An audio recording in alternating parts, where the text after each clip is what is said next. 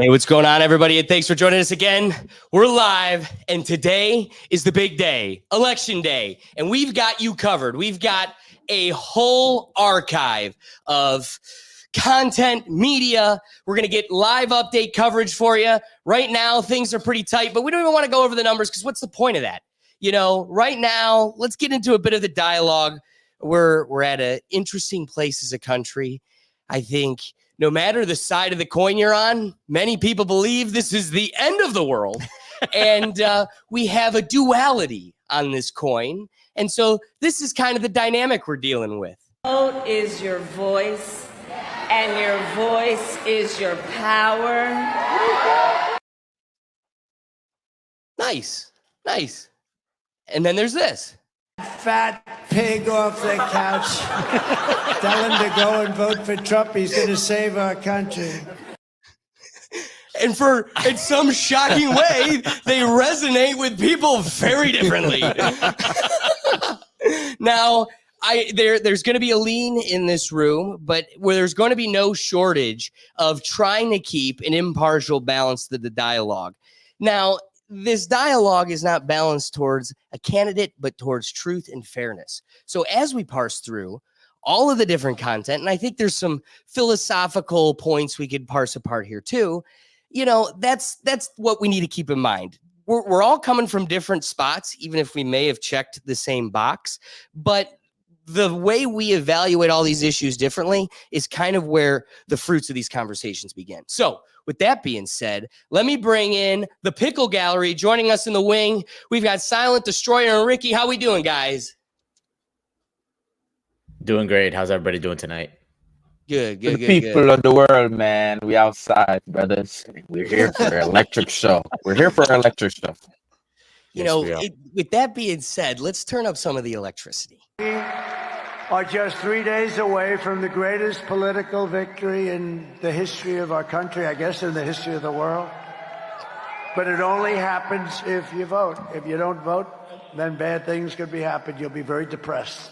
And we don't want to have depression, right? There's no depression. No depression. Oh, don't worry, though. He's got the cure for depression here. You know the best way to stop depression? Work your ass off. Facts. Work your ass off. All right. You don't That's all have facts. time. He's not lying. I'm a firm believer in that. Liberals don't like that one. No, Work but so I'm a hard firm that you don't believer have in time that, for brother. depression. But I didn't come here looking for your money. I don't need your money. I don't want your money. All I want you to do is get out and vote. Get out and vote. Tuesday. Ricky, how does that go? If you See, don't know, if you vote, don't vote, then you I vote. saw an old lady with a basket of tomato, carrots, and a couple of potatoes. And a street interviewer went up to her and asked her in Jamaica, "Do you ever get depressed or sad?" She said, "I don't have time to get depressed or sad. I have to work. I have to make sure I have to survive tomorrow. I don't know what depression is." Is Joe Biden in the room with us right now? I think I hear I don't know if that made a whole lot of be. sense. It could be. They brought him off the couch. Well, you know, it's not just Americans that are coming out in fleets with a position in today's race. You know, the world is coming out in troves as well. Here's Japan. We will make America safe again. We will make I'm so shocked they didn't make him anime. It's a missed opportunity. great It's a pretty flattering statue. Look at that. American flags, Japanese flags. Who'd have thought we'd see the day? And then this is also Delhi, India. Great again. Donald Trump. Oh my God, the red dot. Great again. Donald Trump. Great again. Awesome. Oh, Yeah. man. I didn't really notice the red dot on Trump's forehead. Hard to miss. Does the video go into more detail? Who else is on the board? So we see Elon Musk. Who else is on there? So we get Yeah, I love it looks like Ron RFK. DeSantis. On there, too. RFK is on the top there, next to Trump. All right. But there's also the flip side of things, right? There's a duality to today's race. And some tend to take the position that everything feels a tad bit rehearsed. Ready to make your voices heard? Do we opportunity. Do we believe in the promise of America? And are we ready to fight for it? And when we fight, we win. That's literally Hillary Clinton at the end there. That's the scariest part. But what's funny is normally the same people, I don't know if you've seen the viral video of all of the local news broadcasts saying the same thing verbatim across the country. And it gives you those goosebumps of like, this is how we're being played. And yet for some reason, this video doesn't give that same impression to people. But go ahead. Well, I want to defend Kamala Harris here for a second. That I think just like any like comedian that goes on tour, they have like rehearsed bits that they'll do. I'm sure I don't know what section of her rally this is in. If it's in the beginning, usually you probably start off at the whatever spot you're on. Just all right, we're gonna do the same thing over, and then as it kind of evolves, it eventually becomes a little bit different. But it doesn't shock me. I even think probably in Trump's rallies too, he would have a little bit of similar flavors throughout the whole thing. And if you were able to sync it up, I'm sure it probably looked about the same way. They don't have that. So there's no shortage of people that hate Trump on the internet that would have dug that up if that was possible. The problem is you're probably right in the sense of most politicians. But I also disagree with you in that I feel like most politicians would walk up with an outline. I mean, most of us that are speaking from the heart just kind of need like a stand-up comedian. At a certain point, the stand-up comedian is saying the same thing everywhere he goes, but he also doesn't need the notes. What's goofy here is you need the notes, but also it's the same damn thing every single time. So to me, you can't it seems as though you can't recreate that with Trump because he's not out here speaking from, how many times have we heard him say, I don't use a teleprompter? Yeah. I don't want to pivot too far away from this, but, to bring up a topic that we can pull apart here to begin. Have you guys seen the Cardi B situation with her teleprompter? So like this past week, like it was, I think Monday, she had it was like Sunday over the weekend. She had come out at a Kamala rally to support Kamala. And what was interesting about it was just right off the bat, things get goofy as her teleprompter breaks. I'm not endorsing no presidents. That's not her.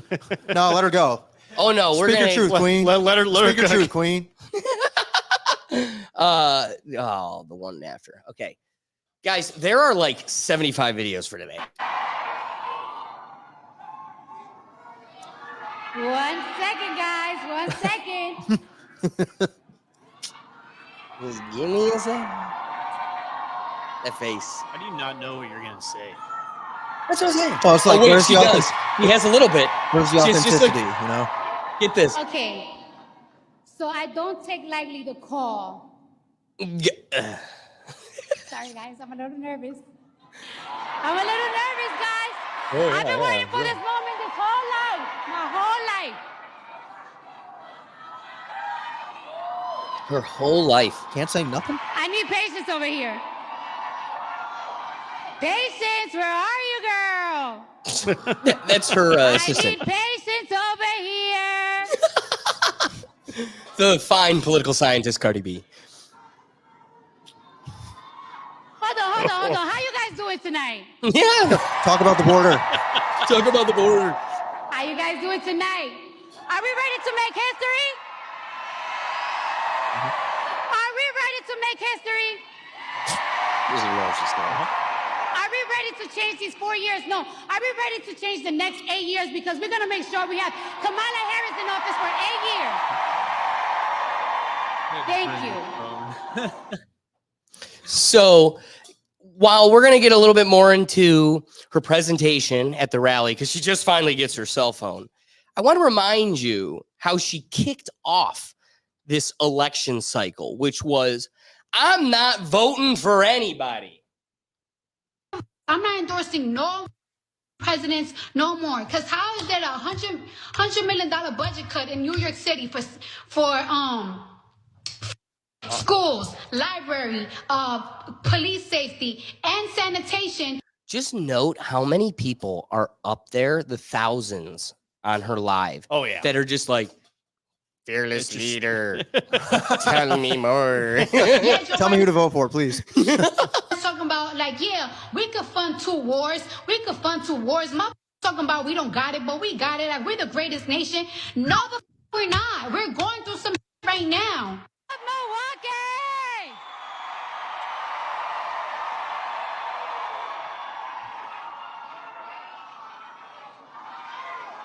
Well, let's just How you kick right guys back into this. doing? So, Interesting. first off, I want to remind you, she's out here ranting. Things have gotten too expensive. The economy has fallen apart. But what is so interesting about that is I want to remind you, I want to take you back in time to when only one person in all of the sophisticated political media, one person was able to interview the creeper of the crypt as he was running for president, hiding in the basement. So the dead guy, Joe Biden, is hiding in a basement during COVID because I'm sick. And the only political brilliant genius amongst us that had the opportunity to interview him was Cardi B. You know what? If I kill somebody, I gotta go to jail. You gotta go to jail too. That's all I want. And it's so sad that a pandemic has to happen so people could open their eyes. Okay, so what do we got here? We've got Cardi B first. She's the only one that gets to interview him. Somehow that has influence over your feeble minds. Then the next election cycle rolls around and Daddy Joe ain't bowing out like the system is trying to require him to, right? So they'll circumvent democracy and force him out even after the primary. And once that door is open, we're supposed to once again trust Cardi B and her brilliance and her leadership when, again, that leadership led us to a presidency that she admittedly herself regrets. So she needed her teleprompter. She's got the phone now. What brilliance does she have to bestow upon us? I'm gonna vote this year. I wasn't. But Kamala Harris joining the race, she changed my mind completely. I did not have faith on any candidate until she joined the race and said the things that I wanted to hear, that I want to see next in this country. All right? I believe in every word that comes out of her mouth. She's passionate, she's compassionate, she shows empathy, and most of all, she's not delusional. Oh. Yeah. Well, at least she knows she came from a Kamala middle-class recognized family. that this country is at risk, that the economy needs to get stronger, that the cost of food and the cost of living is too high. Damn, it's even high for me. I love that. It's even high for me. She's looking at poor people like, it's even high for my rich ass. It's like, feel bad for me. I can't get 2 pools. I only get to have 1. And the pool boy can only come once a month. So again, this is the dynamic we deal with. These are the people that we look to for political guidance. Before I parse it apart any further, I want to throw it to the pickle gallery. What are you guys thinking? Silent? From afar? From Toronto? I do like how she hesitated to say Harris. She was like Kamala Harris. Yeah, this is very clearly just like a bag speaking. It's just like, okay, I'm not gonna be political. I'm not gonna say anything. I'm not gonna participate. But then once they write that check, it's like, oh, hold on, wait a minute. If you guys got some money to give me, yeah, sure, I'll endorse somebody. And it's so like obvious and clear. Like she's not even trying to hide it. Like it's Wait, so well, wait, obvious. Silent. What are you saying? Are you saying like the Ditto? She changes her form depending on the circumstance? What has happened in Gaza exactly what I'm over saying. the past 9 months is devastating. We cannot allow ourselves to become numb to the suffering, and I will not be silent. All right, well, it's a very different story for an ad in Pennsylvania targeting Jewish voters. Let me be clear. I will always stand up for Israel's right to defend itself, and I will always ensure Israel has the ability to defend itself, Because the people of Israel must never again face the horror that a terrorist organization called Hamas caused on October 7th. Peculiar. Interesting. So what's interesting is we're sitting here, we're trying. This lady's asking us to give her our lives, all of us, 350 million. We give you our lives, and the only thing I'm tasked with is trying to settle down what your real beliefs are. So things that we can get from you, right? Like we know you hate it, man. You are here for abortion. Beyond that, we know literally nothing about you. So when we try to get it to a local level, those should be things you care about, right? You're from California. There's local laws that are intimate to you. And this would at least give us a minor idea of what to anticipate, where you're going, and how you may deal with the adversity ahead of you. So when posed with a controversial local law that you currently voted on, you owe it to us, I would say, what did you do? Did you vote on Prop 36? So my ballot is on its way to California, and I'm going to trust the system that it will arrive there. And I am not going to talk about the vote on that because honestly, it's the Sunday before the election, and I don't intend to create an endorsement one way or another around it. So, but I did vote. The follow-up to that question should have simply been, so who did you vote for president? I'm not going to talk about it. I sent my ballot in. It might be controversial. I don't know. Cruel, you're sitting there, Cruel Foster, you're sitting there quietly just soaking it all in. What thoughts do you have? Man, I like Kamala Harris. I'm in a weird position because, just full transparency. Yeah.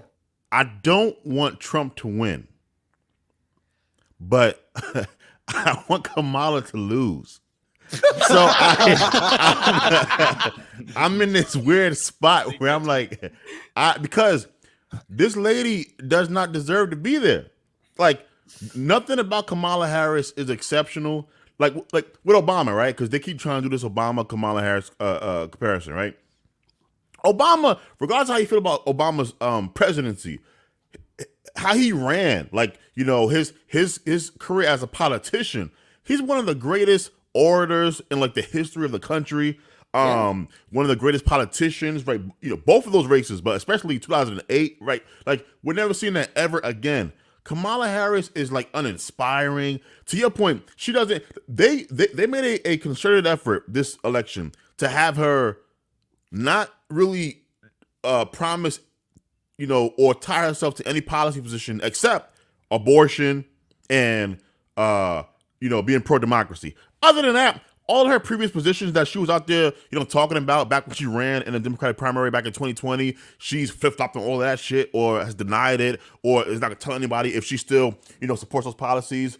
And I just find somebody like that to just be so undeserving where you got picked to be VP because Joe Biden said, hey, I'm going to have a black woman vice president. So he picked you. Then the dude gets old. His brain don't work no more. So they select you to be his replacement. To me, it's like, if she wins, even as a woman, are you going to be proud of this as your first female president if you're a woman watching this? Man. And to piggyback off of that, one of the things that an epiphany I kind of came across the last few days. I mean, curating so many of these videos, and I think all of us have seen so many of her in a dialogue. And one of the things that has really stood out to me is there's nothing in there. Like, this lady is the epiphany of a governmental employee that gets carried to the finish line. And she is at this prestigious point in her career simply because she is moldable. She is nothing. She is someone they could use at any point in her career to further someone else's agenda because she's so hollow. There's nothing of her own. And it's scary because you could tell what was attractive about Joe Biden. You know, when you have positive, strong personalities like Tulsi Gabbard, you have to shoo them out of your party because they might actually go against the dangerous evil machine. So you need somebody that can play along. And you can find that in a 50-year career politician who now has dementia. But one of the things that you also need to try to preserve, so what do they sell it to the public? They say, we need more minorities. Look at our minority woman VP, history, ceiling shattered, you're welcome. And what's really going on behind the veil, right? So that's the big green head in the middle of Oz. And the person behind the curtain, it's the reality is we need somebody that's like the old guy with dementia. The best next thing is a young person who is retarded. So what we can get away with is, because let's be real, I think a lot of these folks are like the puppeteers. I can imagine are going, can you believe the guy's still alive? Come on, man. So there's this dynamic where I don't think they thought it was likely he'd last this long. So they needed to set it up like Indiana Jones. You needed to have the perfect transition to where there's still an ass for my hand to go up. I still need a puppet that perfectly plays the part. And her density seems to show that. Now, on balance with your comment, I think you're going to really keep a grounding to today's conversation because, you know, I think a lot of our dialogue the last few weeks have leaned heavily one way. You will polish that by kind of bringing us back to the center. But I want to at least propose to you a perspective that might highlight why Orange Man Bad is, at the end of the day, truly the best answer. Before we transition into it, I leave it with this. Like some of the more, celebrities and such we'll get into, a lot of people are saying, I'm not voting for Trump. The person I truly, truly wanted to give a vote for was Tulsi Gabbard. I'm giving my vote to Tulsi Gabbard. She's giving it to Trump. I wanted to give my vote to RFK Jr. I gave it to RFK Jr. He gave it to Trump. And so of all the people to look to for philosophical enlightenment, highlighting and illuminating the Republican perspective, of all people, Chris Cuomo.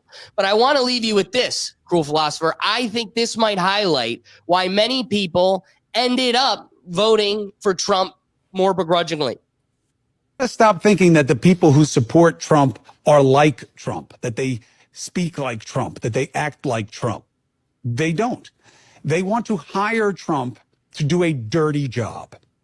They want him to be a virus to the political corpus. They want him to disrupt, to destroy, to demean those that they disrespect and dislike, the system that they distrust and despise.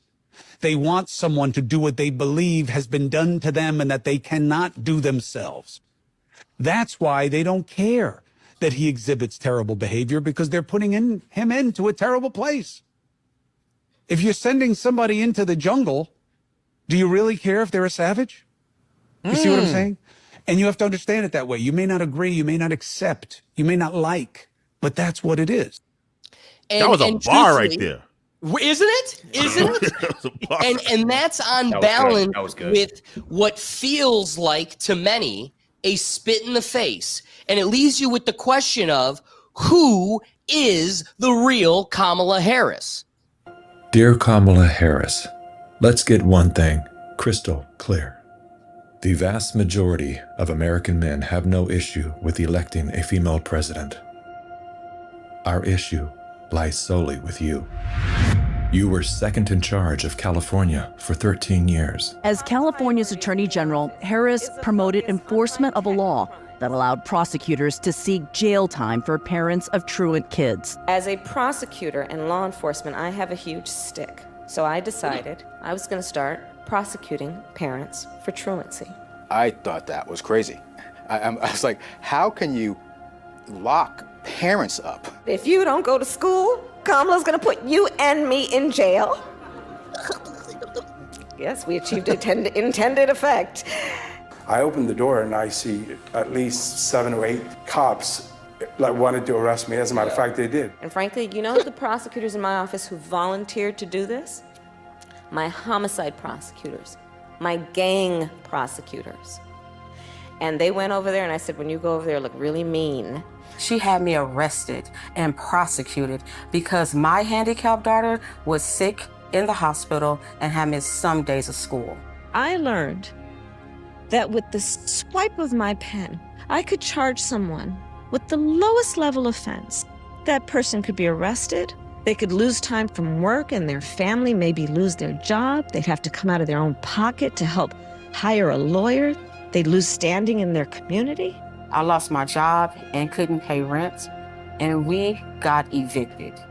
Weeks later, I could dismiss the charges, but their life would forever be changed. I became homeless. We had to move into a motel. All because of the swipe of my pen. I don't agree what Kamala Harris did to my mom, and I don't agree with what she's done to other parents as well. You were second in charge of the United States for 4 years. If anything, would you have done something differently than President Biden during the past 4 years? There is not a thing that comes to mind in terms of, and I've been a part of most of the decisions that have had impact. Inflation is hitting the highest level in 39 years. A record high number of illegal crossings. Crime's been surging across the nation. Huge spikes in homicides. Could we be heading toward World War III? After 17 years of failed leadership, you are now asking us to trust you as first in charge of our country. I am concerned and focused on big issues. Elementary and middle school truancy is actually a big issue. If we're trying to save the state money, because of truancy, California public schools lose $1.4 billion a year in funding. I want money. My message to all Americans, do not trust Kamala Harris. As men and protectors of women and children, you are simply a risk we are not willing to take. So this comes back to one of the things I've said in the past, and it was with Hillary Clinton. You're going to continue to dangle over my head that I don't like women, and the truth is it's just that woman. I want to give it to another woman. You won't let her have a platform because she's dangerous to you. I like Nolette's point here. Wait, I thought that was always a thing. Maybe my parents were lying when they told me that that they get locked up. But again, hey, if you live too close to Kamala, you'd have to worry. So silent, cruel philosopher, kick it off for us. What's your position kind of after seeing all that? So that was a very effective ad. Like regardless of how you feel about the candidates, like as an ad, that was a really good ad, right? I don't know what's taken on the context. I don't know. As someone who I know a little bit about Kamala's time as in California, Attorney General and all that stuff, but really good ad. Now again. So here's Kamala's problem. She's trying to run as a change candidate, but she is the acting vice president of the administration right now, in which, regardless of the job numbers and the economy and the inflation, right? Like, Democrats are constantly talking about how, oh, well, look, the economy is doing, great, and we have all of these jobs.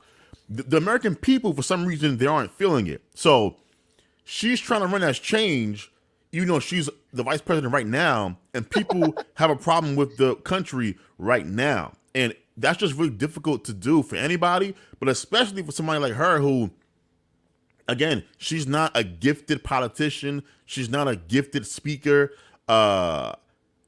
So she has to rely on, her VP. She has to rely on, using the media and leaking stuff through, staffers and stuff because she can't herself really, as an orator, draw that very thin line she would have to draw. And it's going to be hard. Again, like she has a tough road tonight. Now, again, everyone is saying it's 50-50. Like Nate Silver released his election model prediction, and he said he ran 80,000, mock text, faked, election runs, and she won the presidency 40,012 times, which again is a flip, is a coin toss. So I have no idea who's going to win tonight at all. I'm here for the ride. And boy, do we have a ride ahead of us. David, what are your thoughts? Well, so I think going back to kind of her stances and where she sees herself, she doesn't quite have the charm to be like most politicians have a little bit of that charm to kind of put things in a way that to package what she says and kind of make it sound edible, sound nice. She really just has two modes with her speech tones. It's either profound or jovial, and there's nothing else in between. There's no, anytime she's like trying to sound serious, she's trying to be profound. She's trying to say something that always goes in some type of quote book.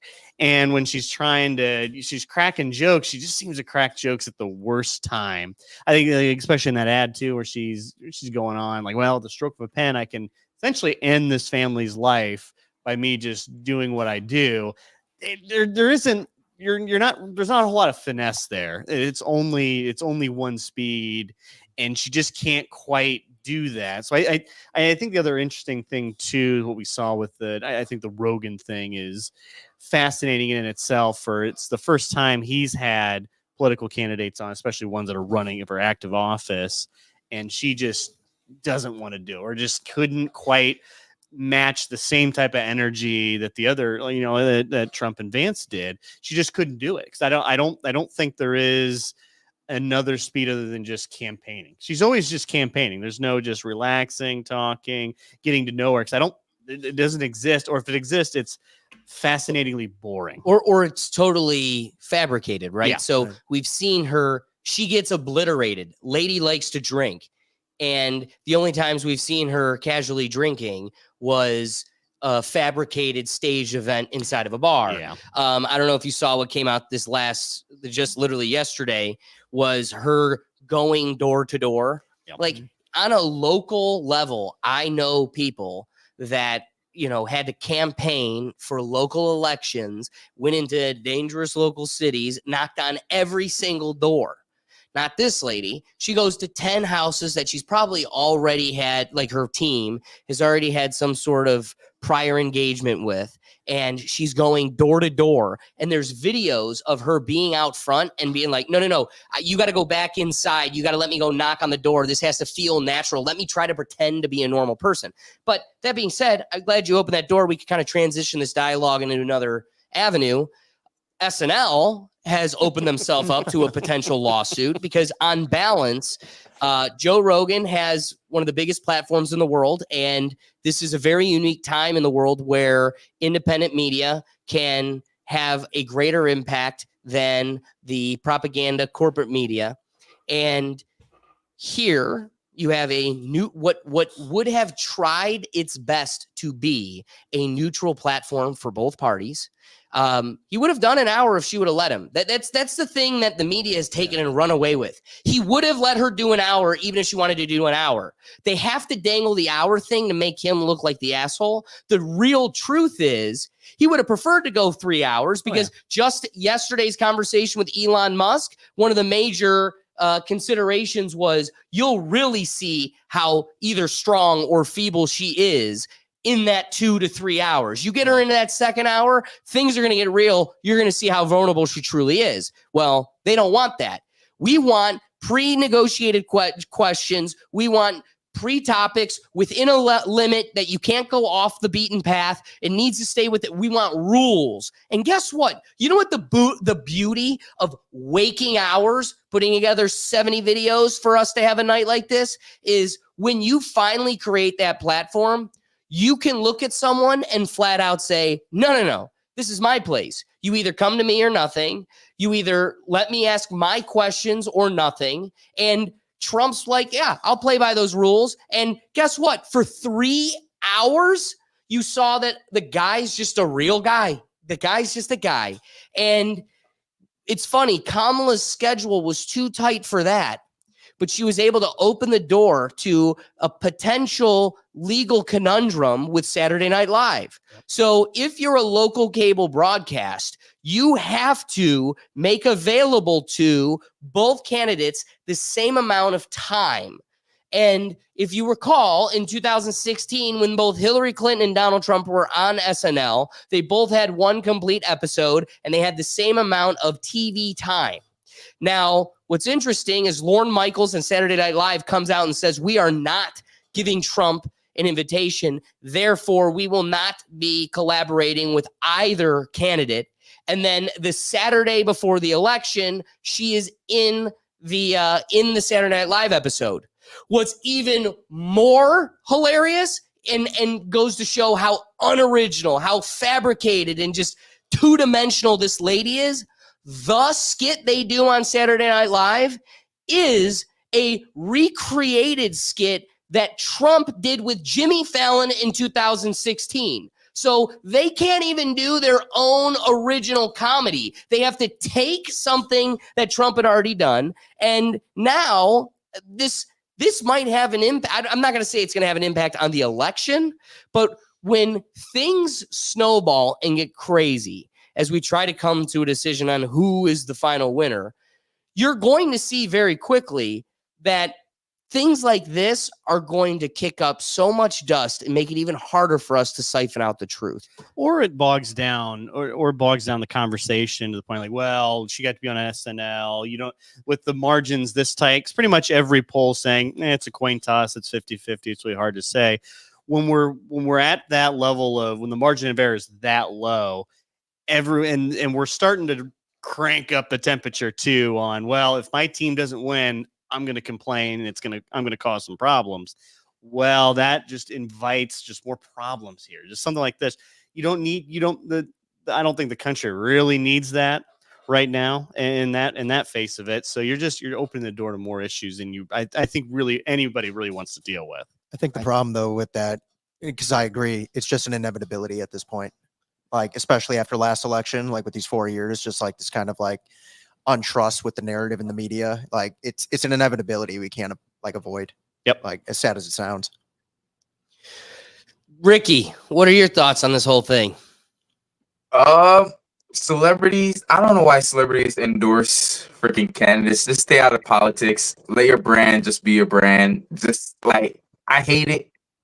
Kamala, I always was scared of Kamala once. It's like a year ago or so when I heard her. I could just change anything with a swipe of a pen. I just thought evil. Like, she just can just do the evilest things and just say, I can get away with it. So I'm scared of Kamala and I'm scared of some of Trump's rhetoric. So I'm just like, Jill Stein, let's go. Dark horse Man, yeah. Talk about the troll in the chat. Yeah, I want to flip the conversation a little bit here towards Elon Musk. All right. So first, Elon Musk comes out and he calls himself the Dark MAGA. Uh-oh. I've never gotten this before. It's loading. Dark MAGA, what? Yeah, that's Dude. I'm not just MAGA. I'm Dark Gothic MAGA. Well, the energy in this room is incredible.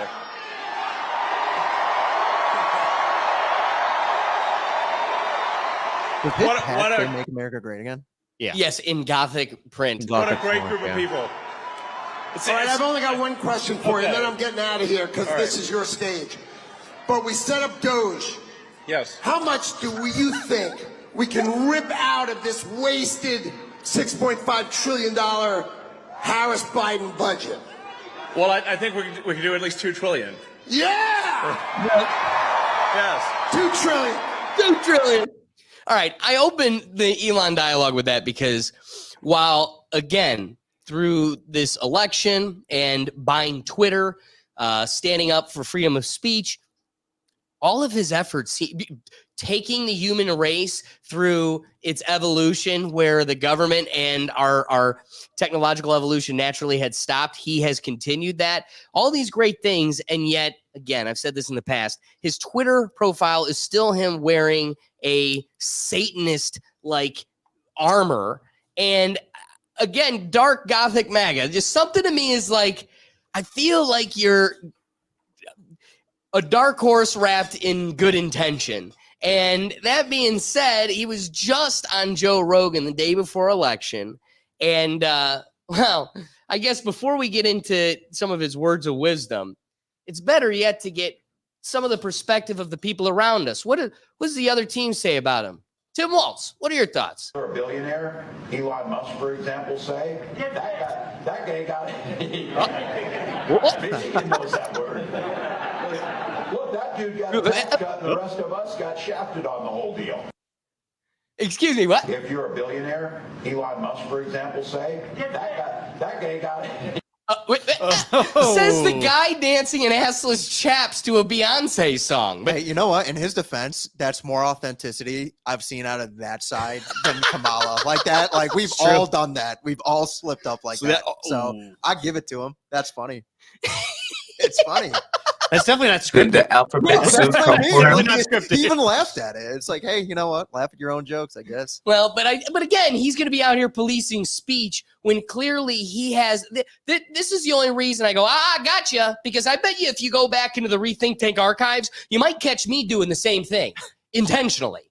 But I don't like living in a world where you get to say, gotcha, and then on the flip side, when you do it, you go, just a mistake, or, oh, it was just a joke. Wait. I thought jokes were dangerous. But before we get too derailed, Elon was on Joe Rogan, and, man, he brought some levity to this election. Is this the last election? Again, man, I think this is the last election. If Trump doesn't win, this is the last election. I think you're right. Yeah. I think you're right. I think people, and a lot of people are waking up and realize that have been lifelong Democrats. Guys like Bill Ackman, guys like Chamath. Yeah, exactly.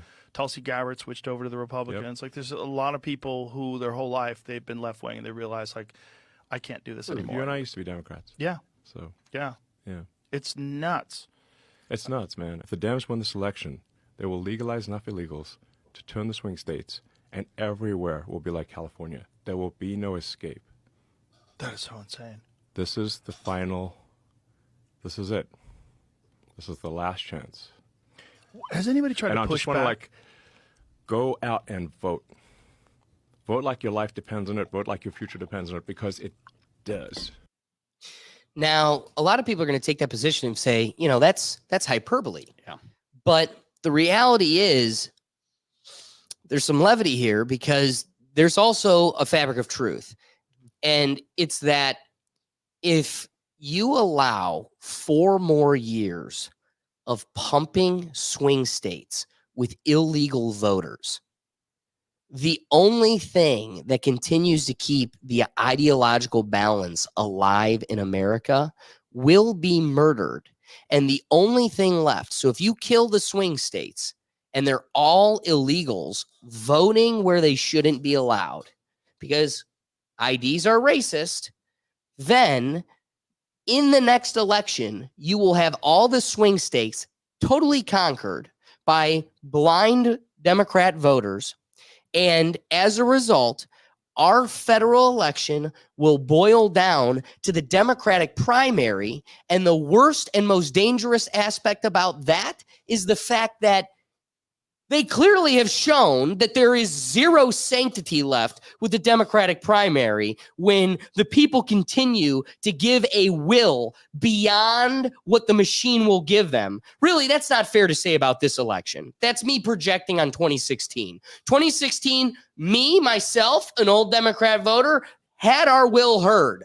We want Bernie. And you said, no, I want the murderous warmonger. Too bad. And you put in Hillary. You don't realize it, but you killed a huge crux of the momentum you had. Listen, I was brainwashed by the university system. I was rearing to go, baby. I came out willing to show my love for people. And instead, you showed me that you cheat and that there's no sanctity left in this process. And so if we boil our whole federal election down to the Democratic primary, once again in this election, in a different way, you spit on that virtue by saying, this dead guy, never been healthier, just spry as a whippersnapper. And then you can't get him to step down. So you make a fool of him on the national stage in this debate, clearly intentionally. Go listen to like Trump talk about how they just kind of like brought this thing together. When it came to like making rules, there was like no negotiation. They just wanted him on that stage. It was clear they were just trying to make this next chess move. And the only thing Trump was able to get out of it was like making them stand. Yeah. That's the best he could do because all they were concerned with was getting him on TV to try to change the will of the people. Oddly enough, while there was backlash, the machine, the mindless dummies were still just like, no, he's our guy. He's our guy. He's our guy. And they're like, oh my God, why are they still voting for him? Oh, this is what we get for making a whole population of people that don't know how to think anymore. So now they're scurrying. Like, what do we do? So who knows what Pelosi and Schumer and the other cronies did in a back room to make him bow and take the knee. But he does. But clearly, oh so reluctantly, because he's done everything. I wouldn't be surprised if he voted for Trump. We'll never know. But like at this point, he keeps coming at, literally yesterday, he was go vote for Trump. And then they called him out like 10 minutes later. It was like, oh, no, I meant to say Kamala. I was like, no, dude, you put a Trump hat on 2 weeks ago. I think he has there's something happened behind closed doors, and we're never really going to know. But now here we are with another candidate that was never going to be our candidate. And the clapping seals just are like, oh yeah, she was always there. I wanted her from the beginning. Cardi was like, I wasn't going to vote, but did you see her? Did you hear? Oh my God. So it's agitating that, we have somebody like Elon make a claim like this, and it's going to go off the backs. Like it's going to go off of people like the water off the back of a duck, because to them, it's hyperbole. There's no reality to this. But we have learned that you are not trying. This is a fight against preserving democracy. You have no intention of preserving democracy, because why else would you want to eliminate IDs at the voting ballot or at the voting booths? I don't know. Before I go too far, I wanted to bring it to issue 1, which to Silent and Cruel Philosopher, and Ricky, but that our Jamaican friend in Nantucket, I still think of you as an Ohioan. So I'm still thinking you're one of us. But for those that don't know, I'm bringing up issue 1, and I'm going to tie it to the Elon stuff here. So Ohio issue 1 was sold to us. I mean, I really didn't know what it was. And like 3 weeks going into the election, my dad goes, do you know what that is? Like, do you know what you're going to do on it? And I'm like, no. So right there, I Google it. Right there, Google's going to give me the top liberal perspective, right? Now, carte blanche right off the bat, let's make it clear. I am against gerrymandering badly. I think gerrymandering is a huge political issue. I'm itching to find any type of solution to this issue they continue to take advantage of. Okay, so what do we got here? Issue 1 is the fight against in Ohio is the fight against gerrymandering. And if you go to the Ohio Democrat page, which is the first page they take you to, it gives you the bullet points. What is this bill? First bullet point, main headline, boom, boom, boom. And we all know all we are title surfers. So 90% of the Democrat voters and ignorant voters just stop there. And it says that this bill is going to get rid of gerrymandering and solve the problems surrounding gerrymandering. Boom. All right, you got my vote. So what is the bill? Now you go deeper into it. This is, I'm going to now put myself in the position of the government.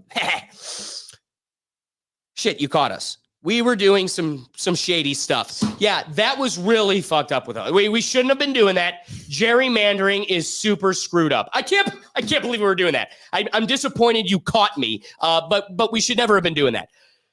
So I'm going to solve the problem. How about you allow me, no, you don't create anything. I don't want the will of you here. Let me create a committee of Ohio citizens, my political friends, because I get to appoint them. You don't vote them in. You have actually zero influence on them and how they get there. Allow me to create the committee, and they'll draw the gerrymandering lines. Wait. Roll that back. So like gerrymandering's still here. Oh yeah, it's still here, but we have a committee of my friends that get a government salary and pension. Yeah, pay my friends now to do that thing you don't like us doing.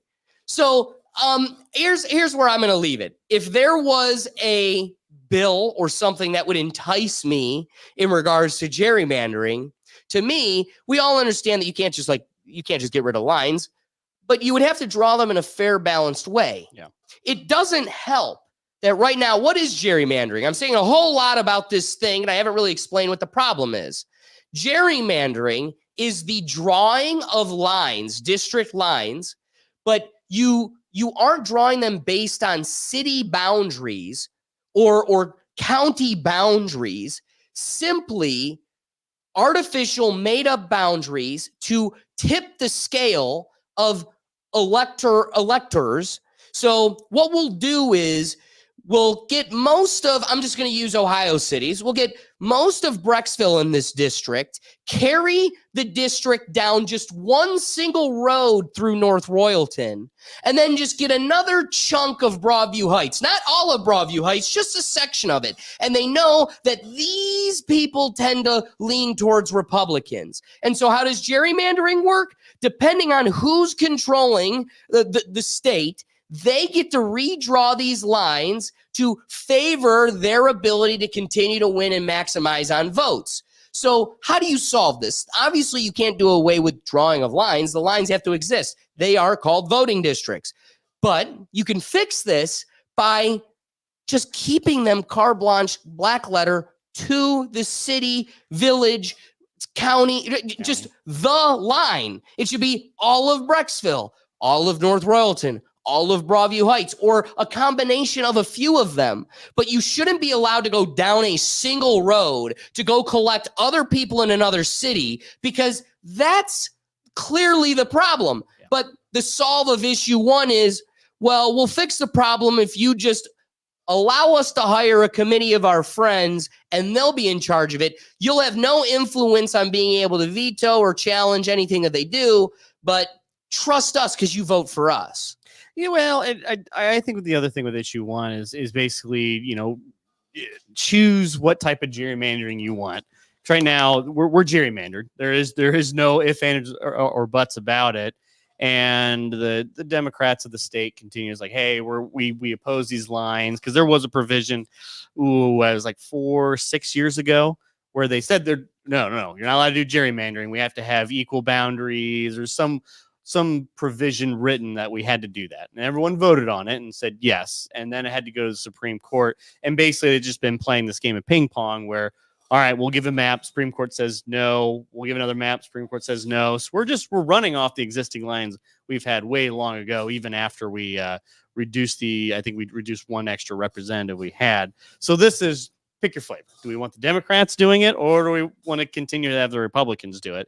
I'm always been of the opinion that we have these beautiful things called counties that are all drawn in lines, that are all have their own boundaries, that all have their own specific. I'm looking at a map right now. It's beautiful. It's wonderful. We could basically just base it on population, plus or minus a couple, 10, 20,000. It's never going to be perfect, but at least it's going to be logical. Like, I live in this county, I do this, and have them continuous, but that makes too much sense. And we can't just have that on the ballot, because really we would solve this if the electorate could vote for the gerrymandering they want.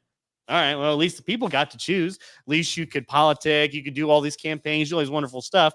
But now we have it's unelected bureaucrats or senators are just going out of their own way to just do what's best for them. So, God, damned if you do, damned if you don't with this one. Will, do you have any thoughts on issue one? I just know I voted no. I started looking into it like you did, and I was like, yeah, not with able to move the lines like that. It's the unelected part of it too that I don't, and I think we can all agree that we don't like. It's one thing if it's an elected board, like, okay, well, just like we're doing the Supreme Court or whoever, all right, I get to vote for this person who draws this line, and it probably shakes out. Is it 5 Republicans, 4 Democrats? Okay, and then they just go along the lines like that, and then you can hold them accountable. But no, it has to be unelected, appointed people. Like any good government program has to be that. So again, it'll be interesting to see how it plays out, because the sad part is doubling down then on Elon Musk's alarm. If not only Kamala wins, but also issue one allows for an unfettered committee of politicians, Ohio residents, to gerrymander around all these immigrants they bus in, Ohio's cooked. A state that likely will have voted for Trump 3 election cycles in a row will be completely damned to blue. I want to take that and transition into an electoral college conversation, but we need an update. Doug, I'm going to flip it to you. Doug, do you have any updates for us in regards to what's going on in the election currently? As of now, Trump has 23 electoral votes. Harris Oh! has 3. Trump has won Indiana, Kentucky, and Virginia. They were called early. Oh, cool. Trump has. Are you sure Virginia, Kamala not has- West Virginia?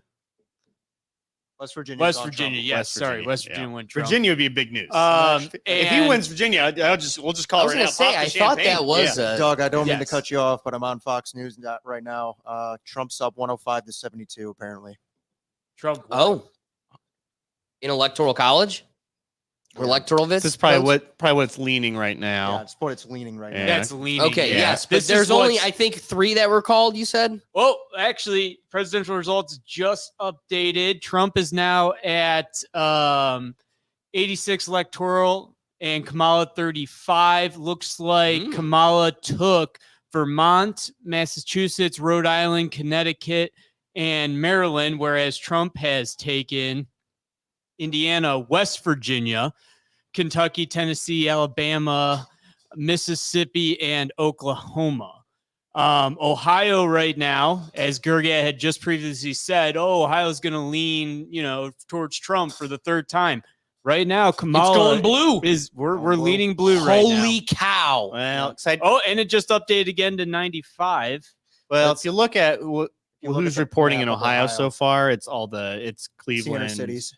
Yeah, it's all Cleveland, the Dayton, major Columbus, cities. Cincinnati, all of middle Yeah, Ohio. Ohio's hasn't really not been done counted yet. for. Do you want to go through what the swing states are this election? As Sure, of right, please. As of right now, Ohio is only 25% reporting. Yeah, we got a little bit Yeah. of time. We And closed again, at it's 7:30. going to lean blue at the beginning because that's all the early votes. The inner cities, yeah. Because only the soy boys vote early. I went into that pollster like a man. Man, were tensions high this morning. People are crazy. Funny enough, you said almost an hour to go through the line. I went after work, 15 minutes in and out. Oh, you Really? jerk. Yep. No Well, line. because I think I was the everybody same was way. trying to get it in before 15 work. minutes in and out. There was no line. Guy was so happy to see What me. time did you go, Will? I went Because by, I got there at like 4:30. By 4:42, I looked at my watch. See, I was went out. at- Holy hell! I went at I went at 10 a.m. and it was crowded. Like line was out the door. I'd never gone and seen it that busy before. That sounds terrible.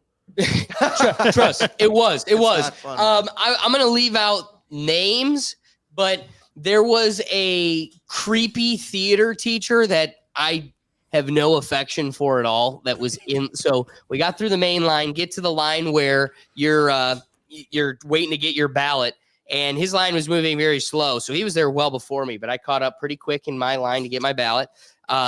The boy in a dress that was giving me my ballot was moving real quick and effective. I got to give it to him. But as a gentleman was getting in the line to get into a booth with his ballot, so he was a bit ahead of us, he walks past and he's got a Trump 2024 hat on. And my valiant theater teacher jumped in and was like, "Hey, you can't have that here. That's a bad hat. You can't." And he goes, "Shut the F up, dude. Everybody's here to vote. Turn around and focus on your vote. That's it. Nobody said anything to me all day except for you. Know who you are and just vote." Now, again, I think he looked to the rest of the room like, "Hey, anybody can have my back?" And we're like, "No, dude, just vote. Like, don't make a thing. Like, one, is he allowed to have it? Technically not. But it came out, the Board of Electors of Ohio came out and said, it is not legal for you to have that in there. However, the policy is, if it's a hat, nobody's going to say anything. If it's a shirt, they're going to ask you to remove it. And if you don't, they're not going to make a big fight of it. It is what it is. So that's how it is in Ohio. And he's turning around like, "Come on, is somebody going to have my back?" And no. So they had like one little chirp, as they're kind of passing each other a little bit later. And then the guy finishes voting and he passes the theater teacher and he goes, "You have a good day, sir," and then left. Now, when we got to the front to get our ballot, he started to confide in the other teacher faculty that were handing out the ballots. He goes, is this legal? Is he allowed to be, having a hat like that on? And they're like, no, he'd have to remove that. And he goes, then he starts playing his victim, it's too late now. He's already gone. And I was looking for help from people, but, he just screamed at me and made a big whole thing. So I'm fine. And I let it go. But you guys are supposed to be enforcing this. And they're like, yeah, if we knew, man, we would have had him hanging by his toes at the front outside for all the people to know. It was so corny. And so there's a duality here. Dude, okay, I had a friend that wanted to wear a trash bag to the poll. That's funny. I wanted to wear my Let's Go Brandon sweatshirt, which I wore in 2020. Nobody said anything then. We all want to do that. At the same time, can we agree this is like the most tense and volatile we've been as a country, like in the longest since the Civil War? So I would suggest, like, hey, rise above it. Know the tensions are high. Just get in and get out. Kind of like what you said. Dude, just vote. On the flip side, the guy who got triggered by the hat, truth is that hat is harmless. The hat is not changing anybody's mind, and the hat is not damning anybody from it. However, why the government would have an investment in trying to intervene is because clearly it could be a match in the powder keg. So you got to be worried about it. At the same time, I look at the Soy Boy theater teacher and I say, this was only a scene because of you. Yeah. Did the hat hurt you? Did the hat damn the process? Is freedom gone? Because also at the same time, I thought clothing was freedom. I thought this was in China and he could put on whatever he wants. Guess who's not on the ballot? Kanye. If I wore my Kanye 2024 sweatshirt just to troll, do I have to go to jail? I mean, at the same time, the UK is putting thousands of people in jail just for social media policing. So I don't know. I want to flip it to the room. First, David, and then we'll go to the peanut gallery. What are your thoughts on policing electoral apparel at the poll booths? So I don't think it's up to the poll workers to enforce a right you have. I get why it's a law, because you don't want intimidation. And it's easier just to have a blanket. No one can do it. No one can wear it, instead of going, well, a hat's okay, but this isn't. It's just easier just to go, no, everyone's got to remain neutral. This is how it works.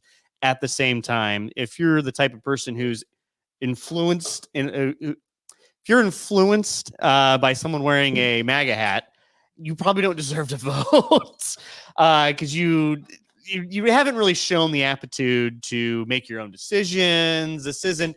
No one's threatening. This isn't like 100 guys wearing red hats, all staring at you, making sure you're voting. Even then, guess what? If you're 1 versus 100, this ain't your community. No. That's called utilitarianism. That's called the system you're trying to preserve, democracy. So, well, I don't think anyone should be. I don't think anyone should be intimidated. Wait, 100 versus 1? I'm not trying to intimidate you. If the volume, we are social creatures. Yeah. So what you're saying, the pressure there is just the fact that we're social creatures. That there's 100 people and you are alone. You would feel zero pressure if there was 100 red hats and there were 99 blue-haired weirdos behind you. You'd go, look at, I'm with my people. But the fact is, it's 100 versus 1. I'm just saying philosophically, the utilitarian would say, you probably should feel that pressure. You are the only one, and you still have a voice, but you also don't get to throw your own pity parade when your voice loses to the other 100. No, I agree on the last part. You shouldn't. You don't get your pity parade. You're not a victim if you're the minority. Yeah, if you're the minority voter. But at the same time, if that bothers you, you don't deserve. If you're influenced by that, you don't deserve. You shouldn't. You lose that right. You absolutely lose that right. So it's I get it. I understand the law. I understand why it's there. It's in practicality.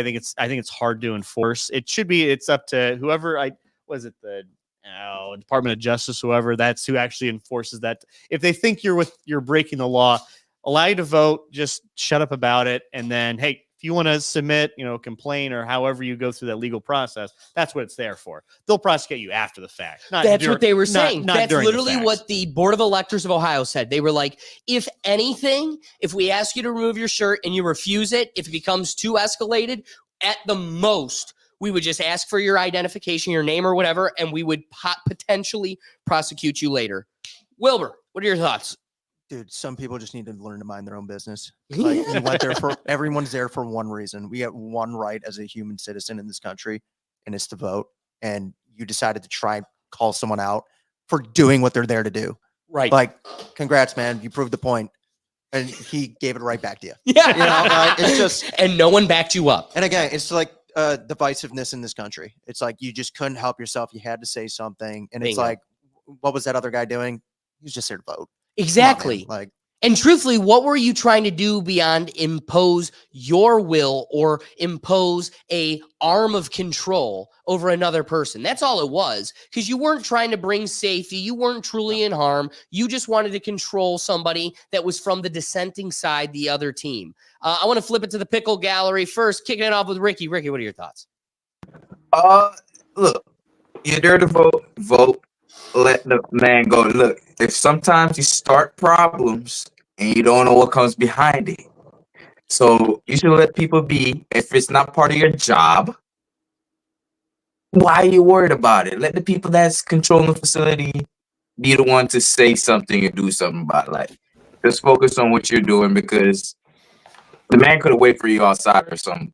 You know what I That's mean? the scary part too, dude, is the people we're living with anymore, they're scary folks. Like, you don't know what you're dealing with anymore. The level of civility and cool-headedness has totally subsided in this country. Cruel Philosopher, what are your thoughts on campaign, clothing at the poll booths? I am 100% against it.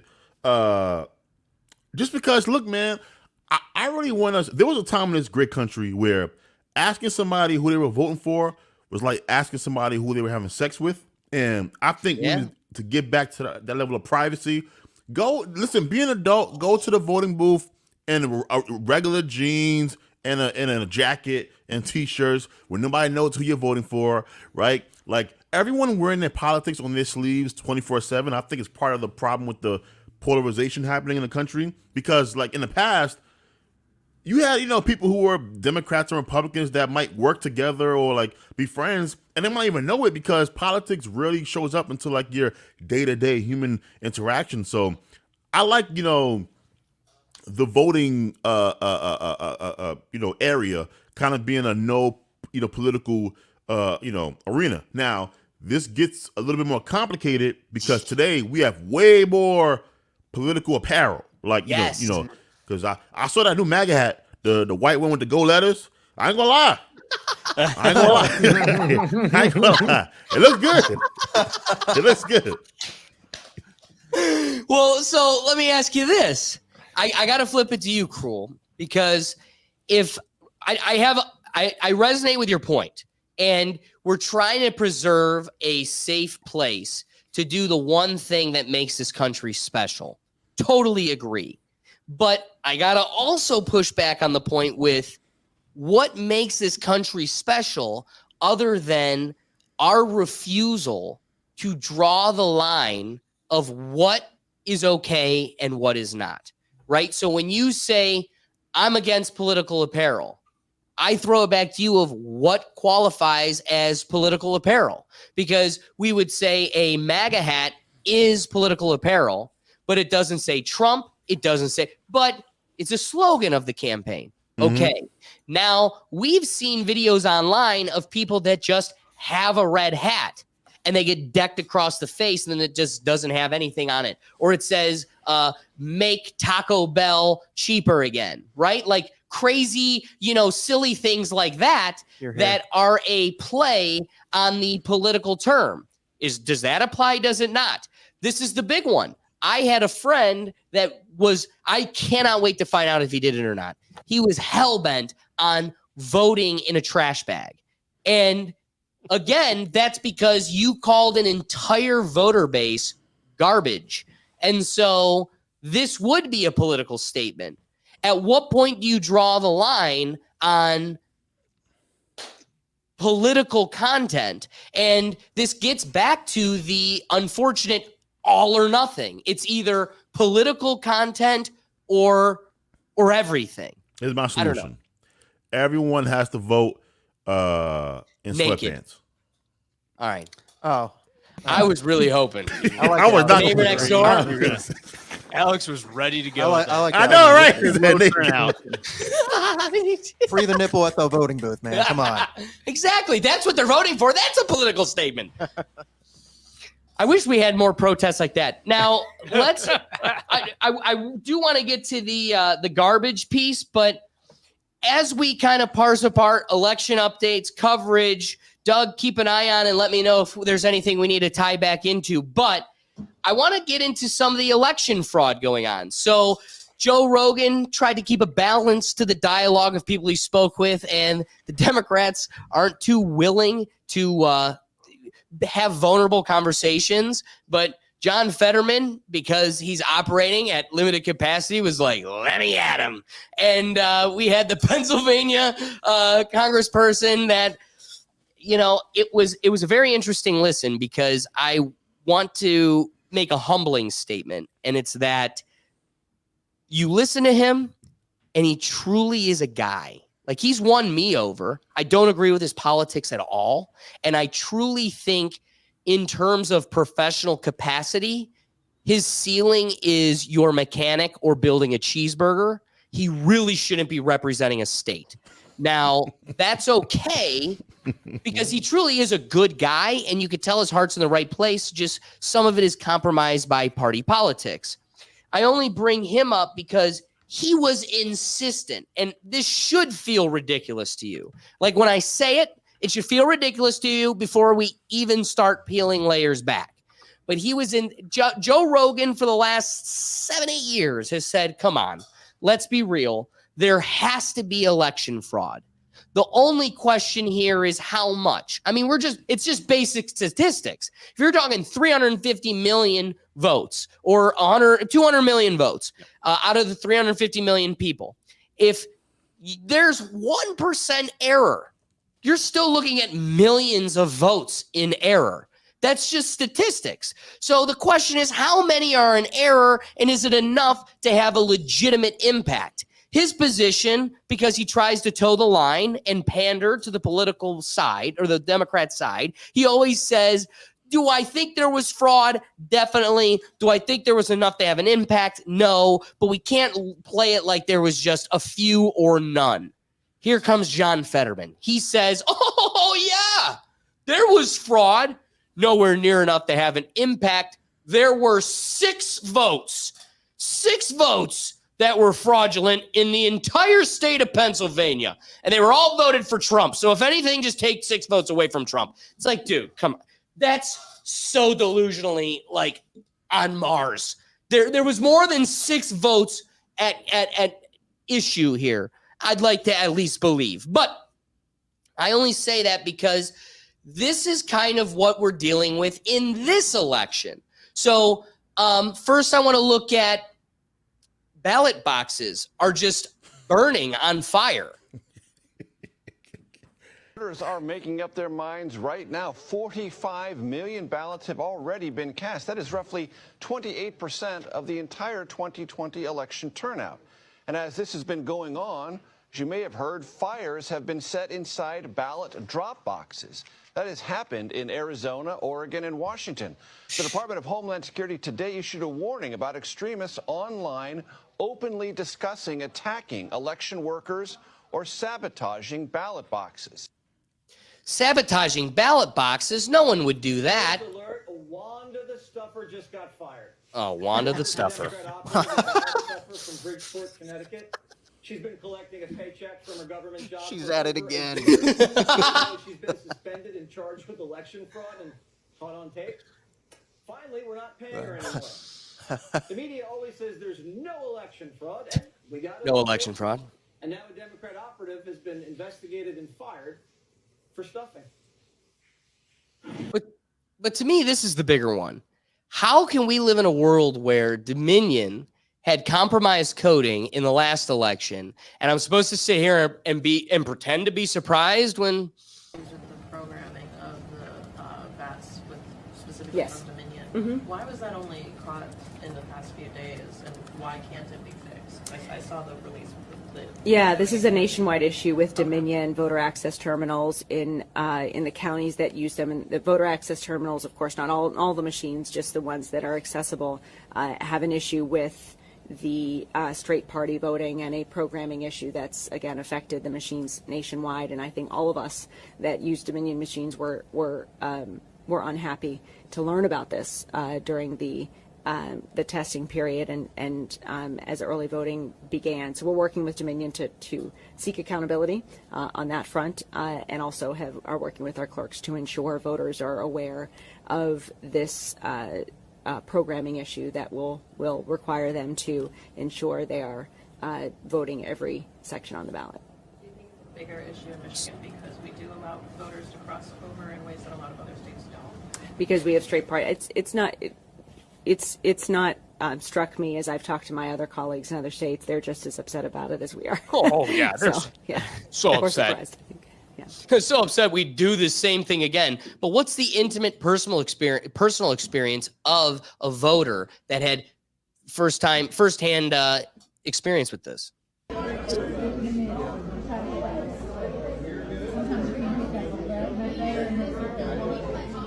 That's crazy. He cannot push Donald Trump. And when he finally gets it to do it, watch. Oh, goes below it. That's insane. And that's just kind of the game they want to play. Those are the rules they want to play by. I wish he became more depraved as the video went on. He's just like, just dude, let I him would have know. straight up. Fortunately, it wasn't me. I would have punched the screen. Thank God paper can't do that. The bubble I circle or that I fill in can't fight back because I just would have gone. You need a new TV. Damn. I like how there's two ways that voting is getting screwed up. You have like Skynet technologically screwing with us, and then you have ballots on fire as if you're leaving fired dog crap on your neighbor's lawn. Like there's one of two ways you're not voting, man. You can't pick. We're out here doggy bagging ballot boxes. But these are the folks we're talking about. Like, this is the game they play by. These are the rules, the democracy they so proudly wish to preserve. But I want you to see, there was a sense of community. And Cruel Philosopher nailed it. Like, this should have been how it used to be, who you're hanging out with in the bedroom. This should just stay with you. But it's become such a fabric of our character individually, and it's become so hyper-polarizing because that's such a fantastic tool for them that this is what it's turned us into. Love this, by the way. Mr. Soy Boy, I saw you take that sign. You have just committed a crime. You are being recorded. It is a misdemeanor in the state of Illinois to remove a campaign sign from a public lawway. Punishable 12 months in jail or a $25 fine. If you go put that sign. Just watch his body language. This is Doug when Will says, "I'm about to slap you." Back, I will delete this video and we will not see you in court. I like his if first. you do not, we'll see you in court. It's just No, simple. sorry. No other words needed. Sorry. Sign That's from a public satchel. lawway. Punishable 12 months in jail or a $25 fine. If you go put that sign back, I will delete this video and we will not see you in court. If you do not, we'll see you in court. It's just simple as that. No other words needed. You know what's funny is if you said that to Joe Rogan, you wouldn't because he'd snap you.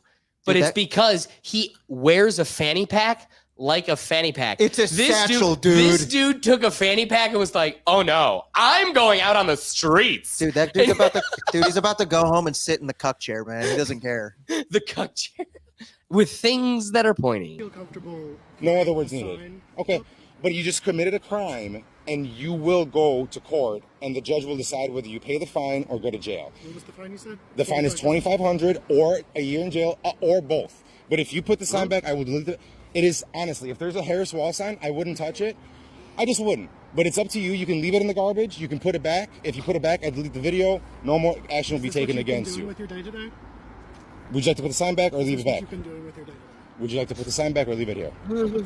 And his nails are painted. Yeah, I was just No, about to say that. Oh my god. We can agree to Come on, bring out the disagree. toenails. Are the dogs painted? No. Yeah, I'm surprised he's not wearing moccasins or sandals. No, or no, some no, that's shit. fine. But we can agree to disagree. Watch But this. yeah, and no further action. Can you at least? Well, no, just the way. I'll finish the rest. Thank you so much. Damn it. All right, you take care. Bye. Thank you. You take so cordial at the end. All right, man. Have a good day. No harm, no foul, man. Hey, You're still it's an all American. good. God It's all bless. God good. bless. I have an Right at the end of unpopular that, I went opinion. back to like cruel philosophers, like, hey man, just let's all be friends about this. Like, I love that. Cruel. What were you saying? I have an unpopular opinion about this. Oh, I please. think both of these dudes they sound zesty to me. yeah, They do. Both of them sounded like. Hey, I was like, this sounded like gay on gay crime. Like I was like, I don't know. Right. I was like, what's happening? Sometimes it be your own. Yeah, like the dude recorded. I was Yep. I was like, he sounded a little bit, sweet. And then the dude, he was obviously sweet. So I was like, oh, this is bad. Yeah, no. I don't agree with I don't agree with pulling a sign. I think also recording somebody, even being ready to record somebody is weird to me. Like was he camping out? I agree. Like I'm kind of recording with that sign all day? That's strange. It's all Yeah. strange. Yeah, elections Wait, make wait, people hold lose on, their hold mind. on. Only in the defense of this guy, because one, there's like a freedom of speech, dude. You've probably seen multiple YouTube channels where these folks will just walk down the street of California and like ladies that own like a poopery store or a candle store are like, you can't record it. And it's like, lady, we'll call the police and you're going to have a social studies lesson right here. I can record. This is when you are out in public, I can record. But in this guy's I would agree with Cruel. If you're sitting there, you set up a bait sign on like, let's say a median that it's not allowed to be on, then you're fishing. But I want to show my refutation of this is the way the video starts. I believe the scene he's walking. This is just all projection. I think the guy recording is walking up the street and he saw a quarter of a block up the dude rip it. He pulls the phone out of his pocket, starts recording, and is going to make a fool of him. Because if you notice where it picks up, the sign is already out of the ground and this guy's crossed the street. And so he's chasing after him. I think he watched it happen and wanted to make what here. Just on like the way it starts right there. Yeah, he must have just saw Like him I think take it just he saw it happen, but no, you know what? In But that's Cruel's not weird to defense- you? Look at this is a perfectly framed shot. Exactly. A little staged, I think. Like you said, a little gay on gay. You have crimes. just Yeah, committed a no crime. harm, You are no being foul. reported. It is a misdemeanor in the state of Illinois to remove. Why does he know that anyway?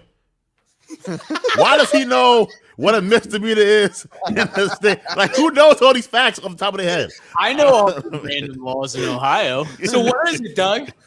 All right, one fun one is, it's technically illegal to get a fish drunk. Somehow, somewhere along the line, that became an Ohio law. Ohio people are like, Doug is scoping before out. I fry this bass up, we gonna be buds. Also, put the sign down. Put the sign down. What are your thoughts on the whole deal? Jesus, this is just an example of the polarization. Just the extremists on both teams sitting here going, well, I'm going to plant, even if it's not a plant, I'm going to sit here and I'm going to be a psychopath and look and wait until this guy pulls up the sign. Then I'm going to spout him with my list of facts. I got my list of facts right here, and I'm going to tell him he's going to go to jail or he's going to get a fine. I'm going to record him. It's like, Jesus Christ. It's like the guys that are very, very proud to be a Trump voter, that they're putting the flags. I think we all saw them here in Cleveland. They're all driving the trucks, cars, Honda Civics, doesn't matter. They have the big Trump flag thrown. Like, okay, I get it. All right, you vote for him. Wonderful. This is exhausting to a certain point. Is this going to sway the election one way or other? Even if it's in the closest of closest counties in like Pennsylvania, probably not. I get it's the principle of the thing, but at a certain point, we need to back up, slow down, and just go. It's not worth it.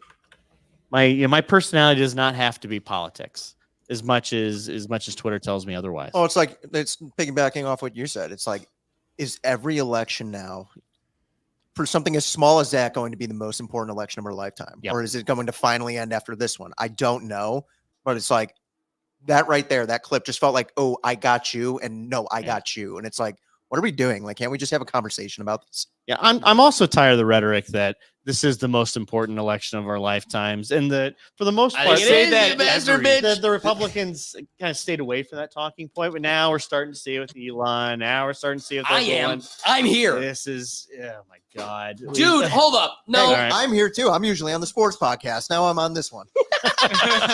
Moving up in the world, Will. I started off on the couch, and now I'm here. How many times are we going to say this until it loses all impact for why we're trying to say it? Well, I wonder if it's going to hit a point where it actually starts discouraging every people from year is voting. the most important election ever. Then no election's no election's important just by the sheer scarcity. All right, we need to get to updates, but I yeah, let me know when think- it's not important. I think an hour and a half in is a great time to throw out this little beauty I've been sitting on. Okay, why? First, you know what? Actually, when we're by? only because I've already crossed this bridge, right? So I had made the comment before that I think this election is. What are you laughing I thought at? you were going to say it. I thought you were going to be like, this election is the most important election. I thought it was coming. Continue. I'm sorry. No. That one, they're going to beat us over the head about how misogynistic we are. And that's just kind of a game they play. They're right. But I want to present an opinion. And truthfully, I think this is what the moral divide in America is. The number one moral issue at the top of Trump supporters' minds for this election and the past is the fight against human trafficking. That was everything Trump in things he did accomplish without the batting of an eye through his presidency, with his wife and first lady beside him. Everything was focused on human trafficking.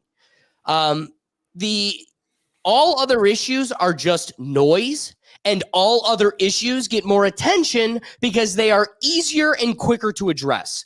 The grossing numbers for Sound of Freedom, the movie, proved this. Additionally, why wouldn't attacking QAnon be at the center of the Democrats' political strategy this election if it wasn't a powerful movement, and probably one that also implicates the party? The number one issue for Democrat voters, regardless of the asshat they put forward as a candidate against their own will, is the killing of their own kin en masse. The statement, rare but effective, is the rhetoric of the liberals of the past. And this balance between the two factions is clearer than it's ever been. Ask all A-list P. Diddlers on every Kamala stage across the country for the last month. I say that because clearly you all have been able to avoid the atrocities and sexual disgustingness of all that is the Democrat Party by getting to take it in little doses. And I think that's been too easy for you. You've been able to avoid the reality for too long. I want you to swallow this pill. You sit here and say, this isn't that important. I want you to see your sitting president, the dead guy that has no influence in office right now, because we know he has zero impact on what's happening in DC. I want you to see the type of guy they throw out there. And before I click this, I just want to say, if you can find Trump even looking at a baby the wrong way, you and I can have a conversation. Until then, there is a 50% political faction that are disgusting sexual deviants. And here is their leader and representative.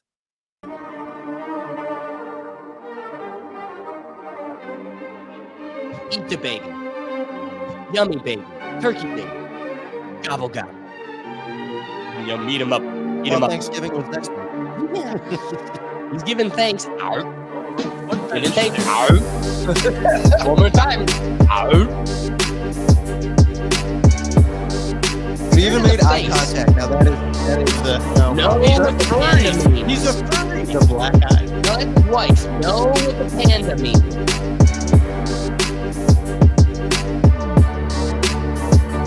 Yummy. Love this from our representative. Creepy. Creepy. We haven't even scratched the surface. See it all in one place. Don't look away. This is what you support. This is you guys. This is your team. Daddy loves it. I'm gonna let him do it to my wife. Or my daughter. Even better. You do it to both. Yeah.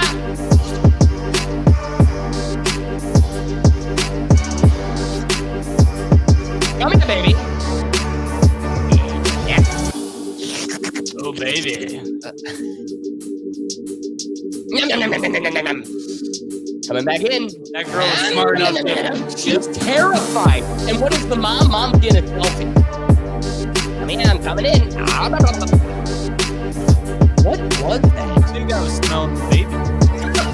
It's trying to whisper something. Come on, this is our photo op. Where to go? He's really not looking there. Yeah, that's not a good look for him there. Thank you. And I love your ears. I love them. They're really cool. What's your name? What a beautiful name. That's my mommy's name. Well, nice to see. How old are you? 17? 6. 6, huh? 6? Oh. This is his grandson's daughter. I don't know. You can't make it out when they're Democrats. It's a grandson. With Hunter. You know. The Family Guy. Just waiting for him to pull out like reference This is plate. crazy. That's his grandkid.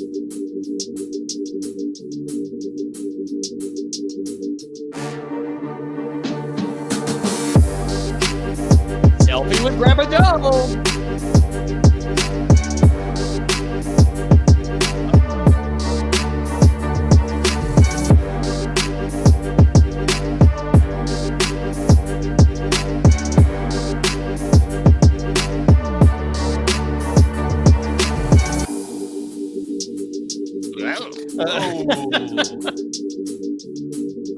You need to take a lesson from Keanu Reeves.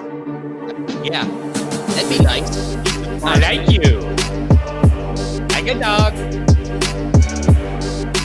So it's a pet the hair. It's chin.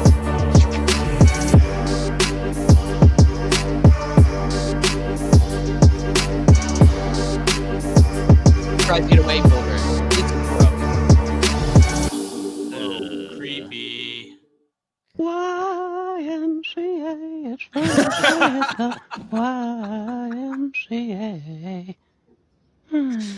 So I'm going to kick it to you, David. How do you respond? Well, a good thing he's not running for president anymore. He's already. So okay. So by your definition, that's not a great video. I'm not going to defend that. But I don't. We're still here. We're still participating in elections. The country isn't over because he's still here. And unless you have a video compilation of Kamala Harris doing this, I don't know if that, at least by your argument, is this the most important election of our lifetime ever because of that necessary statement. Well, no, I think it's a party in its totality, right? I'm not going to let you run away with it because the truth is, it's greater than that. So it doesn't just stop with Joe Biden. It's one. There's a history of this with Joe Biden. I mean, look at his daughter's own diary talking about the nasty things he did as a father. And quickly, that all falls by the wayside. She's willing to come on the DNC stage and support Kamala when her father steps down, even though she came out in the public and said, yeah, oh no, that diary that was found in the psych ward that I was hiding in, yeah, it's real. She confirmed it. That's wild. So for that lady to come marching out at the DNC, who's my dad showered with me, but vote for Kamala, our family's fine. One, that sounds like a hostage victim. I feel bad for her. I don't know what to make of that. But this is an instinct to Joe. The reason why it's so in our face now more than ever is because you're seeing a guy that has lost his ability to filter what has always been a part of his nature. And yes, you're right. This is just one guy.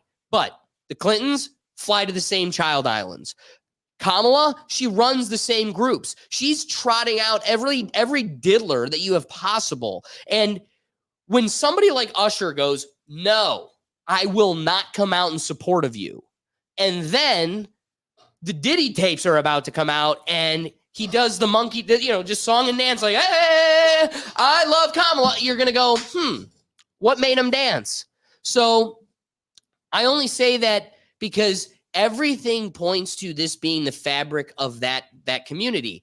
I'm going to get it going here. I don't have it queued up, so I don't want to reference it as law. But breaking today, everybody gets to have their position of hubris. Man, YouTube, we're coming at you totally. Like when we said we were just giving away all care to the algorithm, I mean it. Today, breaking news, Pizzagate, which is the biggest issue they've been able to hide behind and wash away. John Podesta, right? The guy at the center of all of this. John P. Podesta? Sure, it's John Podesta, the guy who was at the center of Hillary Clinton's campaign, and it was his laptop that has been the most incriminating piece in regards to the Pizzagate conspiracy theory. Conveniently, his buddy that owns Planet Pizza Planet? No. Planet Comet. Planet Comet. Comet Pizza. That place, he owns it. He was acquitted. The whole thing was shown. Guess what? He was convicted today of, I'm not going to use the words, but essaying children. Yep. Multiple boys, young boys. So this is who they run circles with. It's Diddy, Epstein. Again, let's take a look at the lady who the Democrat Party tried to use, saying, try to draw the nexus between Epstein and Trump. She said, I dated Donald Trump. I dated Jeffrey Epstein for 6 months in 1993. He was very close and best friends with Donald Trump. There were multiple times where we had, social interactions with Donald Trump, and he groped me in the lobby of Epstein's $1 million mansion in 1993. Do you want to know why that washed away almost immediately? And she will totally be sued into oblivion over slander because of this. Because it was proven that Epstein didn't even move to New York until 1996. So just like the Hulu documentary that exposed all of the legality behind Epstein and was the first domino along this huge line that brought his ship down, they desperately tried in that Hulu documentary to draw him to Donald Trump. Yeah. That seems just like Michael Jackson. The more we walk this road, we start to learn, like, man, it seems like Michael was just the scapegoat for the really disgusting machine surrounding him. And I think you're seeing the same thing with Trump. He is unlikable. It's easy to project upon him. And the disparity amongst the thousand baby bottle of oil creepers, that the thing that divides them is the facts themselves. Like, you are in the tapes. These are the people you run with. Montel Williams. All of this is that party. I'm going to give you a chance to respond, and then we're going to get into some updates. Well, I think we're getting better. A lot of this is coming out to light under this administration, under this specific president we have issues with. It's not becoming more concealed. We're seeing more of it come out. Like the Diddy things is a result of at least some part of some administration coming out and making this a priority for them. Because definitely someone's been looking the other side for a while. I don't even necessarily think it's party affiliated. I think it's just more powerful people doing the taboo thing that it's not allowed, but they're powerful enough to get away with it. So they just do it. It's like, I speed a little bit. Speeding's exciting because I'm really not supposed to be doing it. Or drinking alcohol before you're 21 is exciting because you're really not supposed to be doing it. I see that similar in this case. You make something else illegal. There's powerful folks that just want to do it because it's illegal and they can get away with it. We're seeing more and more progress and more light and more justice coming to those who did these issues, who did this, who came out and did, just like we saw with the Comet Pizza owner. He's also getting part of these issues, and I don't necessarily think a one singular administration is gonna just change that overnight, regardless of what party it is. I always hate just painting with the broad brush because I'm sure if we probably look deep enough, there's probably some people in the Republican Party who are enabling and I would hope. I would hope encouraging in this that. as well. I hope it gets discovered Yes. because it's for sure. I Yeah. can't sit here and spend every episode covering just politics and society, saying they're all fingers to the same hand and pretend it's all blue team. But this is the way I look at it. I see both parties, both teams equally damning, and they both serve different purposes in this yin and yang toxic political system. One is the negative actor. They carry out the damaging policies, and the other one sounds and looks logical but sits complacent while the other party takes all the action. So Republicans can buy logical people because everything about their policies and positions seems reasonable to the logical human. And then to all the idiot lemmings, they'll get in line and support because they're idiots and they're lemmings. And that arm of the mechanism gets to carry out all of the action, take on all of the policy, actually move the goalpost. But we got to get to some updates. And with everybody hanging out with us, we owe it to them. Dougie, what are some of the things you're seeing here? It's looking like we're still pretty tight, 101 to 71. How much of that is tentative and how much of it is called so far? So the 101-71 is what's been called so far since Cool. the last time we did an update. Obviously, the numbers are different. but Ohio's turning, Doug. Ohio is turning. I got a question. Yeah, what's up? What's up, Ricky? Look at Maryland. I'm confused. MD. It says Trump got 66% of the vote and Kamala got 30. How did Kamala win? Like a- Alex MD down right there. Yeah, dude, that doesn't make sense. I'm confused. That must be an error on Google's end. Yeah, that must be reversed. I don't know. I think Maybe they're there's trying to make it seem like she's still in it. No, I think there's this is dependent on certain counties. This is all this Is is it reported. electoral? It only says 1% reporting right Yeah. now, too. Yeah. Yeah, they haven't Okay. called They haven't called Maryland quite yet. Wait, but no. Actually, they, Doug, if you No, click they on it, have it might- called Maryland based on the. Yeah. They did the light blue. That means they've called it technically. Yeah, they called it. yeah. Well, yeah. So in my update here since the last time, New Jersey was called for Kamala, Arkansas was called for Trump, Delaware was Kamala, Illinois was Kamala, and Maryland was called earlier in the night for Kamala. So nothing's changed since then, but those numbers don't look right on Ohio's whatever turning, this is. damn. Well, poor Silent sitting in Toronto watching American politics. I want to open the door to some philosophical conversation that, no matter where you're coming from, we could all benefit from the dialogue. So what I'd like to review here, you guys familiar with Ben Askren? He's a top tier champion UFC fighter. So Ben Askren came out and he presented a pretty interesting, I think, philosophical dialogue in regarding to elections. He had casted his vote early. Again, I'm curious how that happens in person. At 65. All right. So what are you guys' thoughts on this? What's up, guys? Just voted, did my American duty, and I started asking some questions to the voting officials, and I don't really love the answers they gave me. Maybe some of you guys can inform me whether they're actually correct or not, but I said, is there a way after the election I can check who I voted for? This doesn't seem all that hard, right? We can check our own bank accounts and we can do things like this. And they said, no, you can't. They said, you can go verify that you did in fact vote, but you cannot verify who you voted for. Doesn't that seem a little bit insane?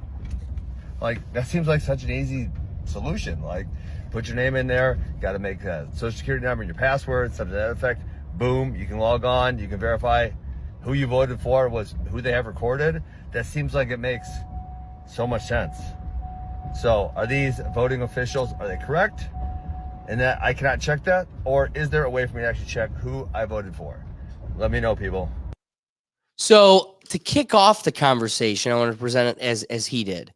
He went to the voting booth. He had asked after he casted his vote, is there a way for me to check who I voted for?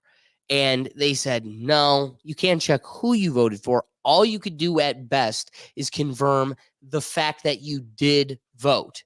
So this is my position, and then I'll hear kind of your response to it. At first, this totally triggered me. It caught my attention. I was like, this would be beautiful. What better way, if we all have distrust in the system, we think that mail-in ballots and faulty voter counting machines are opening the door to compromised systems, the best way to solve this would be tossing our electoral system to the blockchain. Let all the humans be able to confirm that they, in fact, what they voted and what they intended is the ending result. And I loved this. If I could log in and see that my vote went to who I intended it to, then I know it was counted and I know that the system works. On the flip side, here's the problem. I think we all know somebody in our intimate circle that is very timid, hasn't truly made a decision. I mean, Cruel Philosopher, when he was joining us, he was leaning one way, but truly he was right down the middle. Both sides appealed to him, and really both sides he was dissuaded by, and he doesn't know which one is the lesser of two evils. So you have people that teeter-totter on the fence. If you open the door to people being able to call this out, if I could log in and view my vote and it wasn't the vote I intended, and then I can have it changed or I call for an issue, well, now you're opening the door to the system bottoming out, because humans, there's a huge population of the humans that will never settle. And so today they voted for Trump, but if you give them 2 more days to think about it, they're going to want to change it. People are going to have their regrets. They're going to vote for somebody, be like, I wish I could go back and change it to so-and-so. And the crux of the point is it bottoms out, because if you open the door for people to change their vote, well, then everybody's going to be changing them after the fact, and then you won't be able to keep up with it, and we won't have a concrete answer in a reasonable time. But then I stewed on it further, and I think I truly did come up with the best result. You could use your fingerprint, you could use your social security number, but the social security number, you'd have to be a citizen, and we wouldn't want to limit our election to just American citizens. That'd be fucking crazy. So that being said, you can open the door to the fix here would be I can log in, use my social security number, maybe my fingerprint, and see who I voted for. Now, I can't change my vote later, but maybe I could flag it. And if a reasonable percentage of Ohio or county, whatever, this district of people flagged so many, well, then we need intimate review. It's not like 5 or 6, 12 people that were like, oh, I have cold feet, I regret my decision. If 15% of Ohio were like, whoa, something's wrong here, then maybe something's wrong here. And the best way to solve this would be opening it up to the blockchain. I can't see what you voted for. All I can do and should do is confirm that what I did was accurate. What I did followed the intention, followed the result. And then I'm satisfied. And then when my guy doesn't win, I don't storm anything. I don't protest anything, because I have to rest in solace knowing where my vote, my intention went the result followed. So I don't know. What are your thoughts? And then we'll toss it to the group. I kind of like the decentralization aspect of your point. I don't necessarily think the blockchain is where it needs to happen. I'm more of the idea where it could just happen at the specific voting machine and really just have it be a paper receipt. So we did. So I essentially voted the same way. We filled out the little bubble in the sheet and we just slid it in the machine, this little slot, and then it, just like a Scantron, just said, oh, all votes are counted. They didn't really give you a double check and like, well, is this the actual one or not? It just kind of, you have to trust the machine. And, it's, yeah, I filled in the bubbles properly, at least the best of my knowledge, but you never know how, there's always kind of there's a little bit in the back of your mind. You go, did I actually do it? Did that one like kind of outside the line pen mark that I had that same thought the entire time doing the ballot. Did that affect the voting machine? So it'd be great if I can just have a little receipt. Once I submit my ballot, I get a little receipt with my name, my address. I don't even need social security number because you don't need that to vote. You only need that to get dependency tax write-off on your children. Regardless, you just have the little receipt, and it goes, well, I voted for this person for president, this person for Senate, this person for Congress, and that's it. That's all. That's really all it needs to be, and I get to keep it in my pocket. And really, the other thing too, because we're voting on so many like different judges. Yeah, I know who I voted for on the major stuff, like the major issues, but there's like 15 different judges. Like, well, did I actually vote for the right guy? There's something like that. Yeah. And then I can go to my board of electors, like, hey, I didn't actually vote for this person. I think these are two separate things. And I like your idea of if enough of them are flagged, then we recount it. And, and it's not that you could go back and change your vote. It's that, like you said, we go recount, we reevaluate the tally. Relook at the actual slot. Because when we put it in the machine, we're just trusting it's doing it. And I trust it, but I don't know. Especially on when the margins are this thin, I want that assurance and I want that transparency. Okay, yeah, it registered what I wanted, and we're all good. And I have a little sheet that says it's such. Doesn't need to be complicated. I think it's a lofty idea, and I'm with it. The only issue is we still can't get just regular voting done correctly.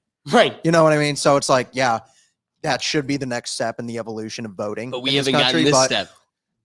Every election is just another problem. Like I read a tweet and they're like, "Oh, gas leak." The hanging Chad. Exactly. Hanging Chad. Well, so Doug, to your point, what were you going to say? You're talking about like wanting to have some sort of confirmation or whatever. It's so funny you guys said that. I've never had someone ask this. Like this woman in front of me, an Asian woman, not the best speaking English. So maybe this is her first time voting. I don't know. But in Ohio, you put your ballot into a machine that says ballot accepted. But she's like, don't I get some sort of confirmation that I voted or something? Like she was expecting some sort of confirmation of like, here's what you voted for and it was accounted for. And I'm like, that's what you get when it says your ballot is counted and you just got to hope. Yeah. And when I was voting today, half the machines to put your ballots in were down because they had to keep emptying out the machines. Like, I think they were overloaded this election too. I like the idea though of like it giving you like a little slip of who you voted for. It's like, yeah, put the betting odds on it too. Let me throw some money on it. Yeah, dude, that would be hilarious. It's like a DraftKings like minus 200, plus minus 120 Harris. Like, oh god, maybe. I wish you could bet on elections.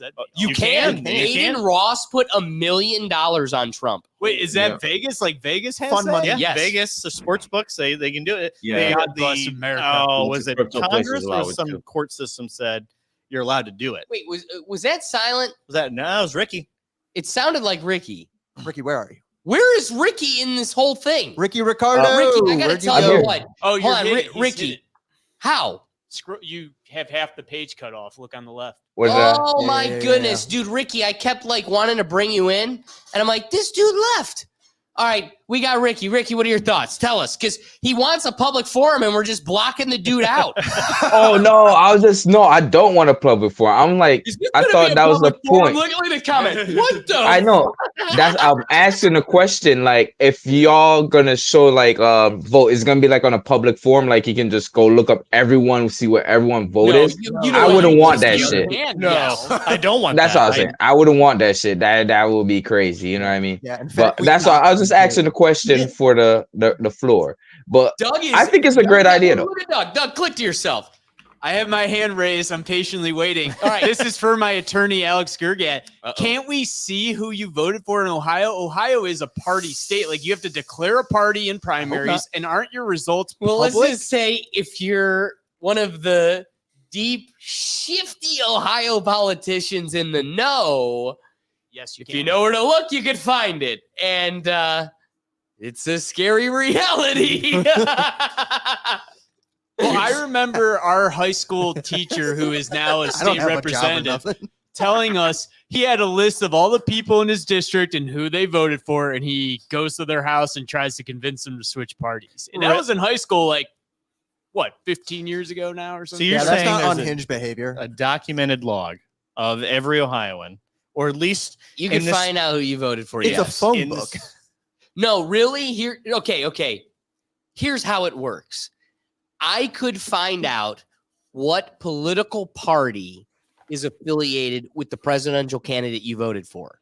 And some would say Oh, yeah. that would tell me their name. You could live in the delusion that it doesn't.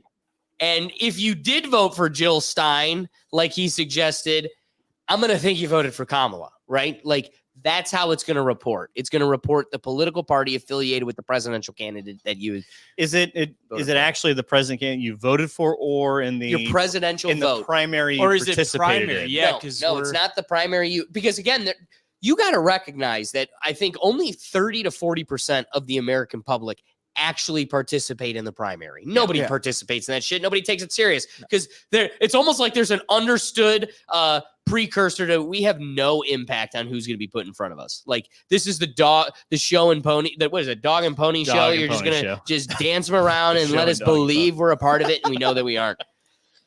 I think this is a perfect opportunity to pivot into a topic. Wait, Doug, do you have updates? Should we get to them? All I right, let's get did to it. have a little bit of updates. They just called a few states here. So Donald Trump wins Wyoming. Ooh, look at that. Donald Trump wins Louisiana. Polls are closing in Wow. Wisconsin, so we'll get that here soon. South Dakota called for Trump. North are getting Dakota dark red. Trump. Harris, New York. But again, this is kind of the one Nebraska. that concerns me is like None of these are Can- that surprising so far. Kansas. Kansas is. I would have thought but Missouri how and much is Kansas would have been red. Kansas How much has 31% Yeah. reported. It's like how much has been reported. Yeah. at the Really, moment. it's the big one, Georgia. Georgia's a big one right Yeah, now. Georgia 65% has reported, and it's Wow. looking 52% of Donald Trump. 52-47. That's a big one. 'Cause Hey, that's Doug, one of scroll the up just for my own Wait, hold on. curiosity. So can you review that for us, David? What are the major swings? Because Ohio, we've prided ourselves blindly in being one of the major swing states, and we're just not it this year. We're So not what not are the it. swing states? So we have 6 major swing states. We have Nevada, Wisconsin, Michigan, Pennsylvania, North Carolina, and Georgia. This is based on just accumulation of pretty much every poll going. These 6 states are the most toss up Brad of all of Richardson. them. The Ohio and Arizona could be flip states. I wouldn't call them swing states. It could be flip states. If it's going to be shocking if it flips, kind of like Georgia was in 2020. Yeah. So when Georgia flipped, and Arizona, those two flipping were a big deal. Well, David, real quick too. Ohio used to decide the election. Like Correct. before 2016, Ohio had whoever won Ohio had won the last whatever amount of elections. Yes, it was like a 10 elections in a row or something like that. So yeah, this time I think the big one to look out for is Pennsylvania. Yeah. Whoever Pennsylvania Pennsylvania votes for pretty much is going to Yep. decide the election. Because it's of these 6, Trump kind of has to get the candidate's got to get 3 or at least 2 of Georgia, North Carolina, Pennsylvania. So What's, whoever uh, gets 2 of those 3, really they're gonna win it all. North Carolina's currently leading Trump. What Yep. amount has been reported in Pennsylvania? 16%. Yeah. All right, that's got a long way to go. Yeah, that's gonna. And Pennsylvania is a little bit weird too because they can't count any of the early ballots until all how the ballots crazy are is that? closed. Well, you know what? They've been This- sitting on them for weeks. The carrier pigeons are still bringing them in, man. Well, it gives Don't you an rush it. opportunity to Don't rush 'em. isolate the ones that you need to burn or accidentally lose. Well, I know it gets right now. It's probably leaning blue, probably because of all those counties near New Jersey. It is leaning blue currently. Let's see what. By a huge margin, 63% to 38%. Now, only with 16% has reported. Yes, correct. And again, all of those are going to be early mail-in ballots predominantly. And they're going to be the big cities that report. They just have the infrastructure to be able to report quickly. Well, I want to flip it to kind of the round table here. Will, David, guys on the screen, feel free to jump in. Brad Richardson throws in a question here that I think is pretty unique. Just curious, if Kamala won, how would they expect to do the yearly nuclear summit meetings with these countries where they don't allow women in power at U.S. North Korea summit, for example? Don't ask the quiet questions out loud, man. Ooh. Thoughts, David? Good question. I'll start. Yeah. They'll just deal with it because it's the United States. Honestly, I'm with them on the that. most powerful country in the world wants to attend your meeting. Guess what? They're going to attend your meeting. Yeah. Honestly, They don't have to like converse with her, talk with her, respect her. Those are all separate things. But U.S. knocks on your door, you're opening it. Yeah. Too Yeah. bad. She we can got the checkbook outside, man. Let us in. Right. She can identify as a kitty cat. We will blow you up. Honestly, I want to know. We'll throw tariffs on that bee. You're gonna let us in. Oh my God, we should send her over there in a furry costume. Would blow their minds. Oh my God, blow their minds. Get Someone get Jill the portal. Biden's panda costume. Hello, South Korea. Walking right into the country like Trump did. We are same, but different.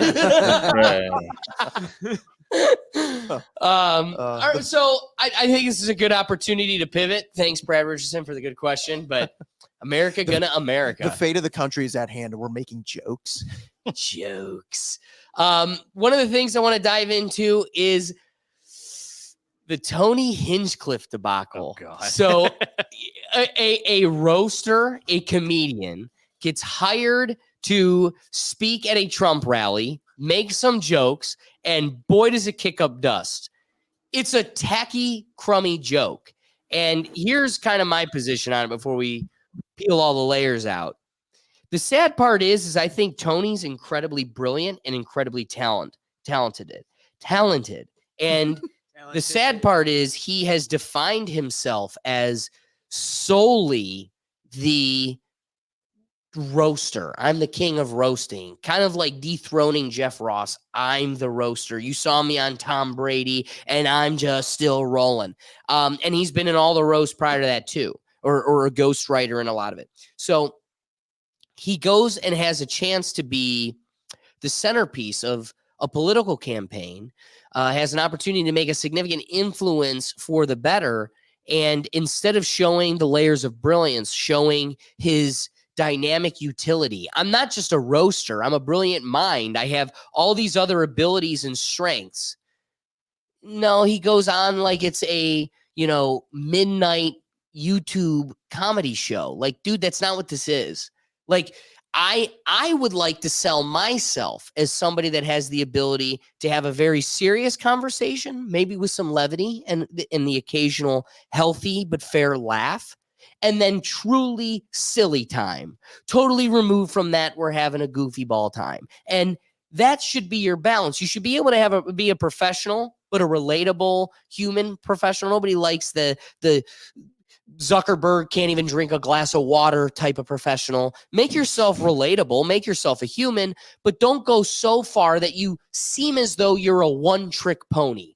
All you can be is the tacky roaster. Even when it matters, even when it's important, the best you can do is make tacky jokes, even when real dialogue needs to be had. So here's the joke that set everybody awry.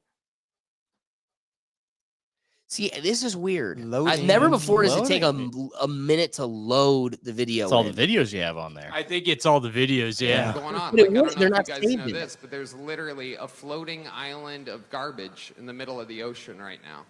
Yeah. I think it's called Puerto Rico. Whoa. Okay. I'm sorry, all I still right. think it's kind of funny. Okay. We're getting there. Again, normally I don't follow the national anthem, everybody. That was funny. I mean, like just have some levity, people. Well, right. Like at the end of the day, just some levity. Well, have some levity, but first, Here's some comedians' response, right? So Shane Gillis and Matt McCusker have a podcast, and they have a response to it. Man, this is crazy. I promise you, I had it all. There's a delay. Just waiting for it to come. You gotta anticipate the delay now. Shane got off the brain, dude. Bro, that's all I think about. All day.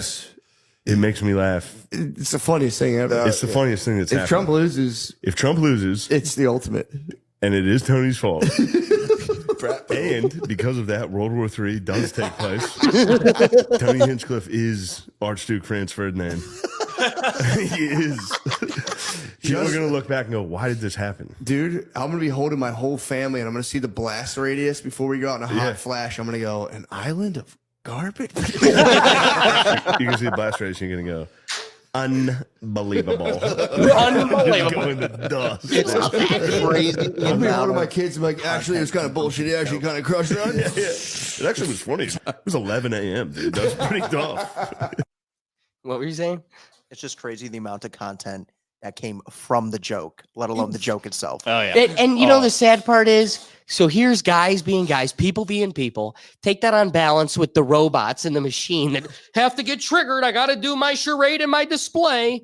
Here's Who is that jackwad? Who is that guy? Actually, I think that's Tony Hinchcliffe. People in Puerto Rico are citizens. They pay taxes and they serve in the military at almost a higher rate than anybody else.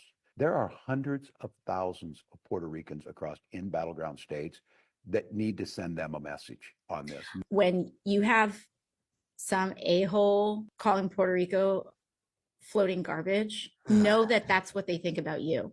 Oh yeah, I love her so much. Before we transition, Doug, is there a breaking update on what's going on? There is. I just got an update that Associated Press has called Donald Trump wins Ohio. So, No way! Really? Oh, dude, it's solid. This early? Wow. This Because our early. people know what's up. That's why I had to break in. Alex had to know. Wow. And you know what? 51% reported. As we approach the apocalypse, I've said this before. I think, Will, you were saying it today too. It's like, you know what? We did our part. And that's all that can matter. My people that are because we're 50 individual countries all trying to find a common will, a common unity. And my people, the people of the flyover state, the meme that is the people of Ohio, we continue to pick what's right. And even if we keep marching to hell, at least we're doing what's right. Well, I mean, like, even at the end of the day, I'm pretty sure everybody in this conversation right now voted. It's like we all did our own part. It's up to the ethos of what happened. You know, I'm glad, personally for me, I'm glad Ohio went red again. You know, that's all that matters to me, because at the end of the day, all I could do is vote. You know?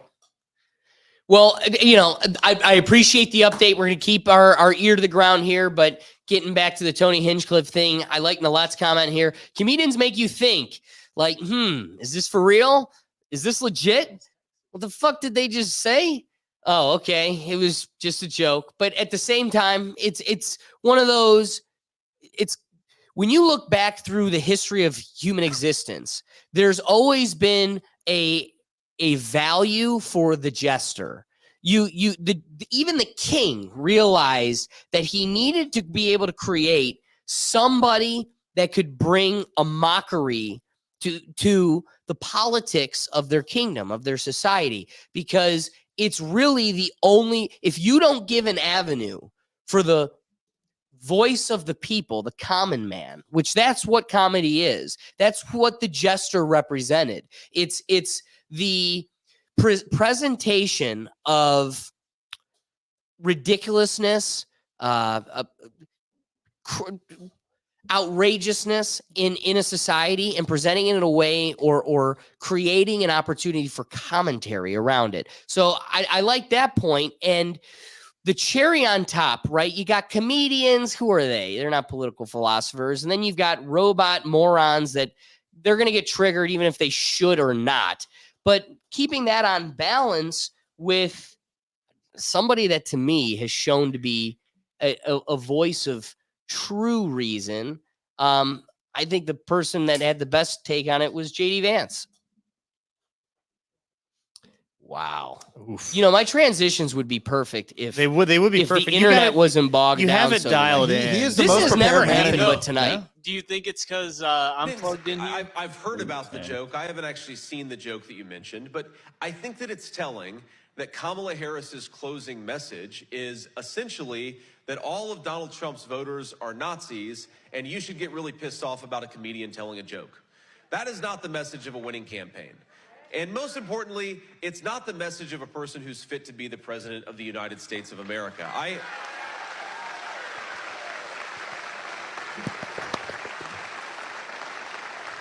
And my own view on this is, look, again, I haven't seen the joke. You know, maybe it's a stupid racist joke, as you said. Maybe it's not. I haven't seen it. I'm not going to comment on the specifics of the joke. But I think that we have to stop getting so offended at every little thing in the United States of America. I'm so over it. I think we need an outside perspective kicking off the dialogue. Silent, what are your thoughts on this whole thing? Puerto Rico, is it a pile of garbage? Yeah, I think.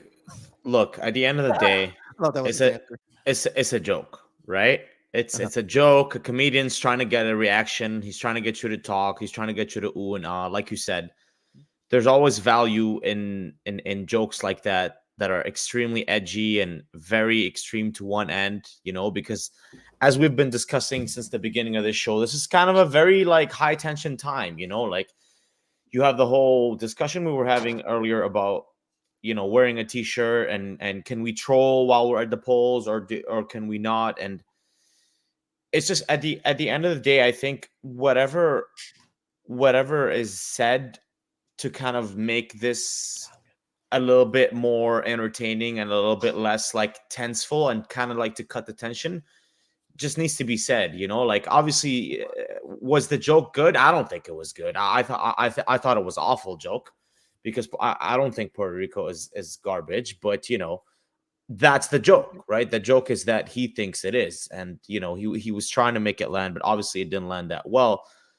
But at the same time, too, you know, there's people that can argue that, okay, there's a time and place for jokes. And should we not be taking this politics very seriously? And then we talk about, like, recently the tribalism that's been going on with politics, right? Like we have the merch, we have the hats, we have like people just like lining up and choosing a side. It's kind of like become sports, like, you know, more, oh, I'm on this team, so because I'm on this team, you're on that team, I hate you, I'm gonna take out the sign and whatever and all that. And honestly, at the end of the day, like, just don't take what comedians say seriously, whether it's extreme or not extreme, like whether it's in the right time or right place, it doesn't matter, because all of them kind of know what they're doing in the sense that, okay, I'm going to say this to cause, you know, people to talk about it, to, you know, cause controversy, to get clicks, to get more people to come to my show next time. Like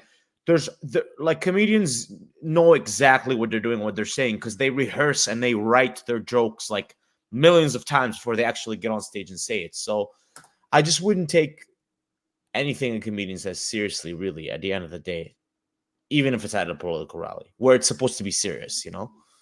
I really appreciate that. First, before we get it into the studio, Ricky, did you have any thoughts on the whole ordeal? It was a joke. I chuckled. The black joke before when he started with was more funnier. About Halloween carving out the watermelon. That was way more funnier. But it's comedy. I like comedy to be comedy. If it's comedian trying to make a joke, sometimes it hits, sometimes it doesn't. It's part of comedy. And I love that jump point to Doug. because Texas is in. I want to double down like to Nilette's comment. It truly was a bad joke. And It was. Take someone like Joe Rogan. Joe Rogan had a commentary on it. He goes, "Here's the problem. Tony's got this fixation on the giant pile of garbage that's created an island in the Pacific, and he has a whole bit on it. And so he took the joke that has the biggest laugh from that entire bit and inserted it into this monologue, thinking, I got a crowd of strangers. This always gets a big laugh. It's going to hit. So one, you've taken it totally out of the context that makes this a little bit more palatable and isolated in and of itself. It looks like you just pulled out of the ethos. There's an island of garbage. is it Puerto Rico? And it's like, whoa. And Joe was like, I tell him even in the bit with all of the prelude, this is really kind of a bad look, but everybody laughs, so he sticks with it. So what you're dealing with is a poor artistic decision. Is it one, like, it's funny, did Trump come out with the right decision? I want to hear your guys' thoughts on the way he reacted. He comes out and he goes, I don't even know the guy. Who the hell is this guy? I didn't approve it. And then Joe Rogan's on the podcast and he goes, according to Tony, the administration officials did approve his script. And it's one of those, like, Trump, if you're going to have people on the stage ever, even if it's the local Kansas City mayor, if you're going to put him on your stage representing your name, don't ever come back to me and say, I don't even know who the hell the guy was. I don't know what he was saying. He just said crazy shit. It'd be like, then what the fuck are you doing putting him on your stage? Yep. He is your representative. At the time at which he gets to touch your listen, you got shot, dude. So clearly to get to that stage, like, you had to jump at least 1 or 2 hoops You don't of just approval. you just don't get on that stage. So you're on the stage, like, die on the hill that, like, this is my guy. And you know, I may at least say, you know, I don't like JD Vance nailed it. I don't like his words, and this was bad, but pivot. But you don't get to say, I don't know who this guy is. Dude, Trump missed a perfect opportunity. He'd been like, damn, I wish the shooter was there on that stage. Like, that would have, oh my God. Oh, AOC would love that joke. See the hypocrisy of comedy with Democrats? She would have laughed because she calls him an asshole. That being said, though, Tony had a joke where he compared Travis Kelce and Taylor Swift, like Travis Kelce was O.J. Simpson. And I'm shocked the Swifties did not get up and arms over that one. Like, they just brushed that one off. They're like, yeah, maybe he will be. I don't know. Yeah, I was like, whoa, that's the one that stuck? Okay. And again, I thought the joke was humorous in a minor levity way. Right. Like, not the time or place, but like Ricky said, hey, it's comedy. You take your shots. Sometimes you miss. Yeah, I don't think you have too many people actually defending the joke. Like that, no one's really out here going, yeah, that's a good joke that landed great. You know, the audience is dumb. No one said that. It's, you know what, though? I like Wake and Bacon right that's here. a cool quote. I like that. I've been to Puerto Rico, not garbage. It's like making fun of one of your friends to look cool to the other people. Yeah, I agree. At the same time, okay, let's not get too bent out of shape when the ghost representative of Puerto Rico, right? So the lady that sits in DC as a representative of Puerto Rico, if she comes out on Trump's stage and was like, don't let this become a projection of Trump. It was a joke. I didn't find it the most funny, but I also found it to be exactly that, a joke. And again, I agree, Wake and Bacon, it's a bad joke. Yeah. But like, this isn't backstabbing a friend. Like, truthfully, do you think there's an ounce of hate in Tony Hinchcliffe's heart towards Puerto Ricans?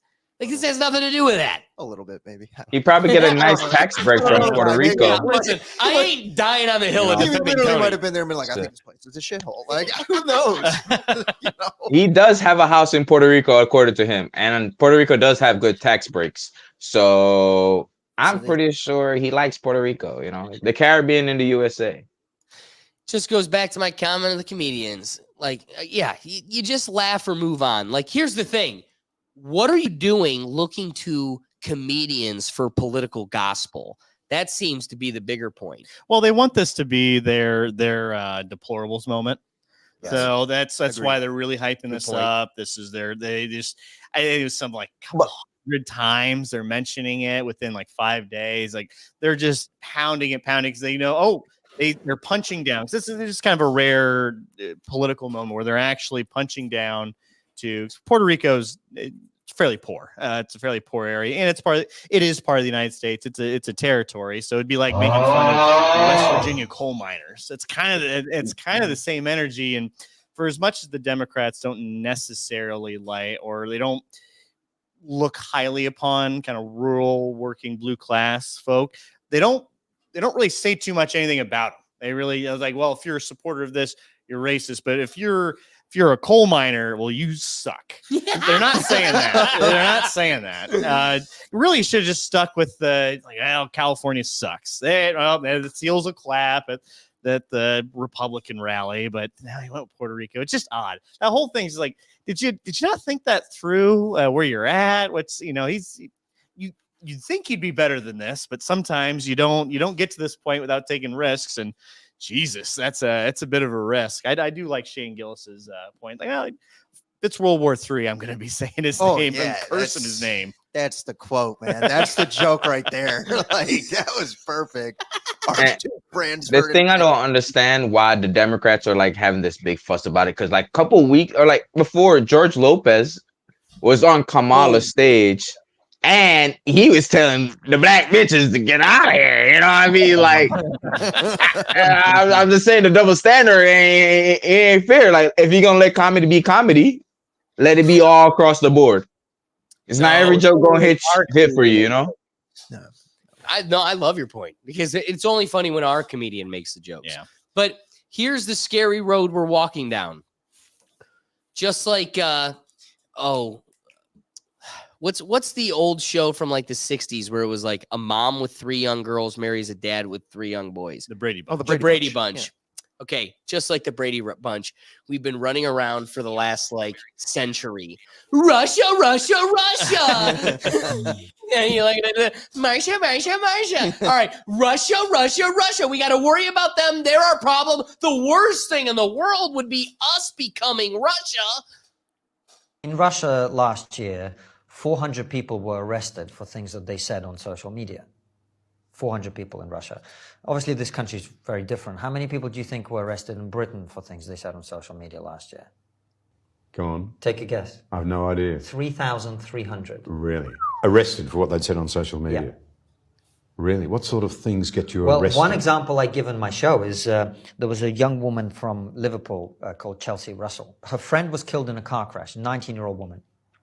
And she posted the lyrics of his favorite song on her Instagram. The lyrics. Oh, no. And there was a rap song, so the lyrics contained several instances of the N-word. Okay? She was arrested, prosecuted, found guilty, given 500 hours of community service and a fine, tagged, and for a year she was under 8 p.m. to 8 a.m. curfew. My goodness. In Britain. In Britain. In 2018. And it's only gotten worse. That's crazy to think. 6 years. Yeah. You know, like, man. Yeah. And now, like, if you talk about freedom of speech and really freedom of thought, the UK has made themselves the center of that dialogue because they've been the most oppressive in terms of free thought. Right. Doug, chime in. No, I'm just I'm shaking my head because I'm agreeing with you. I've heard about their oppressive social media laws. Like, you can't say certain things, and it those numbers though are crazy. That more there than Russia. That's insane. By 3 times. Yeah, that's an 4 insane times. number. I knew they were restrictive. That's insane that we could be that much. They could be that much more than Russia. And again, you open the door to a social credit score and you know, every corner's got a camera monitoring our movements, our thoughts, our tweets. This goes down a very scary road. And I only bring that up because every time we have these political conversations, Europe, these small countries with a population of maybe New Jersey, tend to be the center of our political dialogue. Well, look what Sweden does. It's like, yeah, let Sweden get the size of Texas and that still works and we'll talk. Yeah. But that it only is able to work in these very small communities where they can inflict strict oppression. Before we transition, any wrapping thoughts on that? You know, I'm just not. That's just one of those few things where where you start playing in this kind of this political like team base. It's no, I don't necessarily agree with too much of it. I think I agree with your point where, yeah, let's when you get of a bigger country, because it's right. It's like New Jersey deciding, or something like Kansas deciding. We do have, in fairness, we do have California, we do have Texas, Florida, and New York help decide factors within the rest of the union. But they are sizable. There is a cultural presence. They're like the difference between like someone from California have a lot of perspective and understanding of versus someone from like South Dakota. Just all right. Well, what's a South Dakota type guy? It's like Okay, but I tell you, a California person, you're like, okay, you have a preconceived notion because there is a strong cultural presence with there. Where I think it's like last week when we talked about this, they pick and choose the best parts of these small countries to just nope, this needs to exist in a vacuum, and of course it'll work here in the United States because it's like California, New York, some of these really deep blue states can do their own like universal health care. They can do their own codifying, any sort of, let's just say like late term abortion. They can, if they really want to, they can do it, and they have the votes to make it happen. They don't do it. Because there is a little bit of, we don't actually want all that smoke there. We don't actually want to do it. We want to pander and talk about it. But when push comes to shove, there was a universal healthcare vote in California. I think it was like 5 or 6 years ago. They tried it, voted down. Well, don't ask Kamala what she voted for on that because she won't tell you. She won't tell you. Now, I would respect. It's like, well, the vote hasn't been cast yet, so I don't want to say anything. But that's just not how she approached it. She's like, well, we're just gonna not talk about it. Wait, she answered the question by saying, well, the vote is on its way. Well, what'd you vote for? Well, the vote is on its way. Well, what's on the piece of paper that's on its way? You can tell us. It's okay. I'd just rather not get into it. It's almost like she didn't vote. It's such an irritating thing. It's such an irritating thing. It's like you can't stand by your own vote. Right. That's like, what I mean. It's your vote. Be proud of your vote. Like it's your one right. Use that as a jumping off point for another political talk. Even if you have to lie, no one's really going to know. But you can lie about it. You're a politician. I know you're lying. Just do it. But again, heaven forbid you let us evaluate you on who you really are. You guys just gave her the out. Just give us an answer. It doesn't even have to be the real answer. The fact that you can't even give us a fake answer shows us you're so fake that you don't even want to put in the efforts to figure out what fake charade you should put on. I'm not even telling you because there's not a real bone in my body. Exactly. Oh, it's like what Joe Rogan said about it. He's like, dude, I don't even care if we talk politics if she comes on my podcast. I just want to know who you are. Like, give yourself a platform to let them just, what do you like to do in your spare time? What shows do you like? Like, it's meaningless, but at least it might give us an open window to who you kind of are. Exactly. Flip it into the pickle gallery. Ricky, do you have any thoughts for us? No thoughts. I'm here just checking up on the polls, man. Trump just got 2 electoral votes. Silent, what are your thoughts? Real quick, because we got to get to the update. Yeah, I think honestly she really should have, like you said, at least even given a fake answer. Like you could have prepared yourself like a little bit better for that, because that just shows how fake you are. It really does. Like it's an expose of a character of who you are as a person, really. Like you could have just said, you could have also easily just said like, oh, maybe I'll talk about it later, or like, maybe we can discuss this at another time. Instead, you like totally deflected it and made it kind of a bigger deal, more so than it is, because it was just like kind of a basically simple question that you could have answered very easily. Yeah, which is crazy. Yeah, Doug. Sorry, cut you off, Silent. Let's get these updates. Yeah. Texas is in. What else do we got, Dougie? Other than Texas, which was broken literally seconds after we called the Ohio, but we had already moved on. Trump has won one from Nebraska. There's not many electorals, but because they've already called one for Nebraska for him. They're projecting him to win it all, but I saw for sure he won. Now here's an interesting one to look at. Yeah. Virginia leaning red. Looking at that too. Yeah, Virginia leaning red, and it's over 57%. That's a lucky number, baby. Not only that, The but funny North thing is Carolina about and Georgia Virginia, So Virginia just went up 2% for Trump. The whole time it's been 49-48, 49-48, and just went up that 2%. What's Minnesota? Minnesota is less than 1%. I was like, there's got to be no. So vote Wisconsin. So if he wins, let's say this happens, he wins Georgia, North Carolina, Virginia, and Wisconsin. All else could just go chalk. It's over. It's over. And he's what? Yeah, Well, he's if at he wins Georgia, 178 North to Carolina, 270. Virginia, and Wisconsin. He wins. He wins. Yep. Essentially, he wins. Yeah. It's all math. This is a perfect time to talk And about the electoral thing is too, college. while you guys were talking earlier, I looked into Georgia and North Carolina. He is up, and it is like close to over 50% reported. Yeah, Georgia is very close right now. Georgia. So Doug, Open the door to the conversation for us on the Electoral College. Well, this is perfect. They're doing all the math. They're saying if they win these states, he'll have enough. It won't matter how the other states go. That's because the way that we use an electoral college, and I know you'll explain it even better than I can, but each state has a value based on its population and its representatives and all that.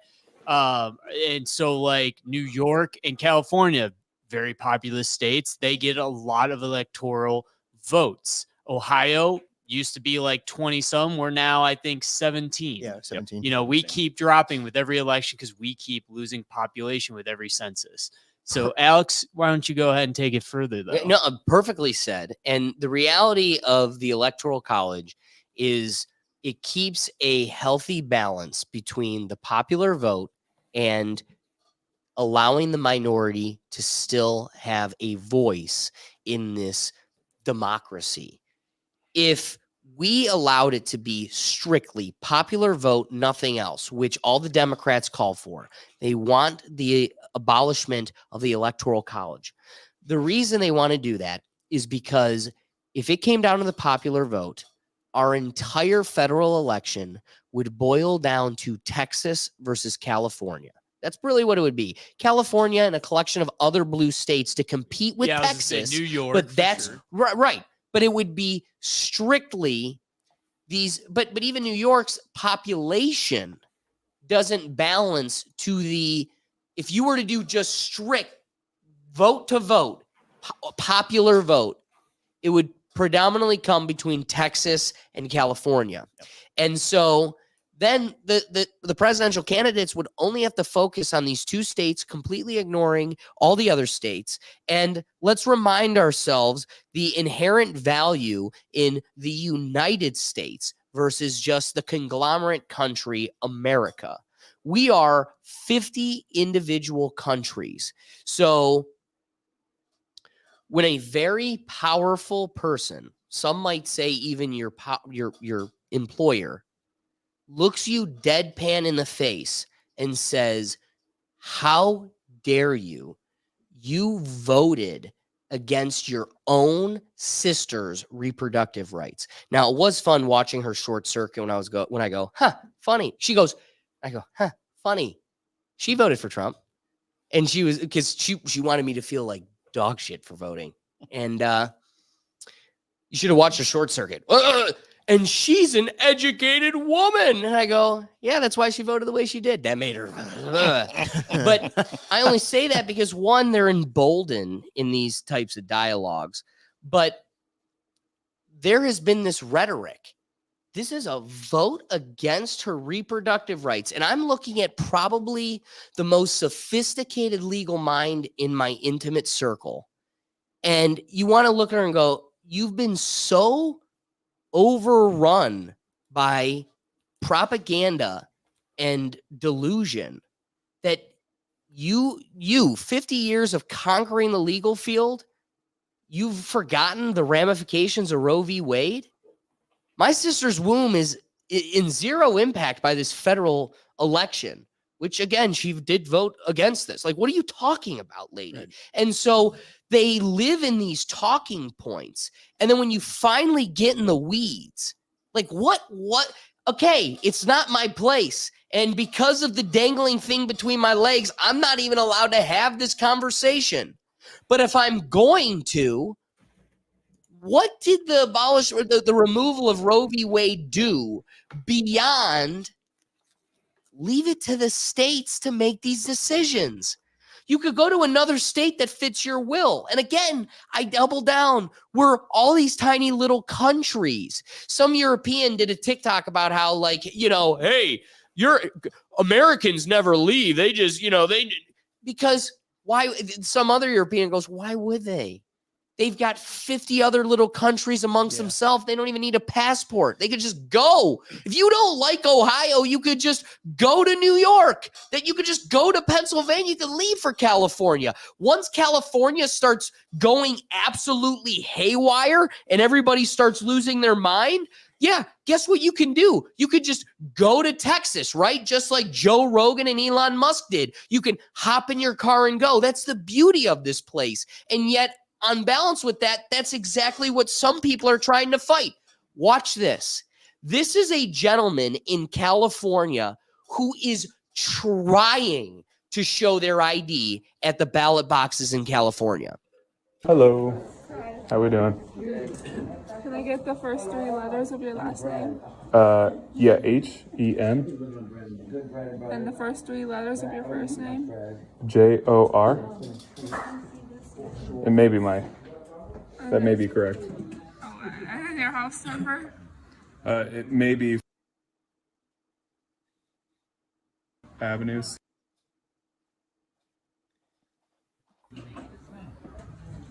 Can you confirm your year of birth? It might be 1985, but it might not. I'm gonna cancel your vote by mail ballot. 1985? It might be. I mean, yeah, but it might not be. Well, what is your birthday? It's 1985. Okay. I'm just saying it might not be. You can't verify it, but I'm just telling you it is. Okay. Are you? You're gonna sign an oath? You're okay with? Yeah, yeah, I'm gonna sign it off. That it's 1985. Yeah, it's my birthday. Great. I just saying it might not be. I'm gonna cancel your vote by mail. You can't see my ID, right? You could just verify my ID, right? I mean, I take your word for it. It's California. Exactly. So, So- might be, it might not be. But if you're, Yeah, I'll sign my oath. So I just want to ask a quick question, Susan. She asked him. She's a student, so she's I get learning. it. Yeah, I get it. She asked him if his birthday was 1985, and he said it is. It definitely and he is. says it might not be. But it might not be. What does that mean? Yeah. I don't know. Could you want to verify it? Well, I'm just asking. So to you be don't honest. ask them if this is their date, you ask them the year. Yes, I did. Yeah, Here. it's 1985. It is. Okay. Then Might not be though. Okay, if you're saying it's 1985. It's then you're gonna 1985. sign. Just might not be. I mean, Well, you can't really verify It it. checks your signature. So Yeah. Can you accept Except and then sign? this is definitely me, but it might not be. Here we go. Done. God bless this man. Cool.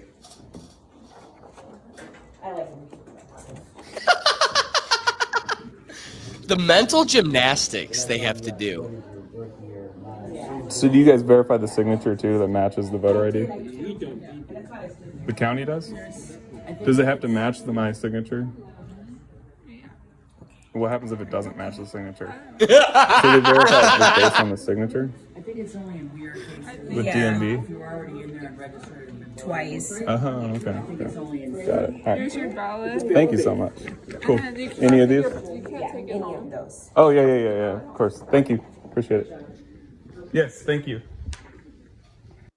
So no one's going to say it, but this was low key a personal little protest by a guy showing the idiocracy and letting it play out itself. So again, just to put a cap on the dialogue, that's the beauty of the Electoral College. When you start watching California slip into the ocean, not literally, because that was a promise 10 years ago that never happened. It was supposed to fall away. Why are you still here? Yeah, The whatever- major but- quake. Yeah, right? Yeah, whatever Yeah. happened to that little girl from Norway? She said it was all going downhill.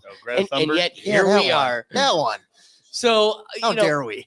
The nightcap on the dialogue is the beauty of the Electoral College is this preservation of the sanctity of us being separate countries where we can police ourselves, have our own independent will, and local politics policing. That's probably the most closest to the virtue of goodness. Now, I want to get back to the map here and get some updates because, you know, some of the commenters here looking at Nanad, PA looks blue. So, David, I want to ask you, how, as Nanad suggests, how's that play out with everything else? So Pennsylvania, if Pennsylvania goes red, pretty much Trump wins it. I don't think I don't see too many other scenarios outside of just some wild, like he's. But what if it goes blue? Well, no, yeah. If it goes blue, yeah, he, like we said, Wisconsin, Virginia, North Carolina, Georgia, he's got to win those, and he wins it. It's fine, assuming all else holds. So right now, what we're looking at, Iowa, yeah, about 20% of the votes in. So it's okay. There's some vote in, and it's leaning blue right now. Wisconsin's now leaning blue, which isn't. That's not the most ideal thing, but yeah, Pennsylvania is probably the big one. I'm looking at the map of Pennsylvania now too. Trump's kind of gaining.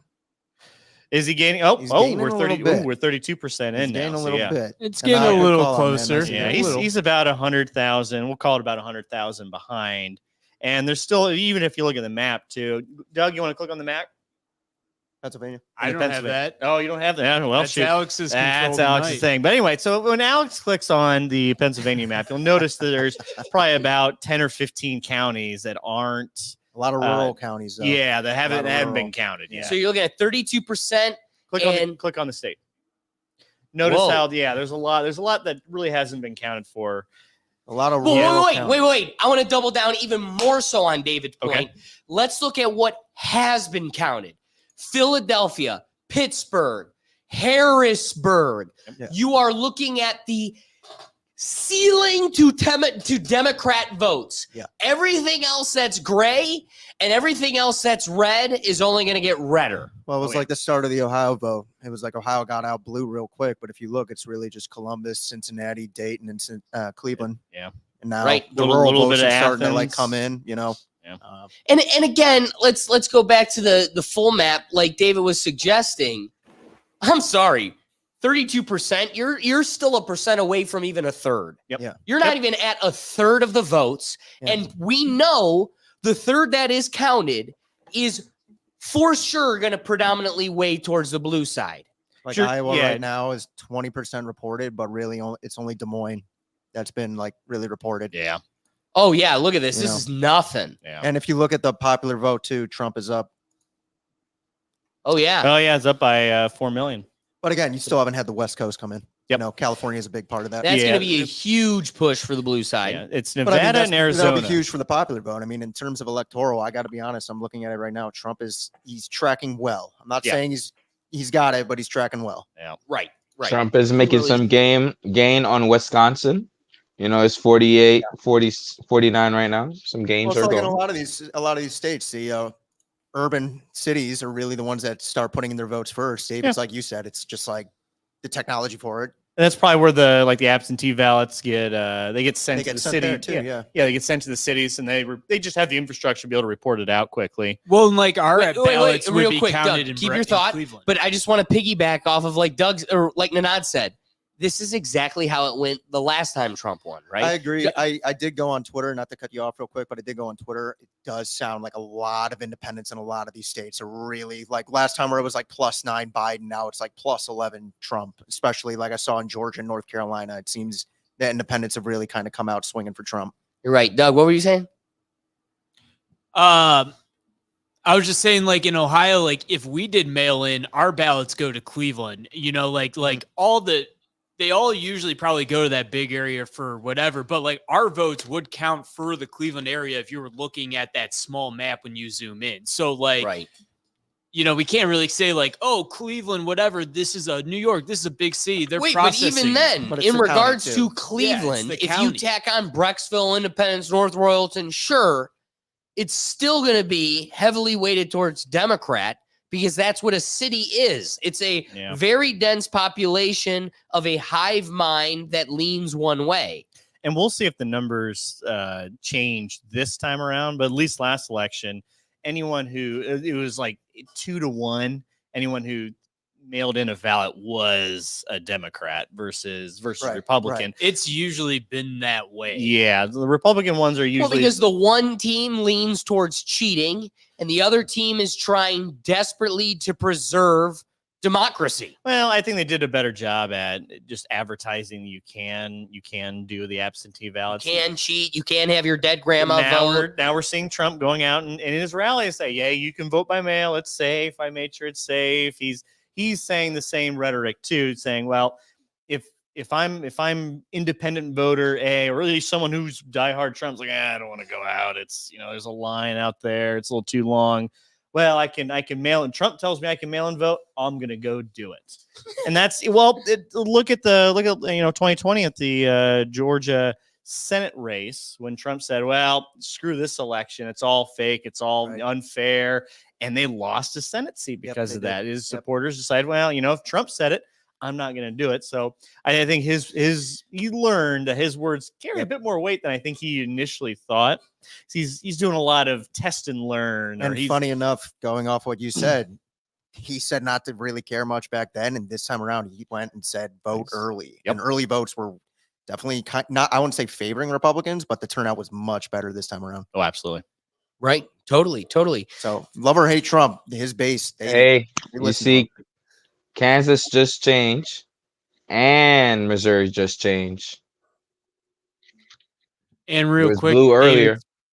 to David's point about the Senate, he said something about the Senate, which made me pull it up. It's 46-36 Senate election right now, and Republicans have gained a seat, so they're at closest to getting majority in the Senate right now. Well, that being How close said, are they possibly to sweep? Well, right now It's a long haul. it's still. pretty close right now. Yeah. Like for the states that have their initial results, like their percentages going, it's going to be pretty close. The West they don't even have leaning yet results. So we're talking about get out early, get out vote. You know, even the Republican narrative has kind of shifted a little bit. One anecdotal story I want to bring a little bit of attention to is a Pennsylvanian, you know, because Pennsylvania being the crux of this dialogue, Pennsylvanian Scott Pressler. He has a pretty large following on Twitter and on the internet. This gentleman had, I mean, if Trump wins Pennsylvania, we all owe it to this man.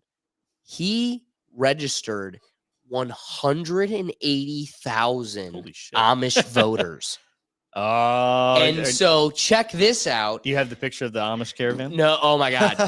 Check That's out the beautiful, man. caravan of Amish folks that came out in troves for Trump. Takes a minute to load because there's so much going on. You're here. getting fooled by this every is time. really upsetting. We ain't the same on the game. Hey, Donald Trump. Oh yeah. Oof. It's like the 5-second rule. Right. Yeah. You two don't yell at me, please. I mean, how cool is that? I never thought I'd say I kind of like the Amish. Goddamn Dutch. Living in an goddamn Amish Dutch. paradise.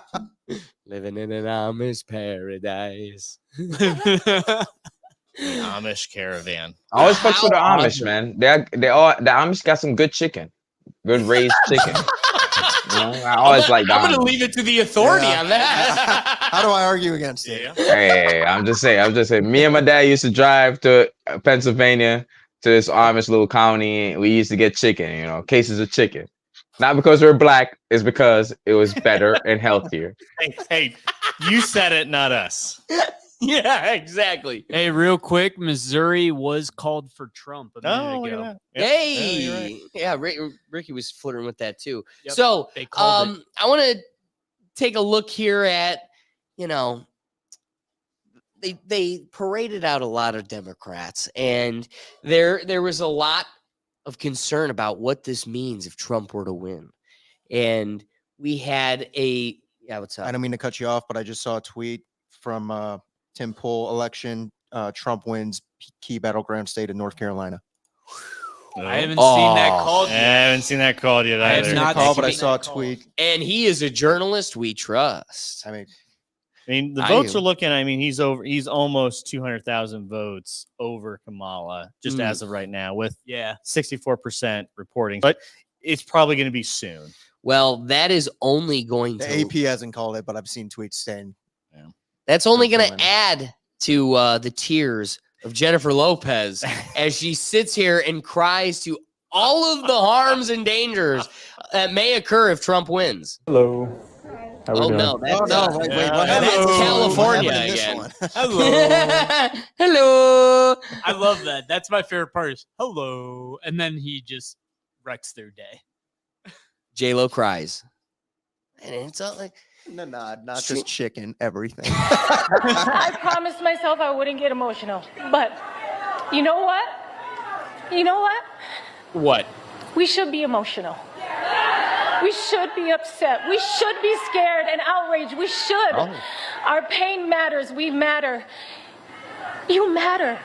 Your voice and your vote matters. And look, don't be afraid to make people around you uncomfortable. Invite people around you to be the change, to go out there and vote. Nobody likes having tough conversations or talking about politics, but trust me, I've been in some of these rooms. I see the way power works in this country. They love it when you do nothing. Okay? That's A the one that did nothing. non-vote is an agreement. In those rooms. It just makes it easier for them to do whatever they want, whatever serves them. And this election is about your life. It's about you and me and my kids and your kids. Don't make it easy. Make them pay attention to you. That's your power. That's your power. Your vote is your power. The concern is radiant from J-Lo. J-Lo spent 30 minutes crying and warning everyone about Donald Trump. But she didn't warn a single person about Diddy. Okay, got it. all that power Diddy was giving to her, bruh. Those NDAs, bro. I'm over here dying like, don't give them your power. But like when you use a dark room, getting that baby oil rub on you, where was your power? Like, come on, J-Lo. Like, you shut up, man. It's a crazy dynamic because I just want to flip it back to you, David. This is their party. This is what they've become. The person that if I get to sit here, garbage joke about Puerto Rico, bad. Garbage joke about Puerto Rico, bad. And if I sit here as an unbiased moderate and say Trump looks a fool if he puts someone on his stage and goes, I don't know the guy. I don't even know what he was saying. What the hell was that? If I can, in an unbiased position, say that is wrong, he looks a fool. Why does it not look a fool if you put 1, 2, 3 fish, blue fish, black fish, boarfish, all of the pedophiles on a stage representing you? I'm not allowed to start and sexual freaks. I can't freak off freaks. I can't sit here and start judging you. I'm supposed to judge him about having Tony Hinchcliffe on a stage, but every person that had Diddy lubricants all over their moist bodies, I'm supposed to pretend that has no bearing on who you are. Well, Gergen, I know you are of an astute legal mind, and that being an astute legal mind, I don't think holding hands in a picture necessarily means you are affiliated within actions in which the person you're holding hands with. I just want to let you know, tread that line so lightly. You have no idea how a fool you will look when she is in all of these freak out videos as Justin Bieber is getting railed by all the rappers of Georgia. Well, we haven't seen too many of them yet. They haven't. We saw it. So one picture. Dude. No. No. All right. Here's what I'll say. Just like in 2015, you get to take the position of moral hubris because you're ignorant and you chose ignorance. It's not that you're well read in this and you've seen all the videos and you've distilled the evidence and you decided it's all wrong. It's you've chosen a lane of comfort. You watched the Ohio State game versus the videos of J-Lo doing this stuff. And so when I kept telling my dad in 2015, Dad, they have an island for pedophiles to compromise politicians. My dad goes, you say that in public, you will be in a straitjacket. You better be cautious of who you say that to. You're lucky you're only saying it to me. And then 2 years later, when Hulu does a documentary, it's just kind of like, oh, yeah, that's just the fabric of life now. We just accept that as reality and move on. We don't go back retroactively and be like, wow, all of that looks screwed up. Literally every video P. Diddy's ever been in looks so jacked up in the light we have now. Everybody's like, oh my God, it's been in her face the whole time. I'm telling you, this is something I'm going to clip and bring back. I will let you take the get out of jail free card today. But just like the 2015 election, in 2026, when we've all seen the 50 Cent Netflix documentary of all the disgusting stuff, and I'm telling you, dude, there's going to be people in the outer rings of this, right? Like Jamie Foxx, where does he fall in all of this? Jay-Z, Beyonce, you're getting a little bit closer to the center. P. Diddy's ex-girlfriend, who I've seen, dude, the beauty of Twitter willing to allow pornographic material on their platform. All right. I can tell you with my eyeballs in the deep research of content we put together for today's episode, quite literally I've seen a snippet of the video. J-Lo nude. Never thought I'd see that. Cool. Whatever. Hey, with Diddy and other folks. It's gross, the whole thing. And it's very provocative and adulterative, or whatever that word would be. There's a lot of adultery going on. It's gross. I'm going to let you take the position that it isn't being reported on Fox News and CNN and MSNBC. So it hasn't reached the reality of our boomer parents. Therefore, it isn't a piece of our social community yet.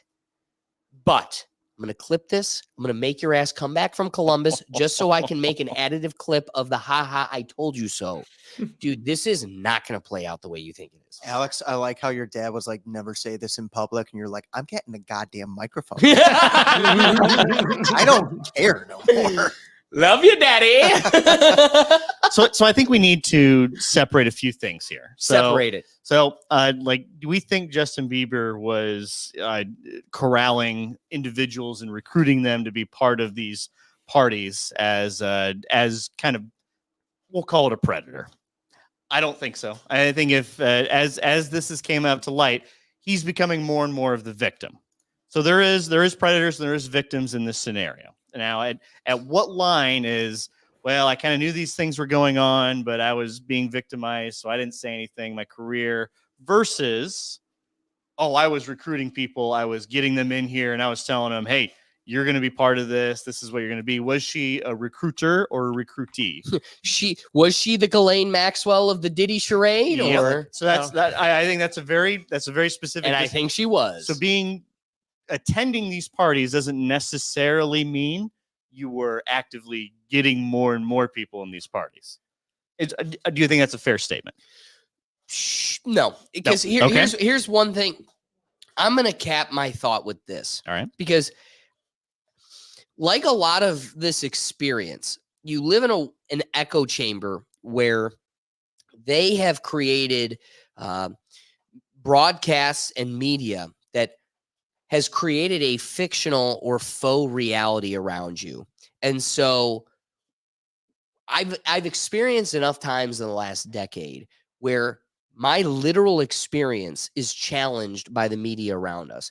When I went to Will's College to celebrate Trump winning in 2016, I went to his place to watch the inauguration. And I watched the biggest, this is my experience. You'll never be able to steal this from me. This is my truth. This is just what I lived. And I remember looking at him going, that is the most insane, massive amount of people I've ever seen. It was huge. And they kept talking about how this was the largest collection of people at an inauguration ever. And then like magic, dude, like literal fictional satanic magic, which is evil. The last 10 minutes, people are leaving and they're taking clips of the flood of people leaving and trying to sell the public on this is who this is all. They had nobody there. Half the place was totally empty. And I watched Facebook scrub videos. I was sharing them on Facebook, people with their handheld phone going, this is the biggest crowd I've ever seen. Then I got a strike by Facebook because a guy screen recorded and spoke over going to the CNN website.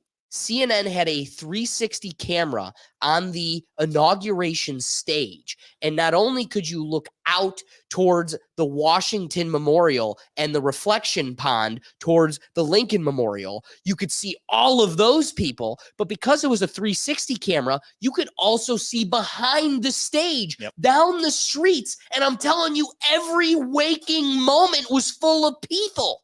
And then I was gaslit And I just swallowed it. Like maybe I did I misevaluate this. What the hell's going on? But I watched them for the first time. That was when reality kind of shifted. Oh, whoa. They can recreate history and change reality.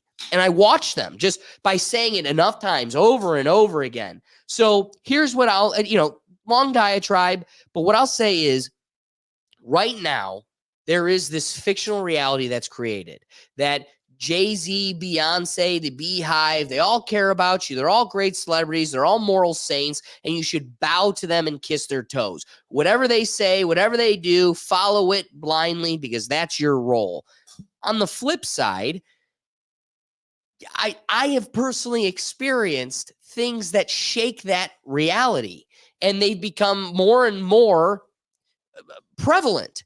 And so I'm just telling you, dude, I've seen it. And this is just like the Epstein thing. And like Nanad said, I'm going to save the receipts right today on the live broadcast for the election. You have the win. J-Lo isn't out yet. But just know 50 Cent's documentary comes out in a month and a half. Yeah. And there is a black market bid.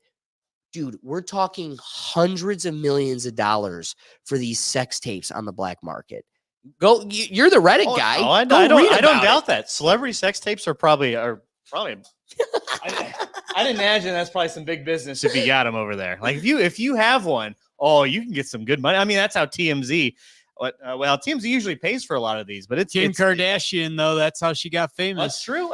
Paris Hilton. I think there's quite a few of these. I mean, just look at some of these OF girls that are actually famous. Like they're famous before they started doing that. They're a big deal. So that part doesn't surprise me, but I'm not going to prosecute someone yet for being associated with them. So there is that dynamic. There's a power dynamic there, and he was a producer. He had record labels. I mean, it's easy to see where he has that influence over even a powerful starlet. You go, okay, well, you do as I say, and I'll make sure you're more popular.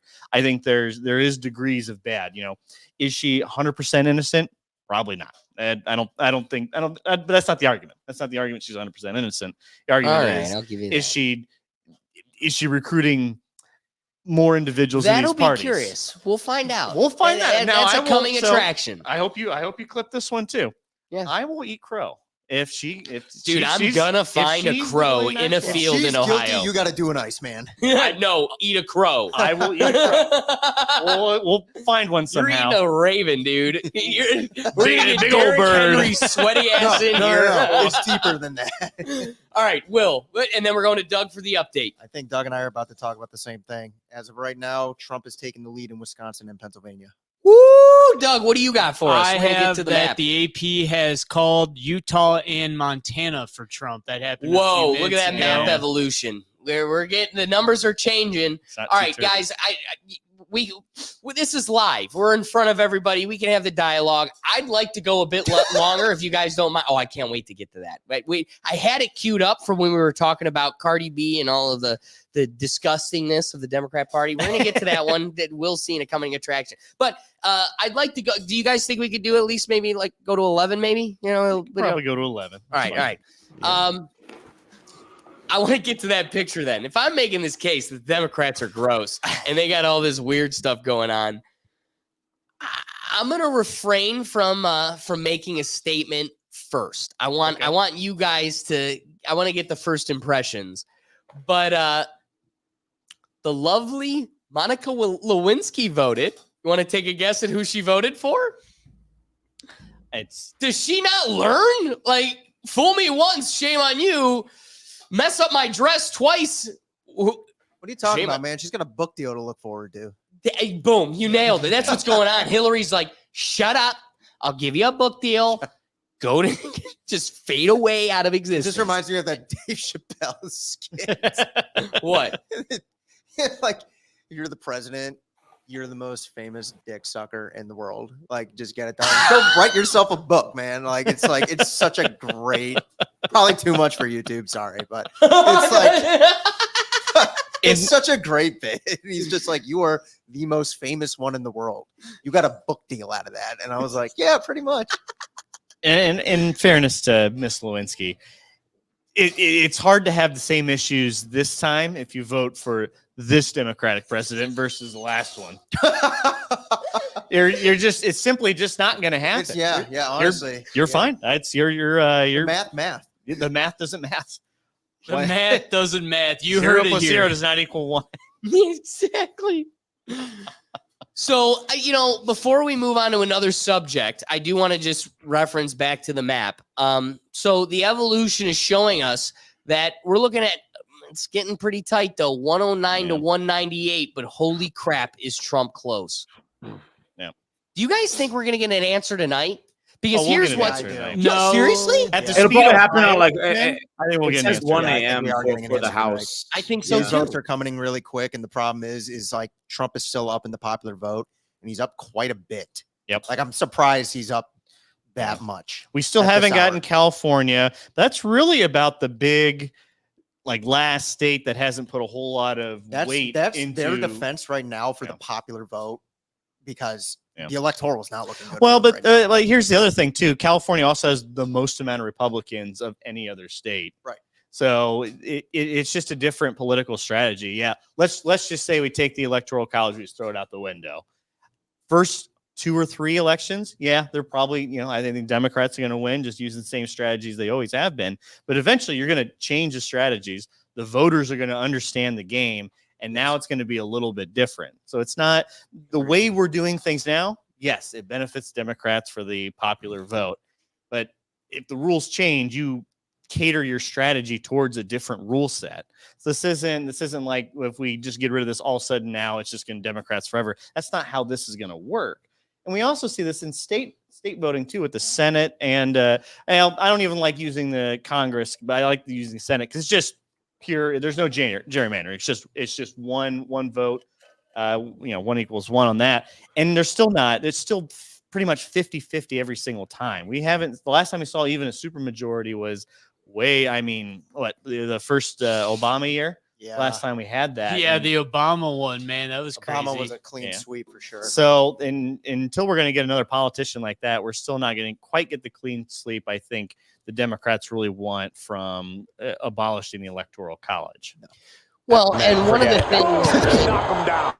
the things that I find very interesting for this current election is that this is too distracting. guys, you're supposed to pretend it's not going on. We're supposed to talk. Oh, hang on. We got to talk about this. I wanted it to be like Bernie Sanders with the seal chair. I wanted it to be like the TikToks where like a guy's like shaving a bar of soap next to like the actual video. And I wanted this to just be like, watch the presidential candidate. This is like while we have a dialogue here. This is like oh, he's in the coffin. This should settle the election. I don't care. This is man. getting too ridiculous. I'd rather commentate on this. This is like celebrity deathmatch, like the claymation wrestling. That was the best. Bring it back, Trump. Bring it could back. not do that show today. No. Oh no, they Let's get never out did. everything too. That's crazy. Man, people got a lot of time on their hands. That's crazy.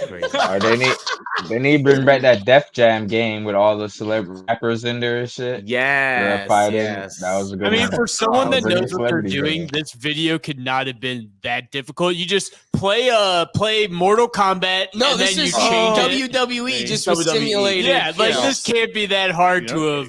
Kamala's done for got some someone who moves. knows. All right. I'm just waiting for it. Keeping us grounded here. Okay. Keeping us grounded on the subject. Oh yeah, no, bring us back to earth, man. It was interesting that this was the first election where they were like, hey, you're not going to know the night of or even within like a day or two. You'll probably know at best by Saturday. That's And what I've that heard. was the Yep. prediction for like 3 weeks. And then like yesterday or the day before leading up, just like a couple days leading up to the election, they're like, no, it actually looks like we might be able to get it off on time. And truthfully, this is coming in wildly quick. Even the Hillary vote, that went up until 2 a.m. Talk about a dark horse shocker. Yeah. Well, 2 we're, a.m. we're already getting some results from places that had just closed at 10. Like, we're starting to get some of those West Coast. Oregon's already started to report stuff. Like, this is actually fairly quick. Well, if you remember too about that 2016 one, like it was a close to this time too when they knew Trump won. She just refused to concede until later into the evening. But like Right. he had won like 3 or 4 states that they were like, we did not predict them to win that. It's over. Like I remember a buddy of mine who was a political science major, huge in the election. It was like 8 o'clock, and he texted me. He's like, he's gonna win. Like very confidently. He's like, he's already won way too much right now. They can't overcome that. Sorry. I feel like what you're saying, Will, like that actually changed how we've done elections since then. Like I remember them always saying, what we know is probably going to stand true. And all night they're saying Hillary was going to win. And then Trump won. And I honestly think that A changed. Slim Jim, by the way. She's beating him with a Slim Jim. You know what? It's a hell of a Slim Jim. Whatever it takes, man. Oh, he's got the Slim Jim. Doug, please. Sorry. When the Get Slim this off Jim the came screen, out, man. I I'm needed not to gonna acknowledge listen to it. I honestly don't remember exactly what I was saying even Well, at this point. I'll take the baton then. I'll take the Slim Jim and run with it. So the I heard Slim Jim and he's beating her with the Slim Jim. I'm like, no, what? she came out with the Slim Jim. came out with the This is hard hitting stuff, literally and figuratively. No, but what's funny is it was alarming to me that you had to put off the election for the first time ever by almost a week, and it seems extra peculiar because our technology should be at its most sophisticated, at its most reliable. Why is our election so? Either back when counting was less reliable, the technology was less sophisticated, you probably just didn't care. You just kind of slapped it together. It doesn't have to be perfect. And Bush barely wins, right? Like you just kind of slap it on there and there's Hey, not enough Chad. technology and resources to question it. So you just kind of move on. But now I thought it was extra peculiar that it's going to take twice, 3 times longer than it's ever taken before. And we have more technology and better technology, more reliable technology than ever before. How does that make sense? And yet, 2 elections later, this is faster than the 2016 election and even faster than the pandemic election. Yeah. So it's curious that we're here and we've got so much. But he's coming in with the Slim Jim. But I think a lot of that early reporting that we wouldn't know the results of the election till like a couple of days later, that was either just like clickbait, being hyperbolic just to get people riled up for that sweet ad revenue attention, or it was setting expectations like, hey, if you're going to be happy knowing the election it's on Friday, well, if you know, I don't know, Wednesday afternoon, okay, that's better than Friday. I think that it's kind of just mixing up the expectations. Oh, she took the dub. That was only for Arizona, though. They still got 50 other Put it states back to out do there. this. Put it back out there. But I think we're right now just, and I wonder if in this we got to remember too, the map we're looking at is purely just the Associated Press. There is several months worth of either double checking or going through this with a little more of a fine-tooth comb for the elections. We're just kind of getting the rough pollsters, exit polls. This is kind of the rough cut, but usually the rough cut's been okay, except for when we had some issues over in 2020. I was going to say 2020 was a bad year for those exit polls. Yeah, it was an exception to the rule. Here, I think we're regressing more to the mean. Also, more people voted via mail, absentee or mail ballots than they ever had before. So it's a lot easier to count. You can stage those pretty quickly, already have them either counted or like, all right, we're sorted where we need to go. We just need to recount them and then report it off. That's why we're seeing a lot of numbers came out pretty quickly. It's like Ohio, if we remember 2016, I think you're right. It's like it was either 12 or 1 in the morning when they actually called it for Ohio. And it was here, late. And here we're already there. We're already there. They already called Ohio. This is crazy. And Ohio has 74%, reporting. And I agree with Dave. I was shocked they called it that early. Yep. I thought it would be about now when you might hear Ohio was called. I was thinking about now. Which again, if that goes to show how weighted Ohio was, that it was so weighted that you didn't even have probably 60% and you were able to call it. Yep.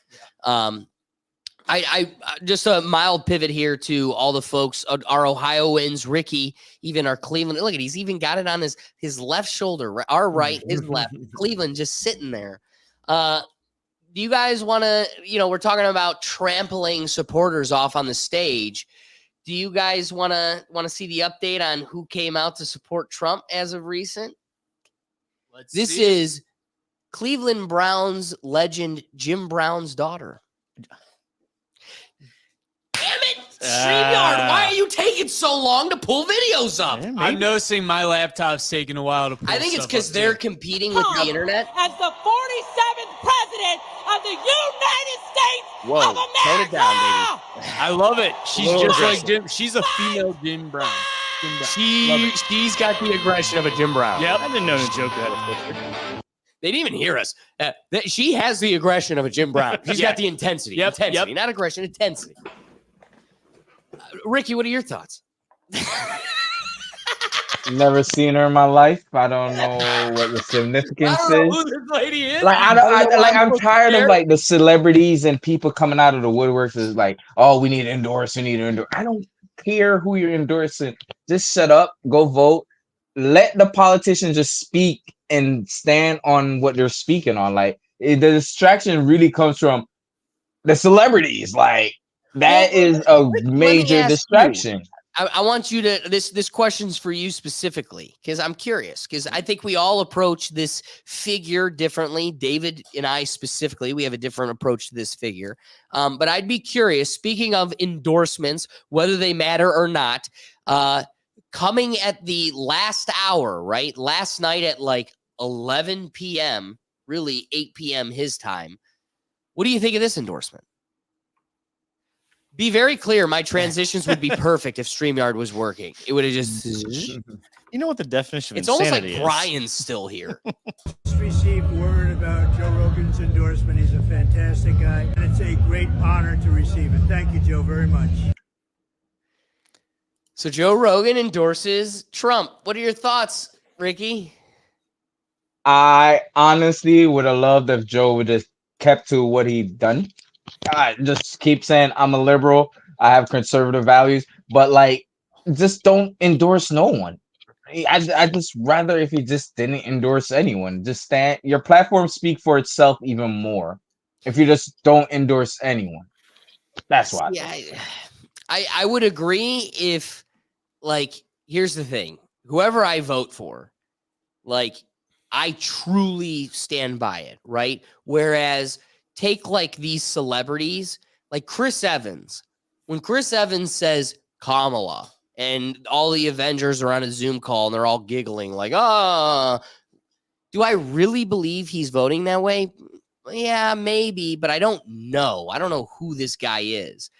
Joe Rogan, I know when he makes that endorsement, he truly means it. And I think for this one, it's weightier than any other endorsement because you have somebody that for 15 years of building one of the biggest platforms in the world, he said, I am liberal. And you know what? Actually, perfect video to play here. We have Joe Rogan being questioned by,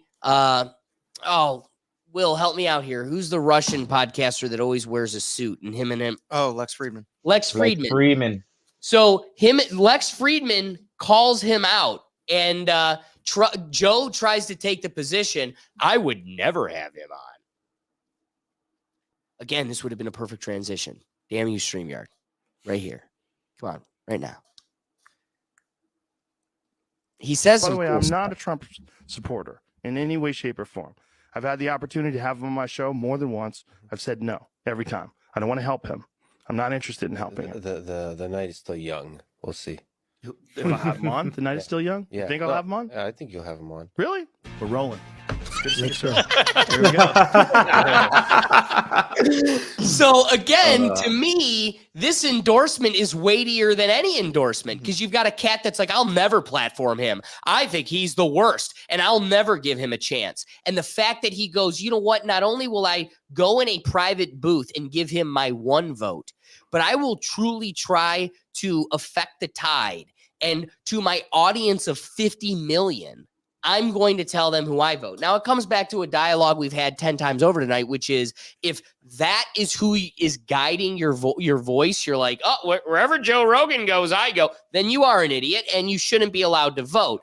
But that I don't think is the point I want to take away from at least this endorsement, which is a guy that even through the ivermectin scandal and the fight against the government through the pandemic, he was true blood, a liberal. I will never support Trump. I will never support a Republican. And like Tulsi, like RFK Jr., if all of them are coming out in tandem, blindly saying that Trump is the best option, something tells me there might be some credence to that. So I just want to season that with the words of somebody. If I could make her president tomorrow, just like I said, it's not that I don't want a woman. It's that you're the wrong woman. This is who I could, if I can make her president 10 times over. Would have been a good transition. It would have been right a there. good transition. Right there. You're right on the train. You are being let down by your technology. Well, it's because Doug has like 5 news.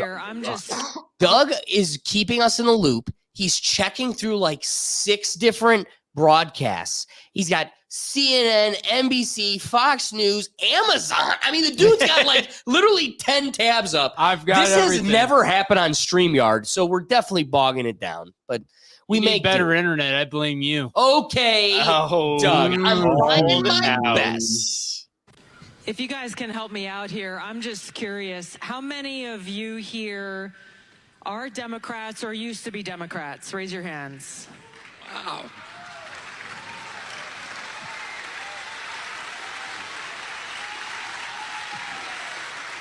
Yes. You are not alone.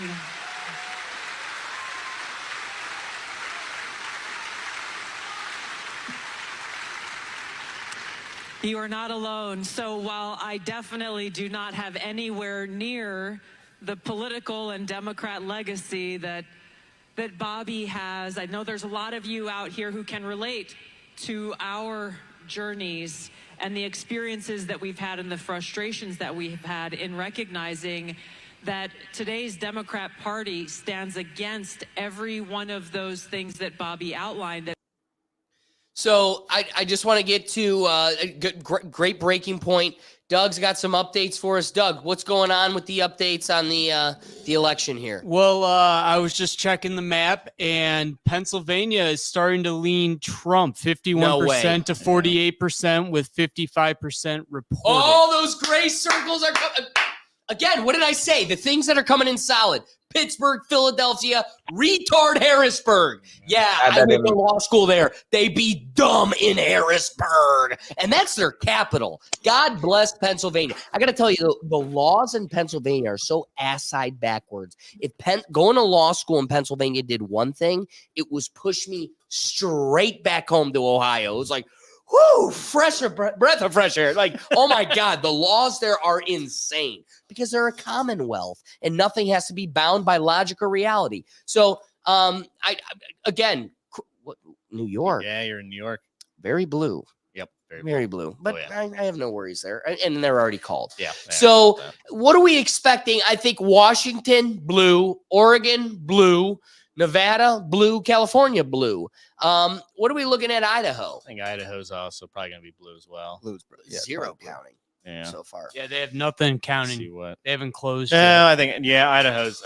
Why did Oregon just disappear? Like, Right, Oregon was reporting, and then all of a sudden they just disappeared from the reporting map. I noticed that too. That's crazy.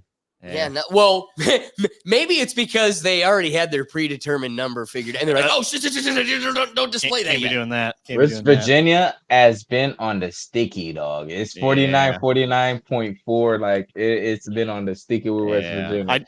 Not West Virginia, Virginia. I know it's early in Iowa, but I'm surprised they haven't called it for Trump. If you look at the map, their inner cities voted blue, but the rest, there's so much of that map. I can't imagine a lot of that's going to go blue or red. You think blue? I can't imagine a lot of the rest of that map is going to go blue. I can see it right. going Yeah, red. yeah. I think the rest of that map's going to probably go red. Yeah. Right. So pretty much as I'm looking at it now, Nevada is a toss up. Now, if you're looking at Arizona's pretty blue. Boy, is it. Yeah. And they're almost 50% in, but they're only behind. Now hold on, That's can I a show real something close else? race. Arizona's Let's- close. This 49, this probably isn't as significantly relevant, but I have attention deficit disorder. Yeah, go on. If you go look at like let's say Ohio and look at how many individual voting districts there are. Let's go back to Pennsylvania. Look at how many individual voting districts there are. Nobody wants to find it peculiar that this super blue Democrat state. This is the Well, again, six. That's the electoral college. Like That's at crazy. the end of the day, that's really what the lines are for. Gerrymandering, we gotta love it. But I am curious though. Is Virginia? It was red for a while. Now it's blue.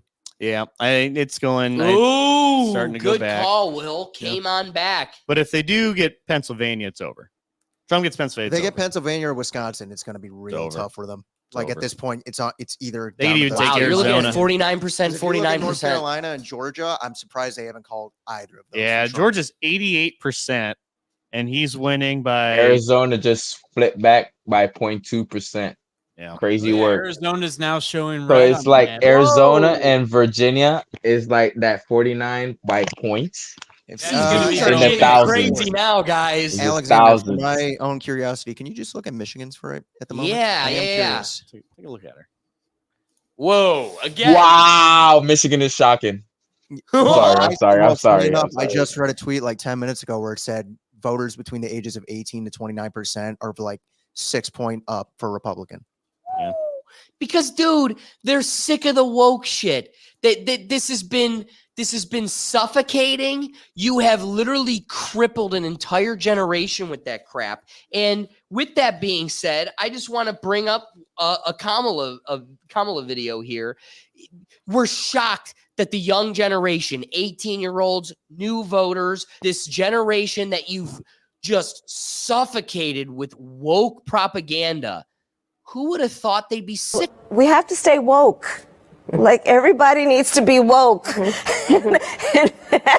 And you can talk about if you're the wokest or woker, but just stay more woke than less woke. Hard R Yeah. with the woke. Woke or Why is just she laughing? feels wrong. Why did she laugh through that whole thing? And a What lot of about them that was just need jovial? it. Like if you're trying to A get lot a of them- people to be woker. serious, be like, no, we need to be woke. We need to really push this and really be part of this. Instead, you're cackling. Like it makes no sense. It was such an Like, it's awkward just- it's- laugh. Yeah, it's like I truly believe she is drunk on stage right there. Like she probably took two shots you know of Jack what? and got out Also, there. to Why are you Will's laughing like point, that? to me, it feels like she even thinks the woke shit is a mockery. But she's just like, hey, you gotta be woke, be woker. Like it's all just a giant joke. Like it comes off very disingenuous. It's like I don't Wait, even Ricky, believe she believes it. are you muted or were you gonna say something? I was just saying, like, they need to just like go back to sleep. They don't need to be woke. Like, they need to go back to sleep. Don't be because woke. because there's also a video of Kamala saying, like, we're gonna police what they say. We're gonna lock them up no matter what they say. We're gonna lock them up. If we don't like it, we're gonna lock them up. So it's like, is that woke or are you sleeping? I don't get this woke thing anymore. Because if you're woke, you're being aware of what's going on around you. You know what I mean? Well- They like twist the woke term. What? That's what I thought. Being on Village and being woke, being on looking out. You know what I mean? Being on your shit. I'm gonna go full libertarian on you. Yeah, There's a colloquial dialogue going on, which is don't be woke, be awake. And that's the difference. Is woke is this cult like delirium, and you need to actually wake up from that bullshit. Speaking of free speech and standing up against it, I want to flip once again to one of the strong, independent women that I can always rely upon as a beacon for truth. Kamala Harris does not believe in free speech. True. Period. She does not believe in free speech. She has advocated time and again for the censorship of speech that she believes is misinformation, disinformation, or hate speech. Tim Walz believes the same. They've said this explicitly. Kamala Harris does not believe in freedom of religion. As a U.S. Senator, she voted against a judicial nominee that was before their committee simply because he's a devout practicing Catholic and a member of the Knights of Columbus. She talked about this. You can go and look at her comments. Democracy. This is coming from a Democrat party that tried to get Donald Trump's name off the ballot in over 32 states. How could they believe in the protection of democracy when they are trying to take away voters' rights for us? They can disagree with how people vote, but every one of us has a right to be able to cast our vote.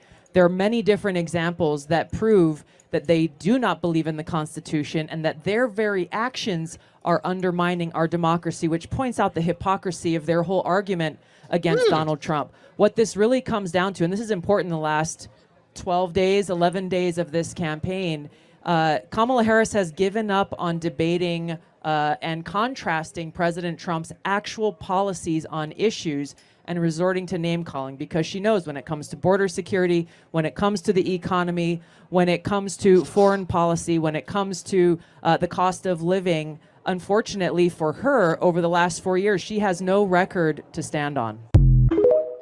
Well, okay, Will grab me here with some more breaking stuff here. We got to get to it. Siri, shut up. I don't have time for you.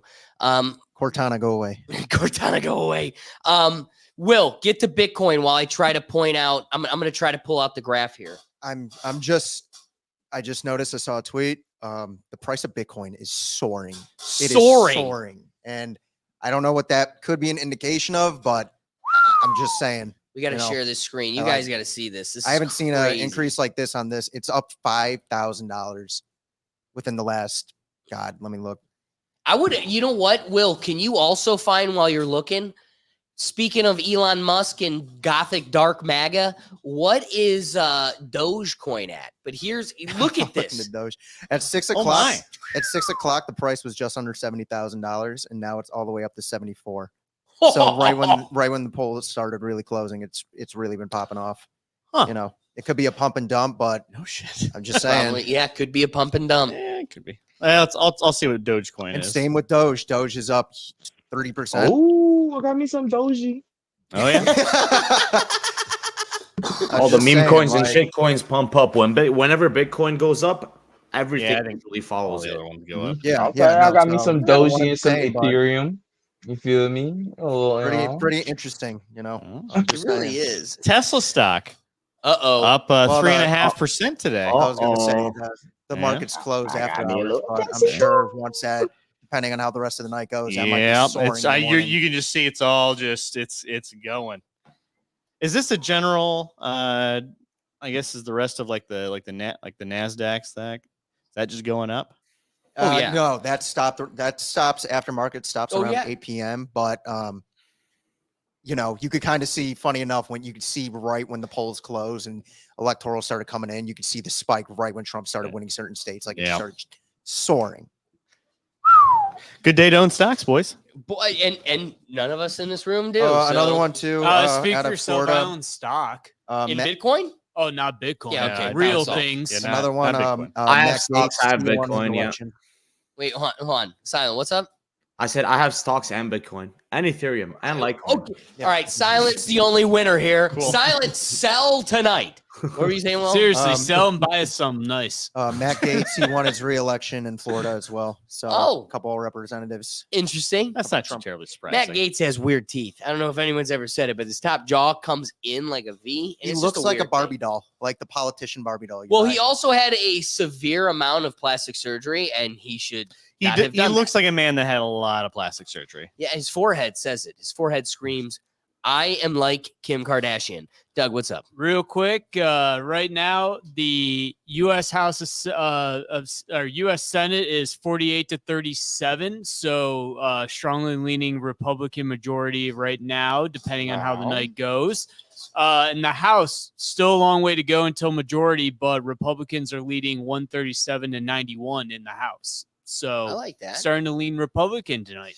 So I'd like to get to one little snippet here. We haven't covered it yet tonight, so we gotta. Speaking of strong, independent women that I would love to lead me in this free world, Mark Cuban had some claims this past week that Donald Trump just cannot surround himself with strong, intelligent women. And boy, did it open up a can of worms. Trump, you never see him around strong, intelligent women, ever. It's just that simple. It's just that simple. Funny enough, apparently the Democratic National Party reached out to him after he made those comments and told him to stop speaking. Yeah, that was the best part. Yeah. They were like, stop. You're only making it worse for us. Shut up. He was on the show with Stephen A. Smith, O'Reilly, and wait. Dana Don't White. get to Bill O'Reilly yet. That I want to get to. First, of the first people of strong, independent women to respond, of course, is our Lord and Savior, Tulsi Gabbard. You may have seen over the last few days that Mark Cuban claims that President Trump has no strong or intelligent women supporting him. The premise of Mark Cuban's statement is that he believes that Liz Cheney and other female warmongers like her are strong women. This is not the case. They are hypocrites and cowards. They are eager to send our troops into war, my brothers and sisters into harm's way, and yet they themselves refuse to volunteer to put their own lives on the line on these military adventures that they're advocating for. This is not strength. This is hypocrisy and cowardice. Well said. Now, Joe Rogan highlighted for us maybe why Mark Cuban in reality has all this beef with Joe Rogan. Or Joe Rogan. He sent Mark Cuban a letter when Mark Cuban's television show failed, and someone posted it on Instagram today. See if you can find it, Jamie. This is the letter. This is from 2004. Mr. Mark Cuban. Dear Mark, I'm truly sorry to hear that your show has been canceled for lack of ratings. When I initially called you to congratulate you on the benefactor, little did you or I realize how disastrous and embarrassing it would turn out for you. If you ever decide to do another show, please call me and I'll be happy to lend a helping hand. With best wishes, Donald Trump. And so some would say for egoistic billionaires, that might be a call to war. It might not be that Mark Cuban is following his virtues of truth, and maybe that he's just a spoiled billionaire with a vendetta. Now, looking at, as Ricky had alluded to, this is the smoking gun. This is the best part. Before you get into that, right? Mark Cuban just sold like a majority of his team to a Republican that endorsed Trump. She's a woman. Sorry. Perfect point. You're applying too much logic where there is none, Ricky. That's the problem. Too much. So, Mark Cuban couldn't have just stopped here. Like Will said, this is why it all led to the Democratic Party saying, Mark Cuban, get off the internet. Get off the broadcast. You're only making us look worse. Again, not to cut you off, but think of it like they hung on to the Tony Hinchcliffe for so long. And then you have all these individuals just coming out and saying, listen to this guy. Yeah, like you're not surrounded by strong, independent women. Like, what does that say to the other base? Right. Really? No, what does it say to 50% of the population? Exactly. All of the women. Exactly. But what's even more funny is Bill O'Reilly made his billions, had a little bit of a asterisk next to his career with all of the things that kind of phased him out of media. He fades away from the limelight like Homer Simpson does a bush. And when the time where the hell did this guy come from? I didn't even know Bill O'Reilly had a show to which he could talk on. And here comes Mark Cuban, and Bill O'Reilly humbles him quickly. I love you. You're so wrong. Trump, inflation was up 25% over the Obama economy he inherited. Ask him about Yemen, where he decided not to take action and allowed 100,000 people to keep on dying in Yemen.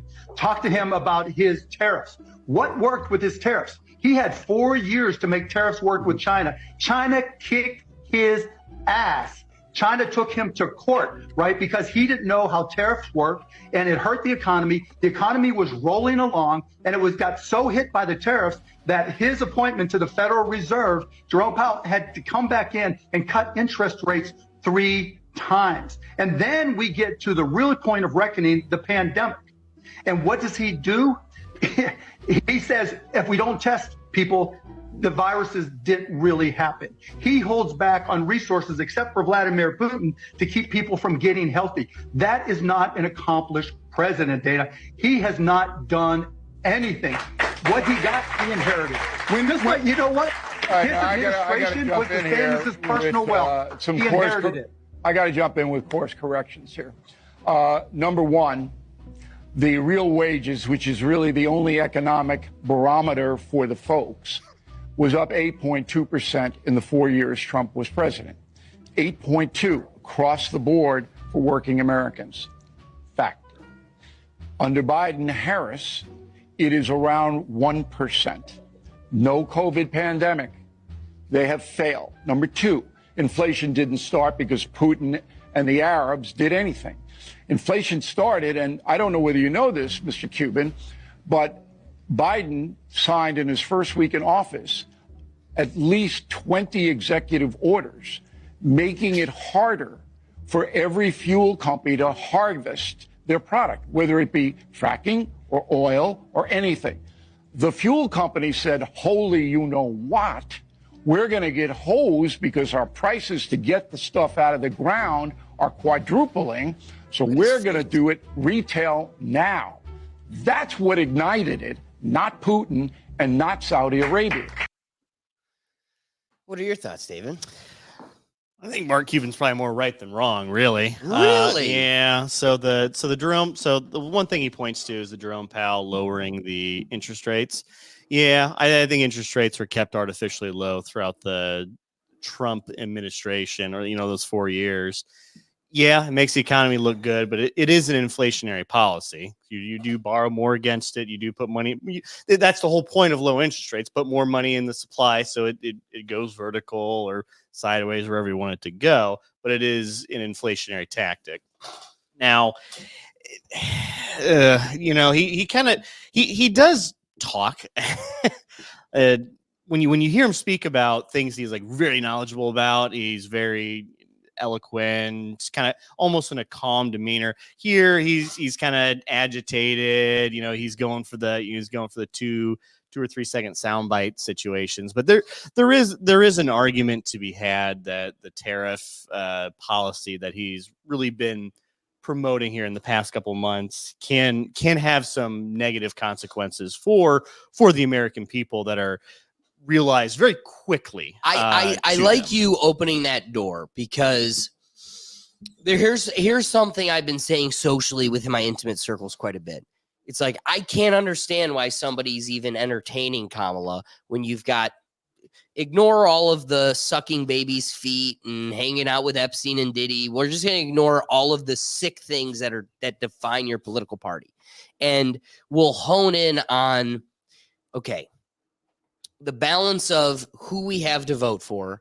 You have somebody that sells himself as the virtue of good, and somebody that's sold as the evil, Hitler. Yep. Right. Nope. And when you compare these two balances, one of them can't even tell you what they believe, what they're going to do, what to expect.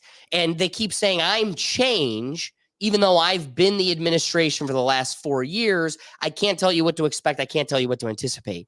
And then on the flip side, the other guy's going, with tariffs, I will entirely eliminate income tax. That means I will double for not for you leech assholes that are just sucking our society dry. For the functioning members of society that collect a paycheck, you will double your salary, and you won't need a raise, and you won't need to change occupations. Your life will change. To me, that sounds sweet. That sounds gorgeous. That sounds exactly what I'm looking for, if that's the balance we're talking about. But ironically, driving here, I got to the tail end. I mean, it was 3 hours long. I got to the tail end of the Elon Musk podcast with Joe Rogan. And even Elon Musk, so Joe Rogan starts opening the door to like, what do you feel about the tariff deal? And Elon's like, listen, it's not as sweet it's being sold to us, and it's not that easy, because you can't just come in and over tariff everybody. Yep. It has to be a slow transition, or you will entirely cripple the market. But honestly, dude, let's not be ignorant. That's not what Trump's trying to sell us either. I would imagine the goal would be, if intense tariffs is the end goal, that isn't what we walk into day one.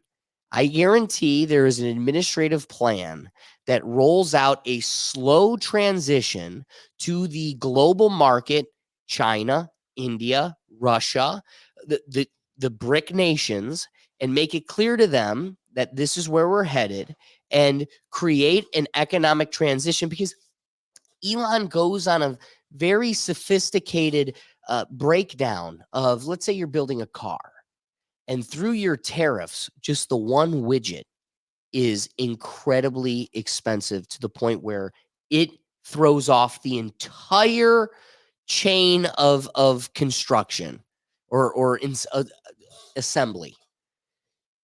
You could cripple an entire market.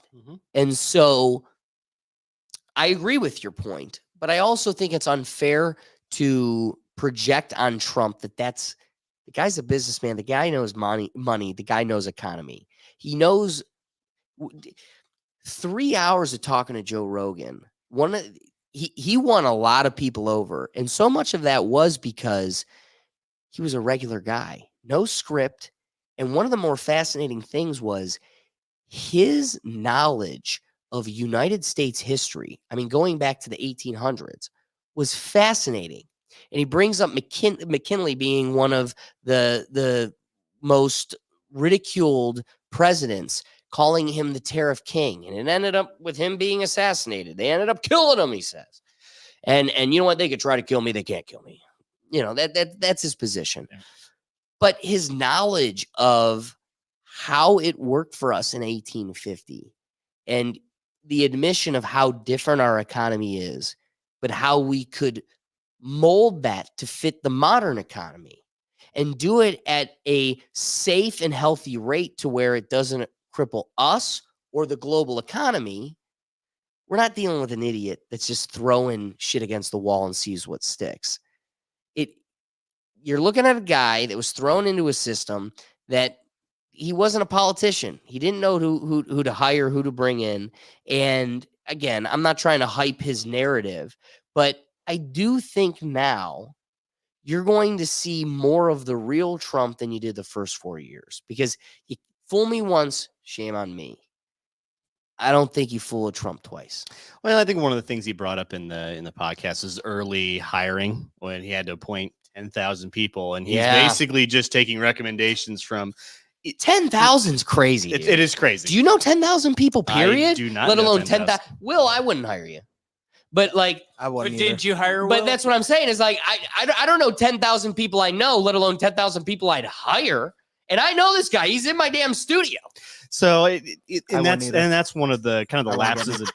And he does admit it too, which is it's a rare Trump L that he admits. It's like, I didn't quite guess those right. And he essentially, I think the way that I interpreted it from what he was saying is he's just throwing things at the wall because it's all coming at him so fast. And he made mistakes. I think he mentioned, two by name. I don't remember the names right now, but he mentioned two by name that were. Bolton was one of them. Yeah. Bolton was one of them. And he didn't think they were great. Now, were they not great because they weren't kiss the feet loyal to Trump, or were they just actually bad? He didn't really go into too much detail.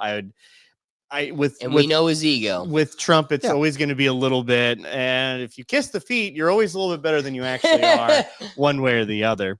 But circling back on the tariff things too, there is a good part of tariffs. I like the 100% tariff on Chinese automobile EV imports. There is certain countries that are basically just subsidizing certain industries to just outcompete ours. And it's not based on any real economics. It's actually China. They are using slave labor to make these cars, and they're dumping a lot of actual tax money. It's kind of like us selling fighter jets to other countries. That's really what it is. We're dumping so much of our money into this, and we're selling them, and no one else can compete based on technology and all sorts of other factors. But no one's tariffing our fighter jets. Well, no, that's a fair point. Well, it's an interesting thing too. It's like I give Trump credit though when he was on the podcast and when he was given the question like, "Hey, do you have any regrets or like did you make any mistakes?" He actually gave you an answer and said, like, "This is what I screwed up from the heart." Exactly. Like I could definitely tell that's a man who reflected on the failures of his presidency. Well, again, we all know he brags as much as he can about the accomplishments. It was refreshing to hear him actually be like, listen, if I were to go back, I was thrown into it. I did hire some people I probably shouldn't have.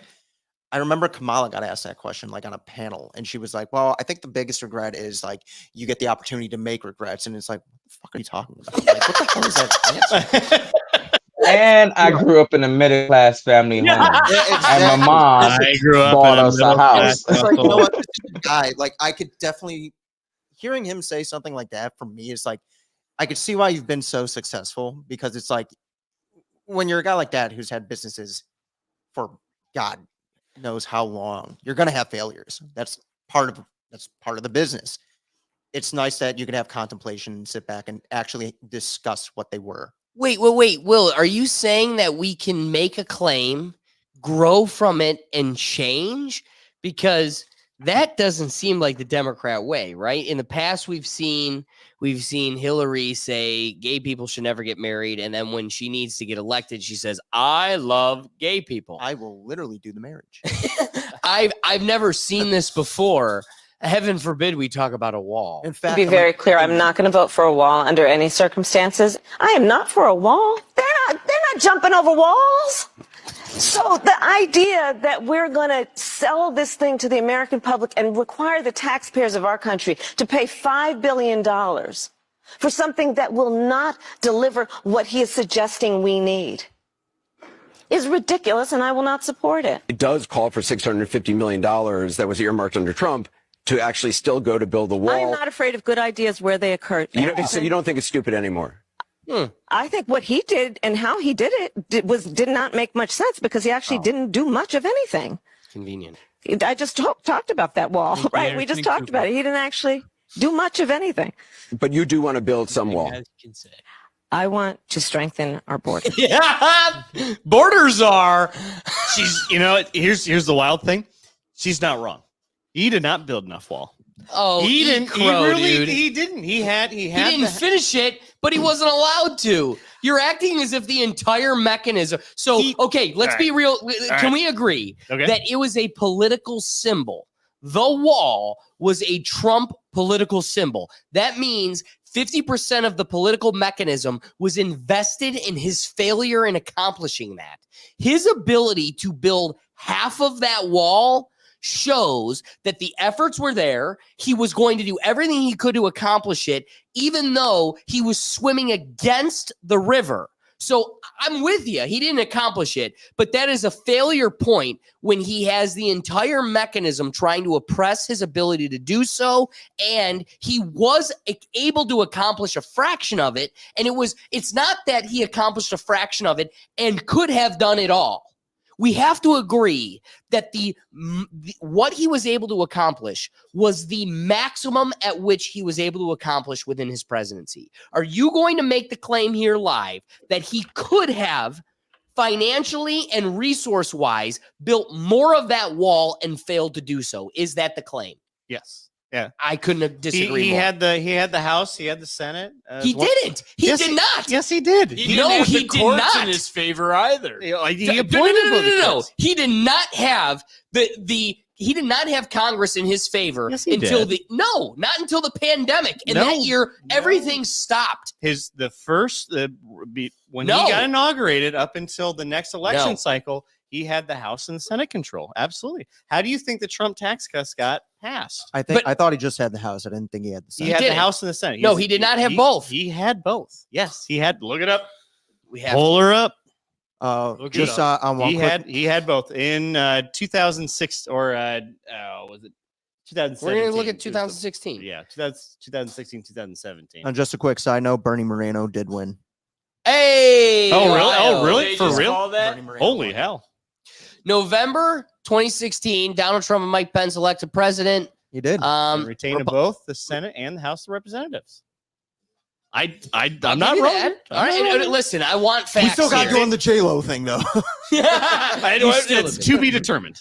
No, to be but announced. He I- did not have a supermajority in the Senate. I'll give you that. Hold on. He didn't have that. I was still willing. I wanted to get to the root of that point because I still don't think you're holding the smoking gun. The truth is, even if there was a majority in the House and the Senate the year he was brought in, and like you said, that's how he was able to accomplish some of those tax cuts and get some of what he wanted through. David. Yes. Can we agree that even then he was the outsider that was not supposed to or was allowed to be there. Mr. Smith Goes to Washington is like a 1980s film. Oh my God, and that's the whole a classic. it's a classic. And what's great about that movie is the movie is a premise about how just a regular ass American becomes a congressperson. And when he walks into Congress, he realizes, oh shit, I can't do anything. And if I'm not politicking and a part of the fraternity, I'm crippled in my ability to accomplish anything. I want to make the argument that that's what Trump experienced. Not only was the entire Democrat system against him, but the rhinos, true blood Republicans, were all totally stacked against him. And there was a severe resentment. Again, now the Republican Party, swallow the pill, baby. He is the Republican Party. But in 2016, there was a dichotomy. There was a polar balance, a fight going on where the rhinos were like, no, we are part of the mechanism, the machine. There's true blood politics and you ain't it.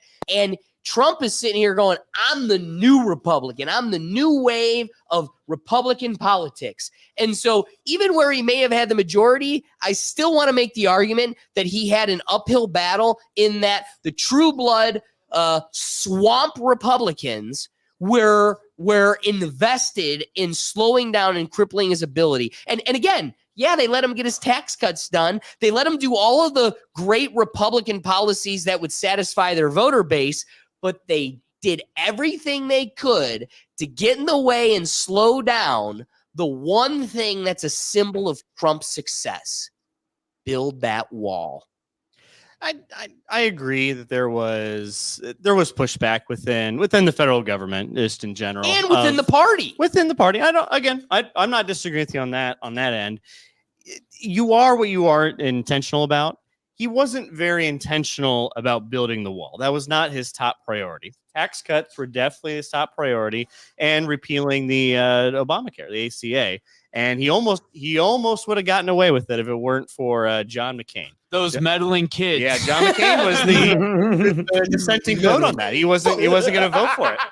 He had control of the Senate, and they had that one guy like, nah, I'm not going to do it this way. So that's really, it was, I don't know how far down the priority list the border wall actually was. I think he was a lot more worried about tariffs and some policy before he even got to the border wall. He did some, but I think with getting the House and the Senate, he definitely could have done more, because that's just money allocation. That's just these large omnibus bill packages that we put together. Easily some of that could have been. I haven't heard that word since he was in office. All right, David. I'm going to give you the win. You win. All right, Doug, give us the update. We've got updates here. We do have some updates. Oh, look at California, Washington. Yeah. Holy shit! So I'll get to that. All right. Since we last did an update, Kansas has gone to Trump. Woo! Iowa has gone to Trump. All right. Idaho went to Trump, and Kamala Harris has won California. But he's still up in the popular vote, though. She In just where? won California, and he's still up in the popular vote. In California? No, just in general. Okay. It's under the red bar. Yeah, and but blue to bar. me, that's moot. That's moot. All right, so look at Michigan, guys. That's a big shocker. That was the other thing I wanted to mention here, guys. I've been following this stuff. Michigan has turned leaning red with 51.2 to 47% Trump. Pennsylvania currently 51 to 48.1% Trump. North Carolina 50.9 to 48% Trump. And Georgia, 51.1 to 48.2% Trump. If all these states currently leading red were to go red, I think the math would work out that Trump wins the election. Oh, now everything on there that's red goes red. It's over. Oh, it's over. The chances of all of these going red, look at Virginia. Not turning. likely. But a good amount of these might end up going red for Trump. I don't think Virginia's going to do it. No, Virginia's going to go blue. I think Virginia's going to go to her. I think just looking at the math here right now. Are there that many dumb people? Like, I'm trying to stay. Well, hang on, Alex. But like, click on the holy DC. hell. Click on the DC on the screen. See to the right. Check that place is percentage. gross. What the hell? does Check that percentage. Trump, Doug, did you mention Idaho? I did. Okay. Idaho went to I just, Trump. I just got Yeah, a yeah. notification about Yep. Idaho. Wow, that's crazy. Called like a minute or two But ago. if he wins Georgia, North Carolina, Pennsylvania, Kamala could win Arizona, Nevada, Wisconsin, Holy Minnesota, and Michigan. heck. What? Doug wanted us to look at DC. Yep. Wow. Look at that. But DC That's is crazy. always, 92% is Kamala. always, that is the snake pit. always Um, been yeah, it's Democrat. always- And on it's top of always that, too, disgusting. the reason they tend to lean is because most Republicans don't want District of Columbia to even have a vote in the It election. should. Because the whole point of DC is it's supposed to It's be its own country. It's supposed to be a unique, It's independent, not a state. unassociated state capital or country capital. Like it's not supposed to have any sort of. That's why it's not a state. As And the much as they wanted unfortunate- to, it's not a state. They can't have rights. They can't vote because that's the whole point of it. Is it's supposed to be our country's neutral ground, our country's Switzerland. It's neutrally 92% for them. And that's why I, honest to God, don't think that DC should really be counted in the election. I mean, they're not supposed to even be able to. Can we acknowledge how off base DC has to be if 92% of them vote for Kamala and Trump wins? Like, imagine that. Well, I actually have a theory on this, guys. Yes. Okay, my theory is now it always seems to be Democrat, but right now we have a Democratic president and a majority Democratic Congress and all that, which means their workers, their assistants, their whatever have moved to DC. Yeah. To work for them. And so they're sitting there. So part of the reason DC is such a bad example is these people move there because they're working there for that party and then also then voting there. You should pay them a government wage to gerrymander your state. I do have something to report. Yes. I went to the New York Times. As of right now, I've looked at the election needle. There's a 88% chance that Trump wins. Their prediction is 301 to 237 Trump. And right now, Trump Damn. Trump lost. It says Trump loses. Guys, Colorado I don't want to after be a rallying. jerk. I don't know what your schedule's like, but if we could push I'm this, on this all I day. would love to I'm on pop it a all bottle with us. Like if we could pop the bottle of champagne, Let's pop the bottle. it would make it You all mean worth pop it. a bottle? What do you- Dude, I gotta tell you, I got enough in the bank.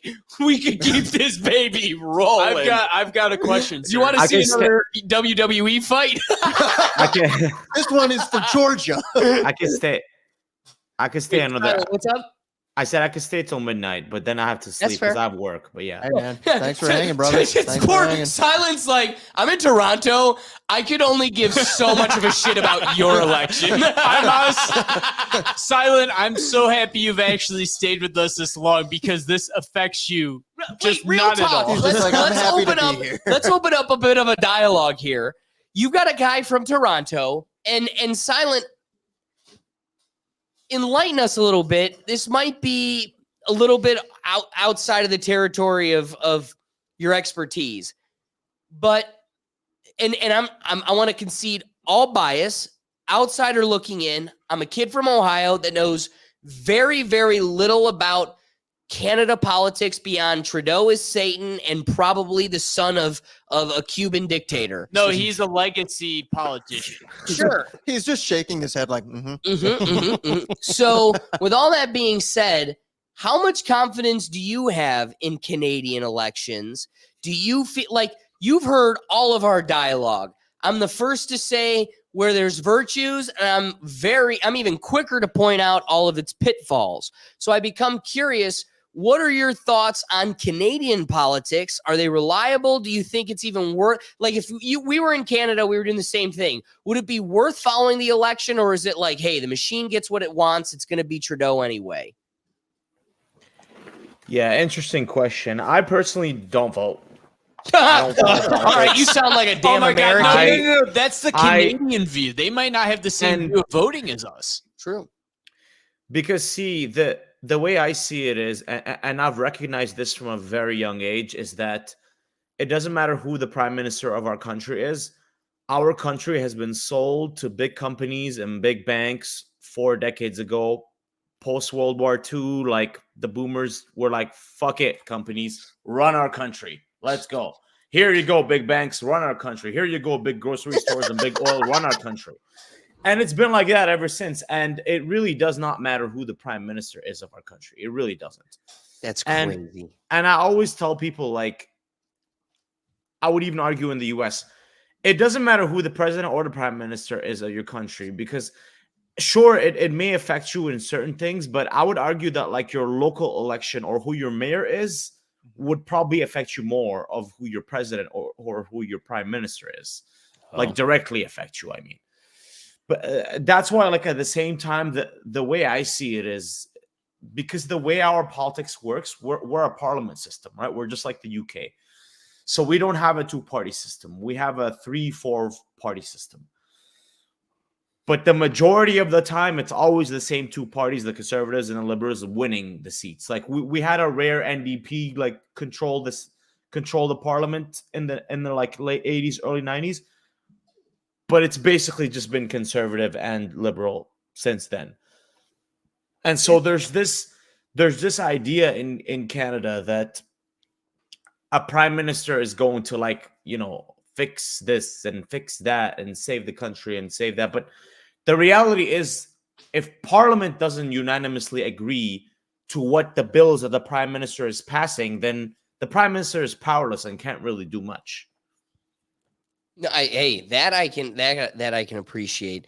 I'd like to pivot a little bit here because first off,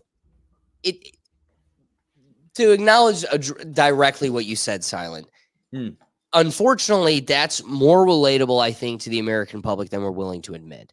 There is the consideration. How about this? In 2015, all of us can be college kids smashing natties, and in the basement, South Park makes the most philosophical dialogue about our politics, and this is the hardest decision between a turd sandwich and a douchebag.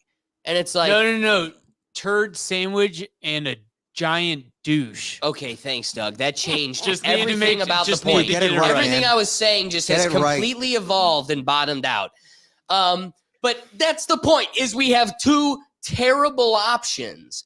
And do you know how many people, you know, like my mom taught me at a very young age that it doesn't matter what your role is, professionally, socially, whatever. You treat the janitor the same as your boss, as your colleague. Everybody you treat with respect. You treat them with endearment. And I'm speaking to the court's janitor. I was speaking to her and I said, "Hey, did you vote today?" And she goes, "No," but they're both so terrible. And, you know, I was going to go vote. There was somebody that I was leaning towards, but I just thought about it. It's not even worth my energy. They're both terrible. No matter what, we're still screwed. And the honest position is, I can't blame her. My instinct is to come to the defense of the decision I made. Yeah, no, you're right. They're both bad, but this is the better of the bad. And I call myself, what's the value? She's right. Like, her evaluation isn't invalid. There is no point of vote. 1, you're going to steal it if you want to steal it. 2, this whole thing is just a charade as much as you allow it to be. And if you say the whole thing's a joke, no matter who I vote for, they both are going to, this is verbatim what as you would brush off, basket of deplorables, what the janitor said. She looks at me and she says, it doesn't matter. Whoever it is going to unjustly enrich themselves. We're going to be taken advantage of. And no matter what I vote for, we're not in a better position. And I believe, as I eat the microphone, I believe one of them does put us in a better position. But through someone else's independent evaluation, the number of people I've come across that are like, no, through my evaluation, I'm not voting. They're both screwed. I can't say they're wrong. I have come to my evaluation, but I can't say they're wrong. We are so off the beaten path of fair, even, fruitful democracy. This is all corporate charade. We just dance along with it. I can't blame her. And so, like, Silent, I think you're well grounded, as unfortunate as that is. But truthfully, I do think your position, and now this is just me projecting on the other, but I do think your position is more of a reflection of Canada in its totality versus this lady I'm talking about. Listen, they wouldn't need to steal an election if they could just fake the whole thing. Right. Clearly, there's some legitimacy here. If you need to fuck with Dominion machines and burn ballot boxes, otherwise you just steal it. Like, clearly you have to put in extensive effort to steal this, and you succeeded once before. But now we're all looking, and I don't think you're going to get away with it like you did. Do we need to get to updates? I think we got more updates. Doug's like, yes. My one job today is to update the good people of this internet verse. Oh man, the left side's turning blue. Yes, Alex, let me work through this. So follow me along, Alex. I'm with you. For some reason, they are calling Washington already Kamala with 39%. Ew. Now, Yeah. when I originally was give it to looking him. a Whatever. minute ago, it was 49-48. Now Ooh. it's clearly taken a jump. They had a giant dump of mail-in But ballots somehow appear. they called it pretty early for her.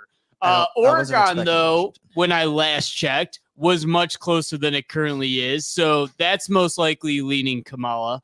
The interesting race is Arizona, currently 49.7 Trump to 49.5 Kamala. So Arizona is a close race to watch and right only now. 50% reporting. Yep, that's a close race. Minnesota, 14% reported right now only, but 60 to 37. Yeah, but that place is insane. I did They read. burn themselves alive.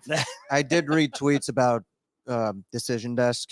They're not the AP, but they're pretty reliable. They essentially within the last half hour has said Trump has won North Carolina and Georgia. They just haven't officially called 50 it. more points to go, guys. Yeah. 214 North to Carolina 179. and Georgia, pretty close, but still leading Trump. Wow. Yeah.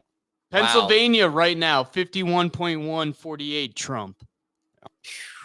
So right now it's coming down to these few states, guys. Really, it's just Pennsylvania. That's the one where it's 75% in.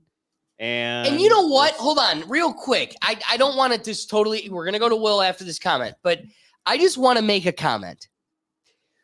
Preparing for the last election, SNL did a skit making fun of the fact that Joe Biden would lie, just like Kamala did about Palestine and Gaza, or Gaza and the Jews, Israel. You watched Joe Biden flip-flop like a catfish in Georgia between fracking and not fracking. Yeah. Okay? So Doug's got one of the shirts. There is a Rethink Tank classic. I've got just a SNL couple. did a whole skit on it too. Yes, and that's what watching the skit, I was like, I got to make shirts of that. And I made with his campaign logo, which very much resembled the Chinese logo, Joe Biden Fracks. We made Joe Biden Fracks t-shirts. And the joke was, and it did, this was one of my most successful apparel that we Most sold. popular for sure. Because it appealed to Democrats and Republicans. Democrats loved it because they thought it was funny and silly. Joe Biden fracks. Like, and Republicans loved it because he'd go to Pennsylvania and be like, I'm all for fracking, all for fracking. Oh, hold on. Republicans loved it because they're all for fracking. And so they were like, Joe Biden fracks, and he says he doesn't frack, so we're making a joke of him. Ha. The Rethink Tank, made this shirt because, one, I knew it appealed to both sides. But even more so, the shirt highlighted the oxymoron that was Joe Biden's campaign platform.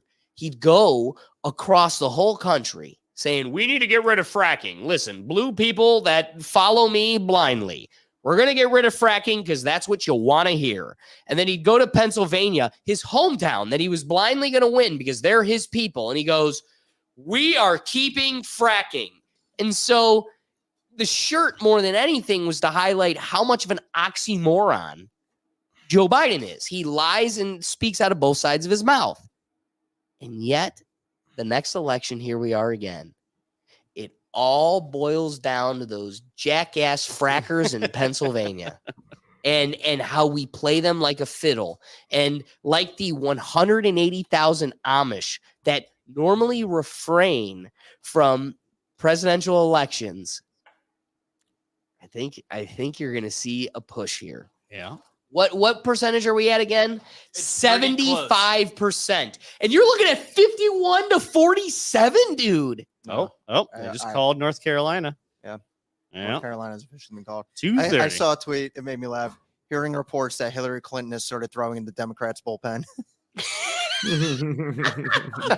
You know what? I like you bringing up the Hillary Clinton point. I'd like to show a video. Wait, one more thing. Yes, please. My mom texted me throughout the night. My parents are still up watching. And I was like, I just think what you're saying seems to be a resounding objection to some liberal politics. And my mom was like, the economy, the illegals, and the killing of the squirrel and raccoon. Real quick, I got to butt in here. Breaking news. 2:30. We're at 2:30. North Carolina has been called for Donald Trump. Breaking news, gentlemen. Great job, Doug. Great job. That was a minute ago. I had to wait for Will to Kamala finish. wins Ukraine. I'm trying to. Okay. There's so many dang videos. I have a video of Kamala literally becoming Hillary Clinton. I need to find this video. In the meantime, 230 to 179. David, I'm gonna flip it to you. Do you think the door is still open to Kamala stealing this thing? It's looking less and less likely. By like every 15 minutes. It's Pennsylvania. She can win Pennsylvania. Everything keeps changing every time we look. Yeah. If she could somehow steal Pennsylvania, but she's got to win Pennsylvania, Michigan, Wisconsin, and Minnesota. Ain't no way You she can win Pennsylvania. Plus Arizona.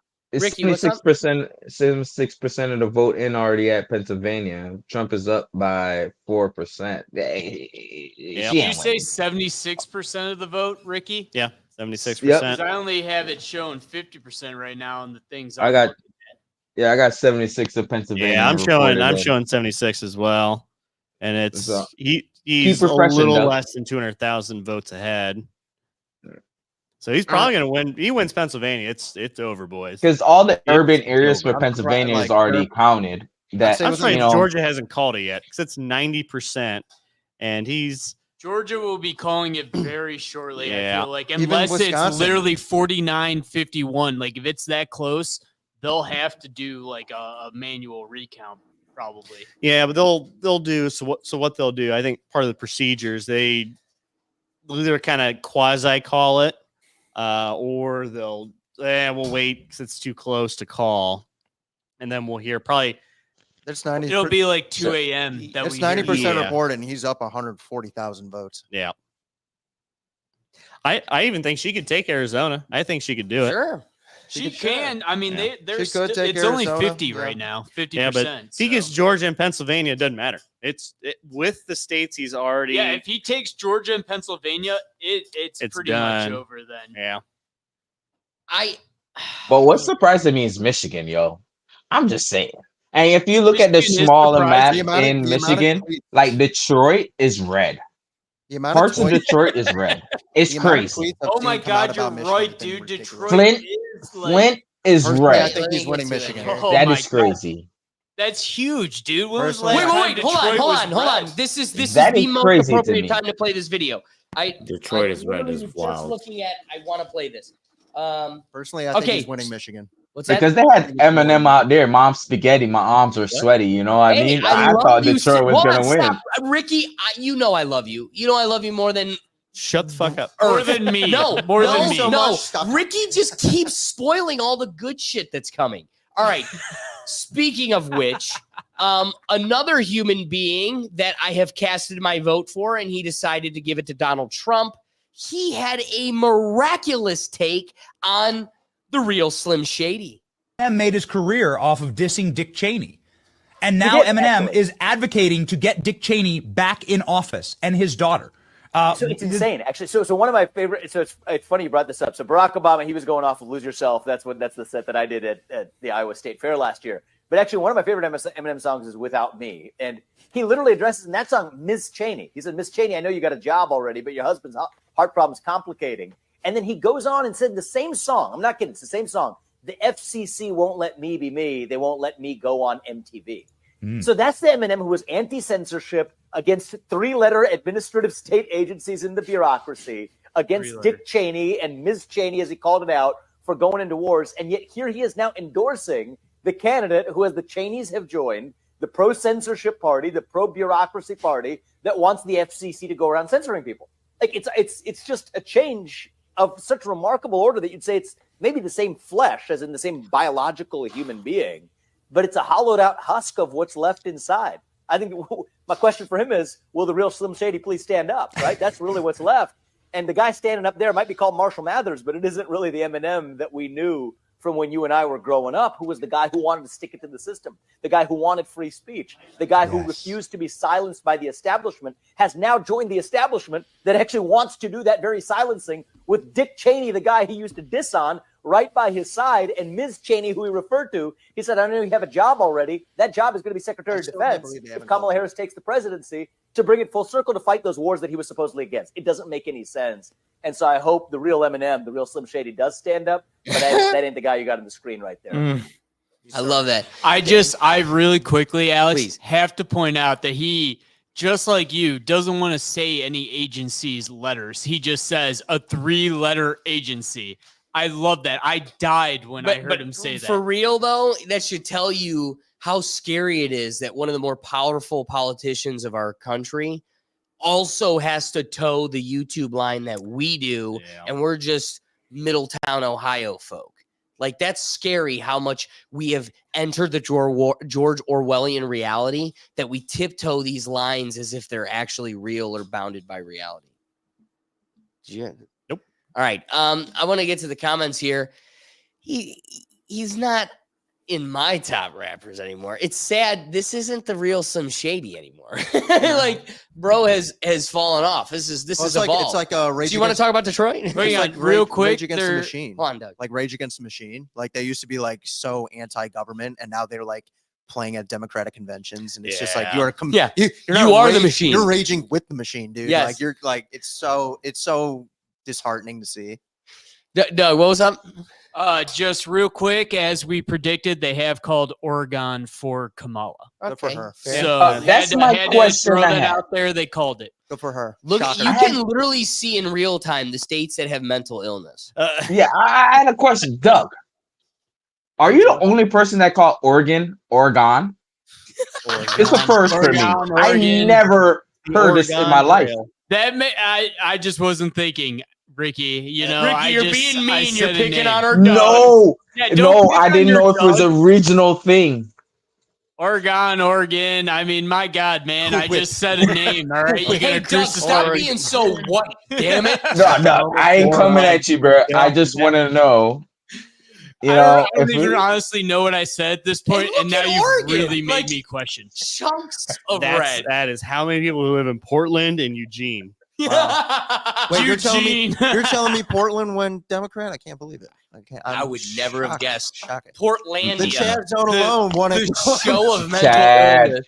I don't think Chaz has they haven't endorsed a what are candidate the yet. electoral votes of the Chaz Zone? At the moment, the New York Times Needle, it went even further in Trump's favor. It's now up to 90%. This is wild, guys. Oh, yeah? This is wild. So here's what I want to ask. So let's change the dialogue a little bit here. I want to propose that it seems as though Trump had legitimacy, Biden was able to gain ground and Trump's legitimacy was able to bottom out because of the way the media calls it, Trump fatigue, right? We were tired of the constant beating over our head of the, one of my favorite Trump bits, because truly it was so overplayed and there weren't many good ones, but one of the best ones was the Trump is like a horse in a hospital, and it's every day we're logging in because no one's seen that before. We've seen a bird at an airport, but no one's ever seen a horse loose in a hospital. So every day we're logging in, trying to find it. And did you hear the horse just badgered? And he was clopping kids and the babies. And you're like, oh, man, the baby's weighing. No way. And people would freak out. And then you'd have surgeons doing heart surgery, and you hear, and everybody's like, what? Where's the horse going? Everybody was on the edge of their seat trying to, what's going to happen? And I think we were exhausted. Oh, yeah. We needed it over. And because of that, we picked a dead guy, straight up a dead guy, a guy who is dead. And then we were like, oh my God. So gas doubled, eggs is unaffordable, and I'll never go on vacation again. Bring the mean tweets back. And I'm curious, I only opened that point up because I want to ask, what do you think the environment will be like this go around? Like the platform of my point. None of the corporations came out in favor of Trump, except for the news outlet corporations. So it seemed like all of the people that had severe profit in the news or of Trump being a centerpiece of the news, because he was all of their numbers, that's the only arm of the corporate mechanism that came to back him. And so it seems peculiar when the rest of the corporations are against him, but the only arm that would have the most to profit is like, yeah, get him back in there. Do you think we are going to be even deeper in the Trump delirium? Or do you think because he wins today, potentially, if he does, would that show that more of the people have awakened, as not woke, they've awakened from this and they're not so lost in the delirium? I don't know. What do you think? I think there's probably a significant amount of voters, at least in Pennsylvania, North Carolina, Georgia, who are just kind of sick of the clown show that was the Trump administration, especially during COVID. That was he didn't win a whole lot of favors. He's just spouting things off on Twitter. I think those people went, well, okay, maybe that wasn't so bad after all. Also, I think the big thing too is the best thing that ever happened to Trump post the Joe Biden election. They canceled his Twitter. That helps. So now he doesn't have a platform. Real quick, stop. You're going to finish your thought. Why? It took him away from trumping Trump, but the media kept hounding on him, right? Biden was the elected president, and they could not take Trump off the mind. Trump might have disappeared. He might have gone away. He might have decided to not do this. The instant they went after him and tried to put him in jail, you could tell that is a guy, we know him, his ego. He's like, oh, I'm coming back. And I'm going to do it, like he said. What was his failure last time? I put bad people around me. Now he has the Avengers around him. Like, he's definitely prepared differently. That's a great point. Real quick, Alex, I thought you'd like to see this. This is popping up in my news feed here. Musk vows to take on the size of government if Trump wins. And just a summary here, it says if he wins and gets an appointment to the administration, he's going to try and reduce the size of government. I just thought you'd get a kick out of that. I personally have an idea what it means. I mean, look what he did with Twitter. He bought Twitter and cut the bloat out by 90%. And he made it public. Like, he's showing the people the dirty. Like, if I were to guess, that's what he means by that. And he was showing people the dirty laundry of Twitter. I mean, people loved him because of Twitter files. Yeah. Still didn't get enough traction as it really should have with the Twitter files. I'm with you on that. Seriously, how crazy is that? I'm with you on that. If that doesn't tell you the mechanism is biased and stacked against us. Yeah, but he had all those tweets, and a lot of them were just ridiculous. He's talking shit to Rosie O'Donnell, Cafefe. I mean, Rosie. I have the bigger button. It's silliness. Exactly. It wasn't becoming of the presidential the actual position. So Right. now we're probably just going to go back. So I think people realize that, well, he didn't ruin democracy. He didn't ruin the country, because we already experienced this. So we know what it's like, and you just see the dissatisfaction, like the inflation numbers, especially like early. The cost of houses. Yeah, all that. And I don't necessarily blame Joe Biden for the cost of housing. It's been going up since 2019, so it's just a trend. Under Trump, it was cheaper though. It was cheaper, but COVID screwed things up. But it comes back to, and I agree with David. Trump couldn't get his fingers off of Twitter, and then you get the Biden administration come in. Trump kind of disappears for a bit. They don't stop talking about him. You have these woke liberal politics completely start sweeping the nation. People got tired of hearing about that, but you are seeing the ramifications of inflation. Costs are going up. People are having a hard time just affording their groceries, and they tried so hard to put Trump in a jumpsuit that I just think it, like, for me, it even like riled me up. It's like, I didn't care so much. I accepted the results last time as, hey, it is what it is. I have one duty, it's to vote. And now you are seeing a complete rebound from just all of that. Well, that's what it is most people just don't want to, they want the person that's gonna help them. So like, things go bad, they vote against the person. Well, now things are bad under this person, so they're gonna switch. Like, usually it does, people tend to switch their views based on, okay, it was good under you and bad. Like, most people don't look at any other metrics. Like, we've discussed multiple metrics of why this and that. Some people, it's just as simple as, you were better, I was better under you, and I'm worse under you. And I don't personally think that Trump was a great president. I think he was a marginally good one at best. But it's like, in our lifetime, like, I can't think of many marginally good presidents. But just one thought a bit. 10 minutes ago, tweeted out, Kamala Harris campaign no longer giving comments to the media per Fox. Because she's plastered, blacked out, and and as of right depressed. now, New York Times gives chance of Donald Trump winning the U.S. presidential election at solid 90%. Well, real quick, they called New Mexico for Kamala. Let's get the map back. But again, she's So winning that states has been that called. people are expecting her to win. Yeah, it's the fact that I'm looking at the map Pennsylvania. right now and Trump's up in Wisconsin. You really think Michigan, that's going to be it?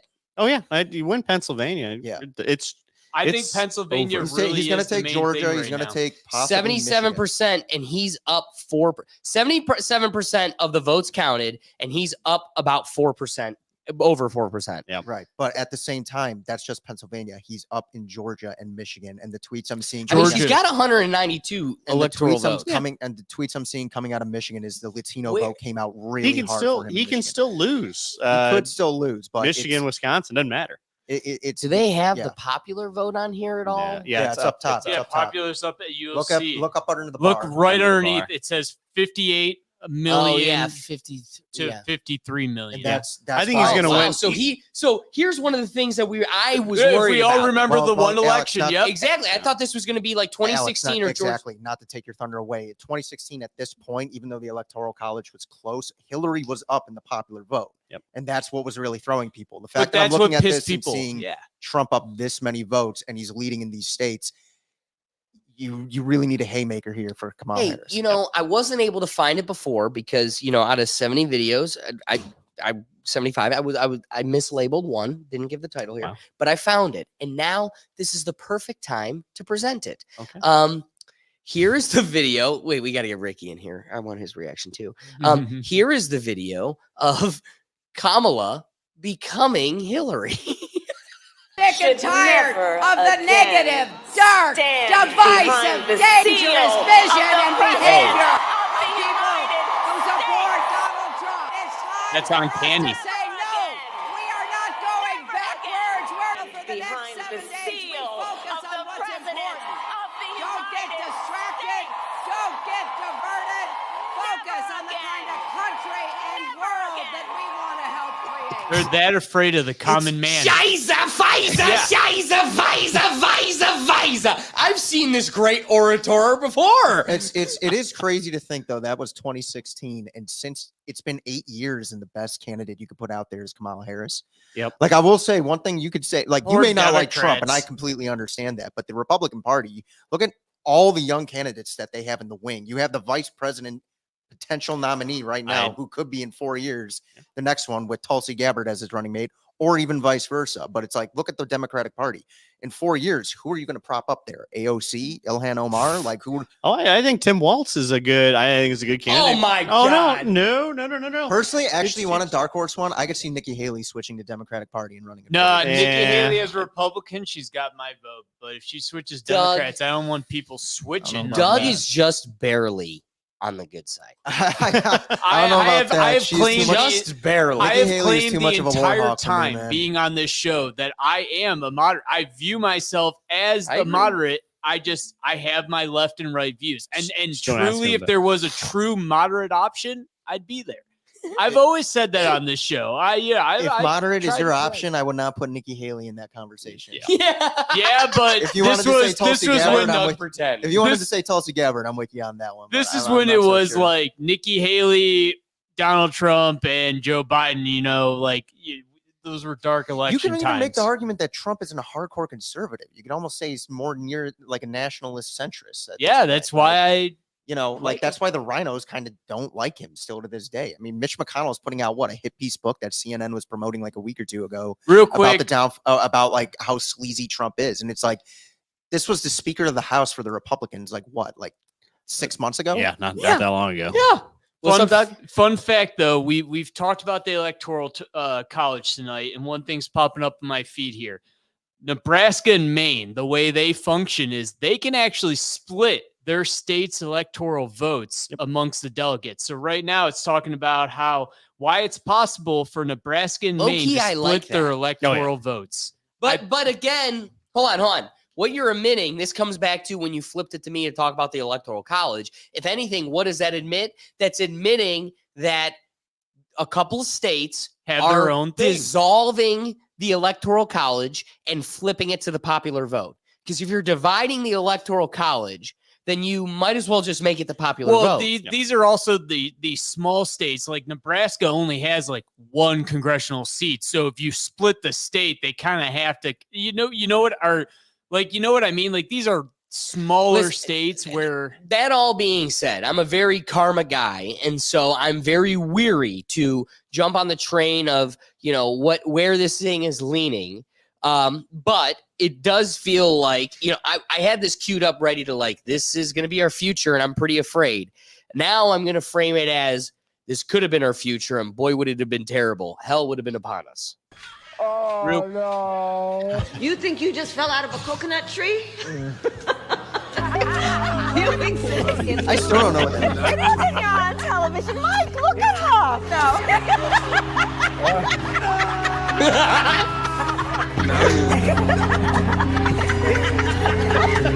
What hellscape did you vote for? Alex, speaking of your boy, Scott Pressler, Pennsylvania's Trump is winning by 200,000 votes, and he registered 180,000. and the Amish saved America. Real quick. The Amish saved America. Real quick, Alex, too, I want to bring you back to an earlier point. You talked about Ohio's issue 1. It has failed. 54.1% voted no. No gerrymandering jobs for Democratic assholes today, baby. Oh, I love that in so many ways. I had to let you know that as soon as they came in, I saw it. So it makes me wow. feel good. It's Hey, you want to know what? Regardless of the election results, I think it's been a good day for Ohio. That's what. And again, You know what? wasn't At the end that of the what day- you and I were talking about? that's what we've Like, always said. It's all about our At the Ohio. end of the day, that's all I could care Our about. votes We are the matter people that are today, made a so joke, far. and at the end of the day, we continue. That's why we were the swing state. We were the swing state because we tended to be the moral compass of the country, and we are no longer the swing state because the compass is just directly pointing north, and you don't like it. What's up, Doug? Real quick, I do want to report that based on the Senate projection, so Alex, if on your map you hit Senate up at the top there, up at the top right there, you'll see that the Republicans do currently have control of the Senate. So I wanted to report that, and they are officially It's now. almost like America's sick of the charade. Well, Will said it earlier that Bernie Moreno won Ohio. It's now officially showing up that he has won Ohio, and I think that's what may have put us at 50. I think that's what put us at 50. Now, some would say having men in women's sports obliterating females' faces is what, the boss that looked at me and said, "Do you not care about your sister's womb?" No. What I don't like is you supporting men obliterating women in women's sports. When I look at the Senate position here, listen, the federal election is its own joking charade. This is a sweep. This is huge. We haven't even come close to the finish here, and America's will is clear. We're done faking your faux fantasy being the actual reality. What does it look like for the Alex, House? real quick, my friend, I have one more announcement for two more, actually, if you bear with me. AP has called Virginia for Kamala Harris. Yeah. So you can see that the map is now 205, 230. Real quick to go off of, since we've moved off for a second of Look at the Arizona. presidential. If you look at the House, right now the House is 169 to 123. The House is looking pretty close. Gained, one seat. Yep, that sounds about right. Yeah, But- so but the House again, is close. Senate's already decided. This one's been tight. We're looking at 50%, still not even close to a majority reporting, and it is dead even. It's going to come down to 910 to It's going to 903. come down to Michigan, Pennsylvania, and Georgia. I mean, those are going to be three states that decide. Oh, really? But look at Michigan. I think it's just Pennsylvania. Holy cow, though. Michigan is only 39% That's what I'm reporting. CNN has come out and said the Harris campaign team has gone silent and appears to be searching for bright spots. Well, they did win What Virginia. do those bright spots look like? I just pick better words, please. Pick better words, please. I just to give us some variety here, change things up a little bit. I got another topic for us. So RFK Jr., again, a lot of the Trump vote was less for Trump and a lot of the strong Avengers team that he built around him. One of them being RFK Jr., a Democrat becoming a libertarian, and one who significantly resonated with me amongst all. And he was in a podcast recently, and part of the inquiry was, hey, listen, dude, your dad was killed by the government. Your uncle was killed by the government, and you are going to be put in a position that keeps in check the government. Are you not concerned about your safety and your life if and when you don't prevail? And his response is awesome. Oh, last question. Hey, Mr. Kennedy, I think you're going to win, and I'm a boomer. Okay, boomer. You are going after some of the Frickin' largest boomers. entities that exist: big pharma, big agri, big government, the CIA, the FBI. Do you think that means that we elect you, right? Are you going to live? Are they going to come after you? Well, that's not something, Will, that I worry about. I think there are, I'm not stupid about it. So I have, the government, the White House has denied me Secret Service protection. But I do take precautions, and I have a very good security firm, Gavin DeBecker Associates, that is doing my security right now. So I'm not stupid about it, but it's not something that preoccupies me. I was raised in a family where we were taught that number one, there's a lot worse things than dying. And one of those things is living like a slave or having our children lose all the freedoms that so many generations of Americans died to give us and to protect during the Revolutionary War. That was a whole generation of Americans that put their lives on the line, their fortunes, their property, their salaries, their reputations, their contacts on a line to purchase us these freedoms. And many of them died. During the Civil War, 659,000 Americans died to keep these freedoms. And we have to be willing, our generation, to make sacrifices to make sure that we don't lose them, And we've seen attacks, unprecedented attacks on our freedom of speech, on our freedom of worship, on all of the amendments of the Constitution over the past 3 years. They're unprecedented.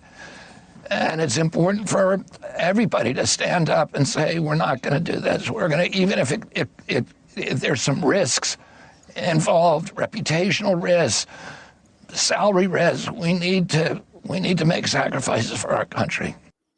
We need to make sacrifices even if it kills us. Can I say the sad part is this guy is trapped. You have a mind of brilliance trapped in a bad larynx because it's sad how difficult he is to listen to. Admittedly, I mean, I'm talking before he even got on the campaign trail, listening to him on podcasts and stuff. It's like you are looking at brilliance trapped behind a difficulty in speaking. And I genuinely do not believe Trump would have successfully trampled Kennedy with the ease he did if Kennedy could speak like John. Oh yeah, I'd learn sign Like language Jack. just so I don't have to listen to him. Kennedy destroyed Nixon because he had charisma, and That's it what was I'm the saying. first. And here's my well, problem. hang on, real quick. Yeah. It was also the first televised presidential debate. And so he's Nixon, pretty. You're looking at a guy that's well-spoken and good-looking pretty. guy. Yep, and then also like Nixon or Kennedy wore a better suit. Like it's black and white too. Like his whole crew thought about how to present yourself on TV. That was the whole start of how to And present again, yourself. if that's everything, right? You're a two-dimensional voter. Everybody wants a political opinion, but nobody wants to do their political homework. If all I have to do is sell you on my pretty smile and the maker of my suit, then that's how deep I got to go. Yeah. The problem is you're looking at like RFK Jr., you're looking at a guy that did the work. He's done the science. He's been in the field. Nobody knows more about climate than this guy. Nobody knows more about, I'm going to say it, screw you, YouTube, vaccines than this guy. And the truth is, this, and we turned off. No, and what's interesting is you got a guy that, like, the truth about Anthony Fauci, his book that he wrote, it is telling, like talking about AIDS and vaccines. It is wild. You know, Elon Musk and Joe Rogan a day before the election can boldly say he is a demon. This guy is one of the most evil humans to ever exist and is is the highest paid American government worker in American history. That should make you roll over and your stomach turn, especially when he funded gain-of-function research. Again, quoting Elon Musk, because he nailed it. Nobody's ever put in this term. He goes, they'll pay millions of dollars into think tanks to figure out the perfect language to sell you poison. So it doesn't sound like poison. It sounds like sweet tarts. You're going to eat it then because it isn't poison. It's sweet tarts. And he goes, when Fauci was dealing with all of this chaos, there was so much money spent. He was the highest funder in gain-of-function research in the Wuhan lab. And yet, what is gain-of-function research? Elon Musk goes, what's the function you're trying to gain? Death of humans? Death of humans. That is the function of the virus weapon you are building. What is the function you are trying to gain beyond death of humans? So, Anthony Fauci, what did you fund? Not gain-of-function research. Anthony Fauci, what did you fund? You funded maximization of death of humans. That's what you did. And truthfully, this dialogue never exists. It never unfolds without somebody like RFK Jr. willing to fall on the sword no matter where it is. I promise I'm gonna make this metaphor come back. There's an old Joe Rogan joke about men versus women in their roles. And he goes, they had a female security guard in front of the White House. And not all women can do what men can do. Not all men can do what men can do. If the White House was under a shack attack, and we're talking about little Joe Rogan, who's a UFC stud and yoked, he goes, if I was left to guard the White House and we were under a shack attack, we'd be screwed. His dick is where my face is at. That's part of the joke. And so I only make that draw because when we look at this whole situation that unfolded, right?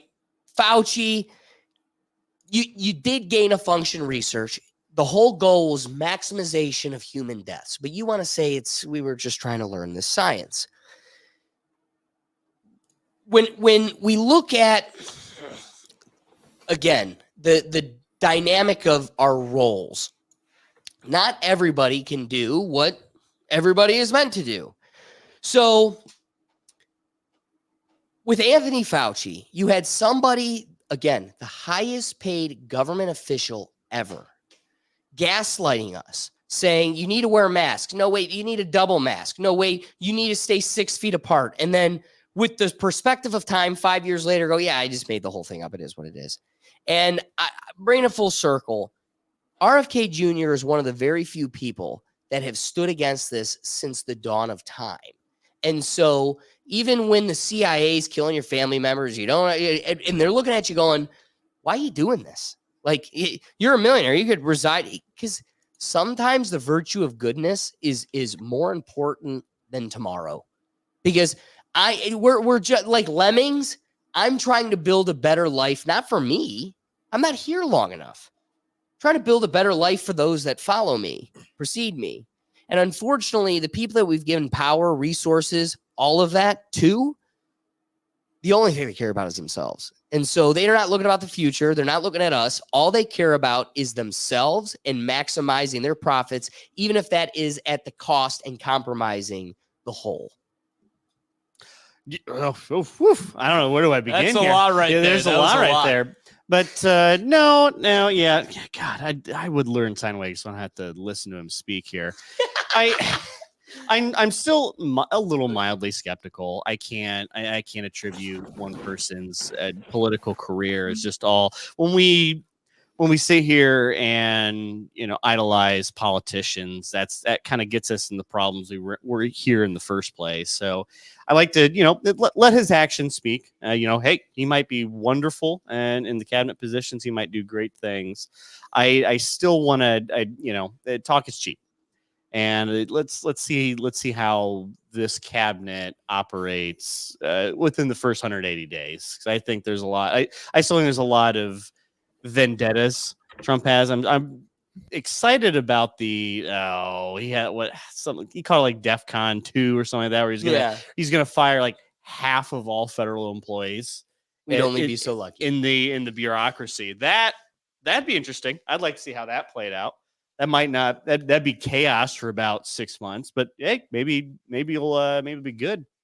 But I think he's going to spend a lot of his first couple months in office just writing scores he's had written. I bet he goes to bed at night going, if I can just get back in here, I'm gonna get these 5 people he has. There's like a top 5, and they are shitting bricks right now. Wilbur. Doug and I were just conversing. It's off topic from what you guys are talking about. Right. I don't know how they're going to let this get to Saturday. Like, it's just like he keeps pulling. Michigan, I'm actually surprised at how much he's starting to pull away in Michigan. All right. We got to get the map going, because that's the curious part is, why did they predict Saturday? They personally, did they not have faith in themselves? No. Here's what I personally thought. I think they didn't expect the Trump turnout to be this much. Honestly, I didn't think it'd be. But why? Because what turns them on? I bet you if we were to really get down to the nitty gritty about some of these blue states she won, I'm sure she barely won a couple of them that they were like, oh, we thought she would have been like plus 10, and she only won like a plus 2. Fair. Whereas I think, but again, electoral college, even if you won by 1 million, but it's the popular. Numbers are numbers. It's the popular vote, and you knew you were getting Washington. He's still up in the popular vote. That's the difference between. Bingo. No, wait. Will's got his thumb on the pulse. Why? Because 90% of the dialogue has been, this is going to reflect the 2016 election in that he will lose the popular vote but win the electoral college. I'm looking at this map right now. Yes, while he is up and it hasn't been given to him at 3 a.m., are you going to find 5 million votes to give to the Democrats? Yeah. Like how are you going to How are you going to call, Will? Good call. That's the thing. It's like 2016. Look at that. 2016, he literally won an electoral victory. This is like they're about to take the Senate, the House. He's going to win the electoral, presumably at the moment. as well as the popular. Like it'll be a clean sweep. That's a the sign only that thing they people might are not get is just- a super majority. But I mean, what a resounding comeback it seems like. Well, are we ready to call Well, it here? real quick, we're talking about the Electoral College tonight. I feel really bad for the people of Alaska and Hawaii because their votes really just don't matter, do they? No, they're the matter. last to have the results in, and by the time the results are in, it's already decided for the country. Right. I feel bad for them. Well, they still have Senate races, Congress races. you know, Wait, their wait. positions. Doug's gonna feel bad for one of the states that has like the biggest electorate votes. Like, you Alaska come in and 3 Hawaii? hours later, like you're carrying a huge chunk of the weight. Like, Alaska and Hawaii don't have any chunk Talk of about the weight. California. No, I said Alaska and Hawaii. Alaska and Hawaii. Though For I sure. feel bad for them because their votes really don't matter because by the time they're I feel counted, bad for them because we barely look at them as one of us. We're like, no, oh yeah, those guys. I count Hawaii as a state because damn it, I visited it and it is the best state in this United States by far. Doug, they're like a whole nother country, And we it's just get so to much call them fun a to be part able of it. to go there without a passport. Michigan, Hang on, They have their David. own alphabet. Hang on. We talked about how we're 50 United States and we don't need a passport to go anywhere. How great is it that we have an island nation part of our country that is like a paradise that we can just go to anytime we want? Now, Yeah, wait. Puerto Puerto Rico. Rico It was pretty bring in nice my this time of camera. year. Matt Walsh would call this the Moana problem. Oh my god. Oh my god. Go see Am I Racist? Because that is one of the funniest movies out today. But no, I didn't think today was going to go this way, and I think that's why you're not. No one's going to say, "Oh, well, we won't know till Saturday." No, we know. No, you know. We're looking at it. Like he has Um, more votes. I know that David's got to get going and things are getting tired. If you got to go, dude, I don't want to hold you. Kamala wins Hawaii. But I got to tell you, I'm a big karma guy, and You're not gonna call there's such it. an evil world around us. There's no world I'm popping a bottle of champagne until we have a justification to do so. So, if you have to go, I don't want to hold you. Well, I'm just gonna- curious. I'm going to about- linger a little bit. I am curious how much longer they're going to hold out before she concedes. That's what I mean. Because That's what I mean. It's going to be. It's not going to happen tonight. I don't think She's so. not going to concede. I do not think it's going to be that long. CNN says that Kamala Harris's headquarters is reportedly silent as of 20 minutes ago. But you've That's been what I saying mean. that all night. But like, no, like, I'm just You saying. can't say like, that 20 minutes ago when you've been saying it all night. I'm just saying, like it's not like like they were Harris. looking for a bright spot 20 minutes ago, The and now it's update is they're the silent. Wait, Harris Ricky, what's up? Harris projected to win Hawaii. Yeah, I just saw that. Yep. Keep it. Yeah, like I want Hawaii for myself. And we'll happily send you there, Doug. I will take If they would have voted Free Republican, think Hey, tank wait, Hawaii. give it to David. David, sending off comments, thoughts. What do you got for us? What do I got? I think we got to win here, boys. I think if you're not going to call it, I will. I think we got one. I think we come out. I think Knock we on come away with wood. this. Knock on wood. Yeah, knock, just- damn it, knock. Just like Will said, I didn't expect this. I thought Silent it'd be in Toronto. Fucking knock, dude. a Don't lot ruin it for us. tighter. It'd be a lot. Once I think for me, We once appreciate Ohio you. came at like 9:45, it's like ooh, she's coming a lot quicker than we thought. North Carolina coming through. Is like, oh, okay, all right. Yeah. Now we're cooking. Right. And Right. so nice. It was like an hour and a half ago or 2 hours ago when Pennsylvania turned towards Trump. It hasn't gone blue since. 83% right now, and it's 51% Trump. Yeah. Wow. But Yeah. I get the percentage, but look at the number of votes. Like he's almost up million. 300,000 votes. Yeah, 300,000. Like it's only increasing. I think with my departure, they'll call Victory it. will come with it. They'll call it. He's gonna turn on. He's gonna do the ignition. She conceded. She conceded. He's gonna run in here. Where's the champagne? Where is it? So David, thank you for your time. But I want to transition a little bit here to the hypocrisy and joke that is the Democrat Party. They will sit here and create a propaganda movie called Cheney to explain to No, it's you. called Vice. Vice. Yeah, it was Yeah, called you're Vice. right.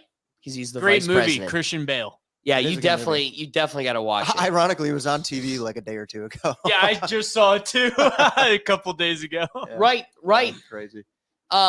Wait, did you watch it? I watched part of it. Well, while it I've was on, watched yeah. it Have you? fully multiple times. It's was a great movie. Oh, what just happened? I have no camera. Oh, okay. We'll fix that. Yeah, come. Will's gonna join me here in the studio side. Show Will. And let me do this. I want to test something.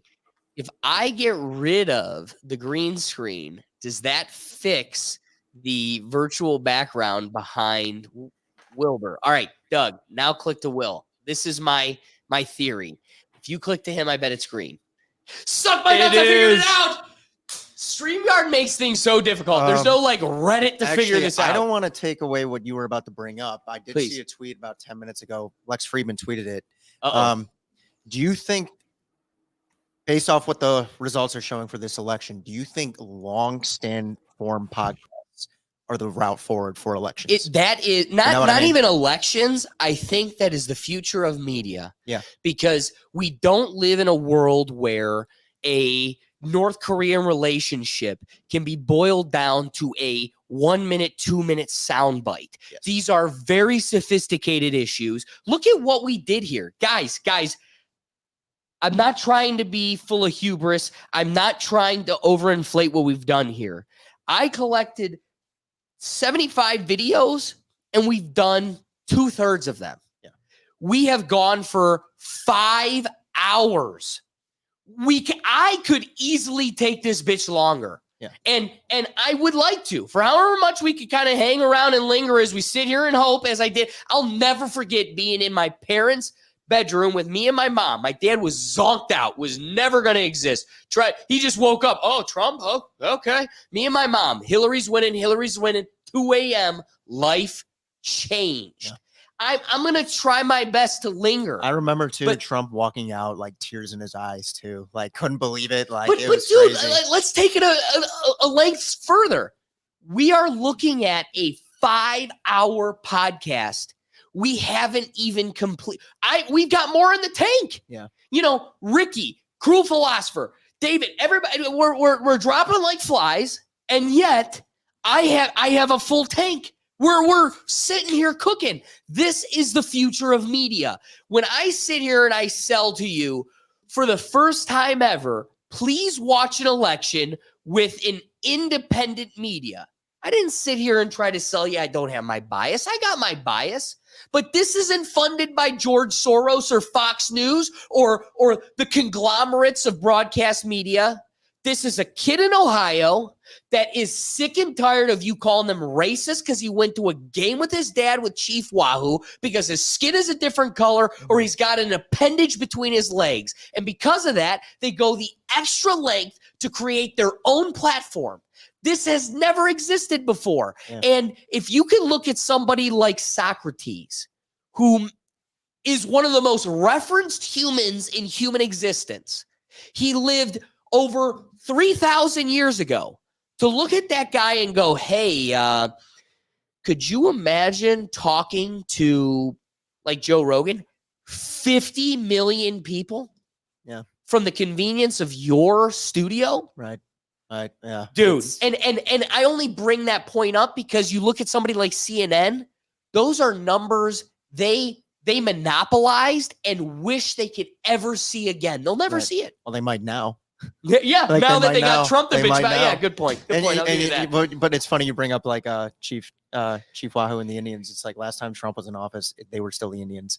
They were still what the I mean? Indians. Bring Good them back. point. Bring them back. You know, it's a curious conversation because it's like I really wonder. I don't think if she went on Rogan it would have helped her, but like maybe we don't know. Like now, like that opportunity was given to her and she passed it up.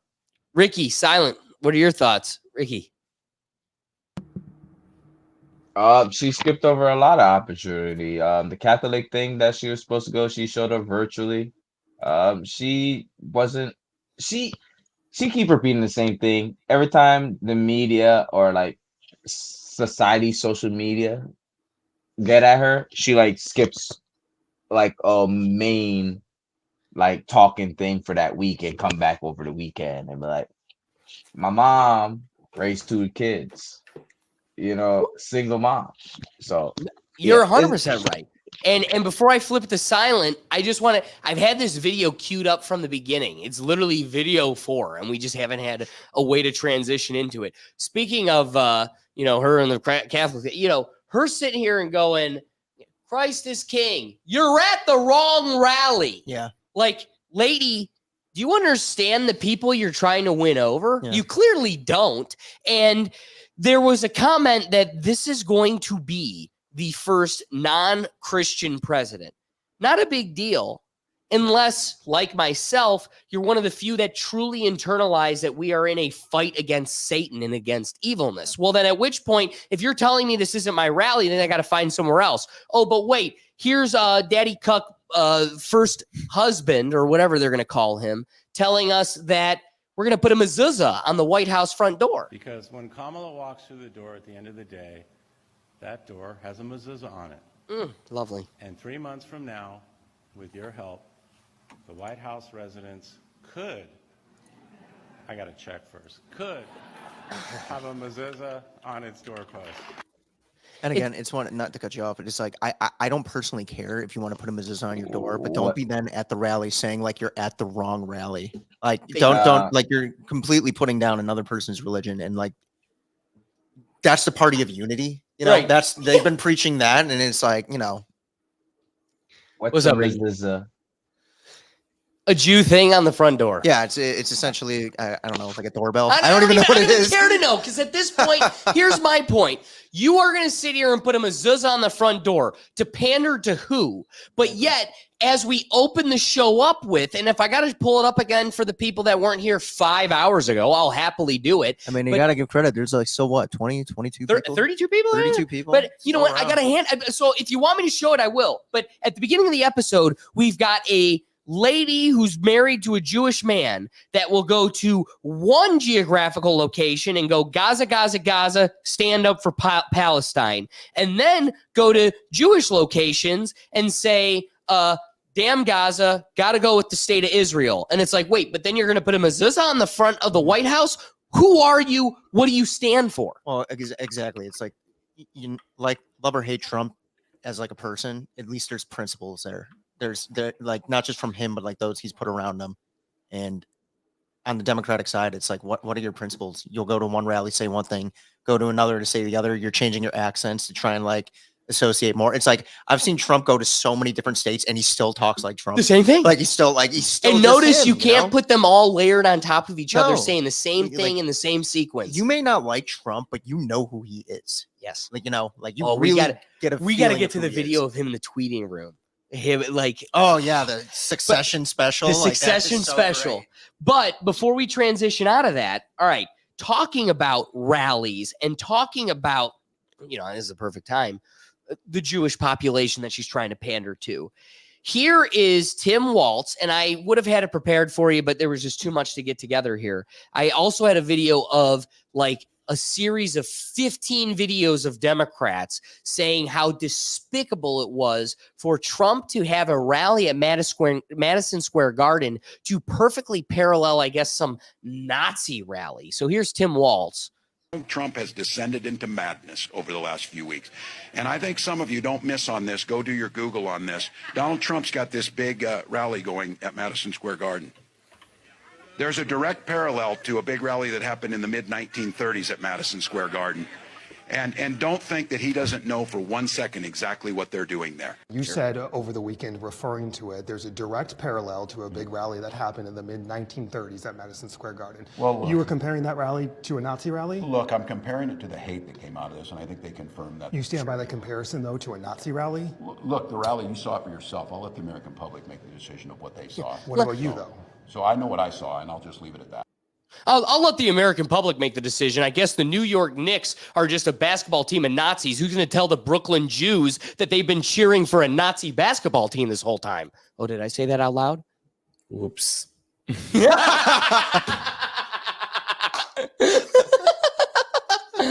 Don't tell the Knicks. Not me. I'm gonna be honest. Yeah. You haven't done it, but the instant you go on Twitter later, you're gonna get so much more content. Do you see that? That's what was killing me is I was over flooded with it because there was so much. Doug, can you give us a breakdown on the update? To be honest, as of now, there getting has close. not been much update. No, they're like it's There's down to been the no last. There is update. an update. Pennsylvania, it jumped down for 50 for Trump, 50.9 for Trump to 48.1. Yeah, it's Just by 50.9 like to a 48. 150,000 now. It's getting Yeah, closer. in that Pennsylvania's one. at 85% reporting, so we should probably get some there soon. Michigan is still only saying 48% reporting. Yeah. So still a lot to go there. Wisconsin, 77% reporting, still has Donald Trump ahead. Well, funny enough, if we stay up late enough, I guess we'll watch the fix happen in real time. I mean, dude, like it's going to come down to Pennsylvania and Georgia. Georgia's at 93% reported, and Pennsylvania at 85. I mean, in Wisconsin, 77. Like those are going to be the three to kind of watch right now. Only reason they're probably not calling Georgia is because of Fannie Lewis. You know, like, the Fulton County count. She probably holding it up. She don't want Trump to get them counts. This is crazy. I mean, 93% in Virginia right now. I mean, it's going to be, we've got to hear something on Georgia soon, unless it's so close or something. You'd have questions on why we aren't hearing about it. What's Arizona like? Is it still really close? Arizona right now, 50% Close, yeah. reporting is 49.8 Trump, 49.3 Kamala. So that very one close, very very close. close right now. It's 10,000 vote differential. We still got 50% to you know go. what's sad? That's a border state. So you're looking at people that have just flooded a state just to tip the balance, and yet we're going to pretend that's the will of Arizona. But again, Trump, if for Kamala to win, she essentially has to sweep all these states. So do you think she can? I mean, yeah. I mean, like they haven't called the election yet. They could say whatever they want, I guess. Like after 2020, it wouldn't put past me, man. But it's one of those. It's like she's at 210. She needs 60 more electoral votes, and there's only a handful still obtainable. Okay. Doug, click to yourself. Yeah, it's just to show it's the folks that we interesting. got Doug's camera working. There we go. Go ahead. But it's going to be a close race right now. Like nothing has really changed since the last time we did something. Like No. right now we're at the point where I truly we don't gotta think they're wait. officially going to call it tonight. You're probably right, but at least we could get to a point where we might be comfortable to get excited. So, before I get to an Obama clip, this is crazy. You know, I should have presented it when we were talking about Joe Biden and all of his grossness and the craziness that surrounds him, but this literally came out yesterday, yesterday with Joe Biden talking about the upcoming election. One more thing Trump and his Republican friends want to do. They want another giant tax cut for the wealthy. Now, I know some of you guys are tempted to think it's macho guy. I'll tell you what, man. These are the kind of guys you like to smack in the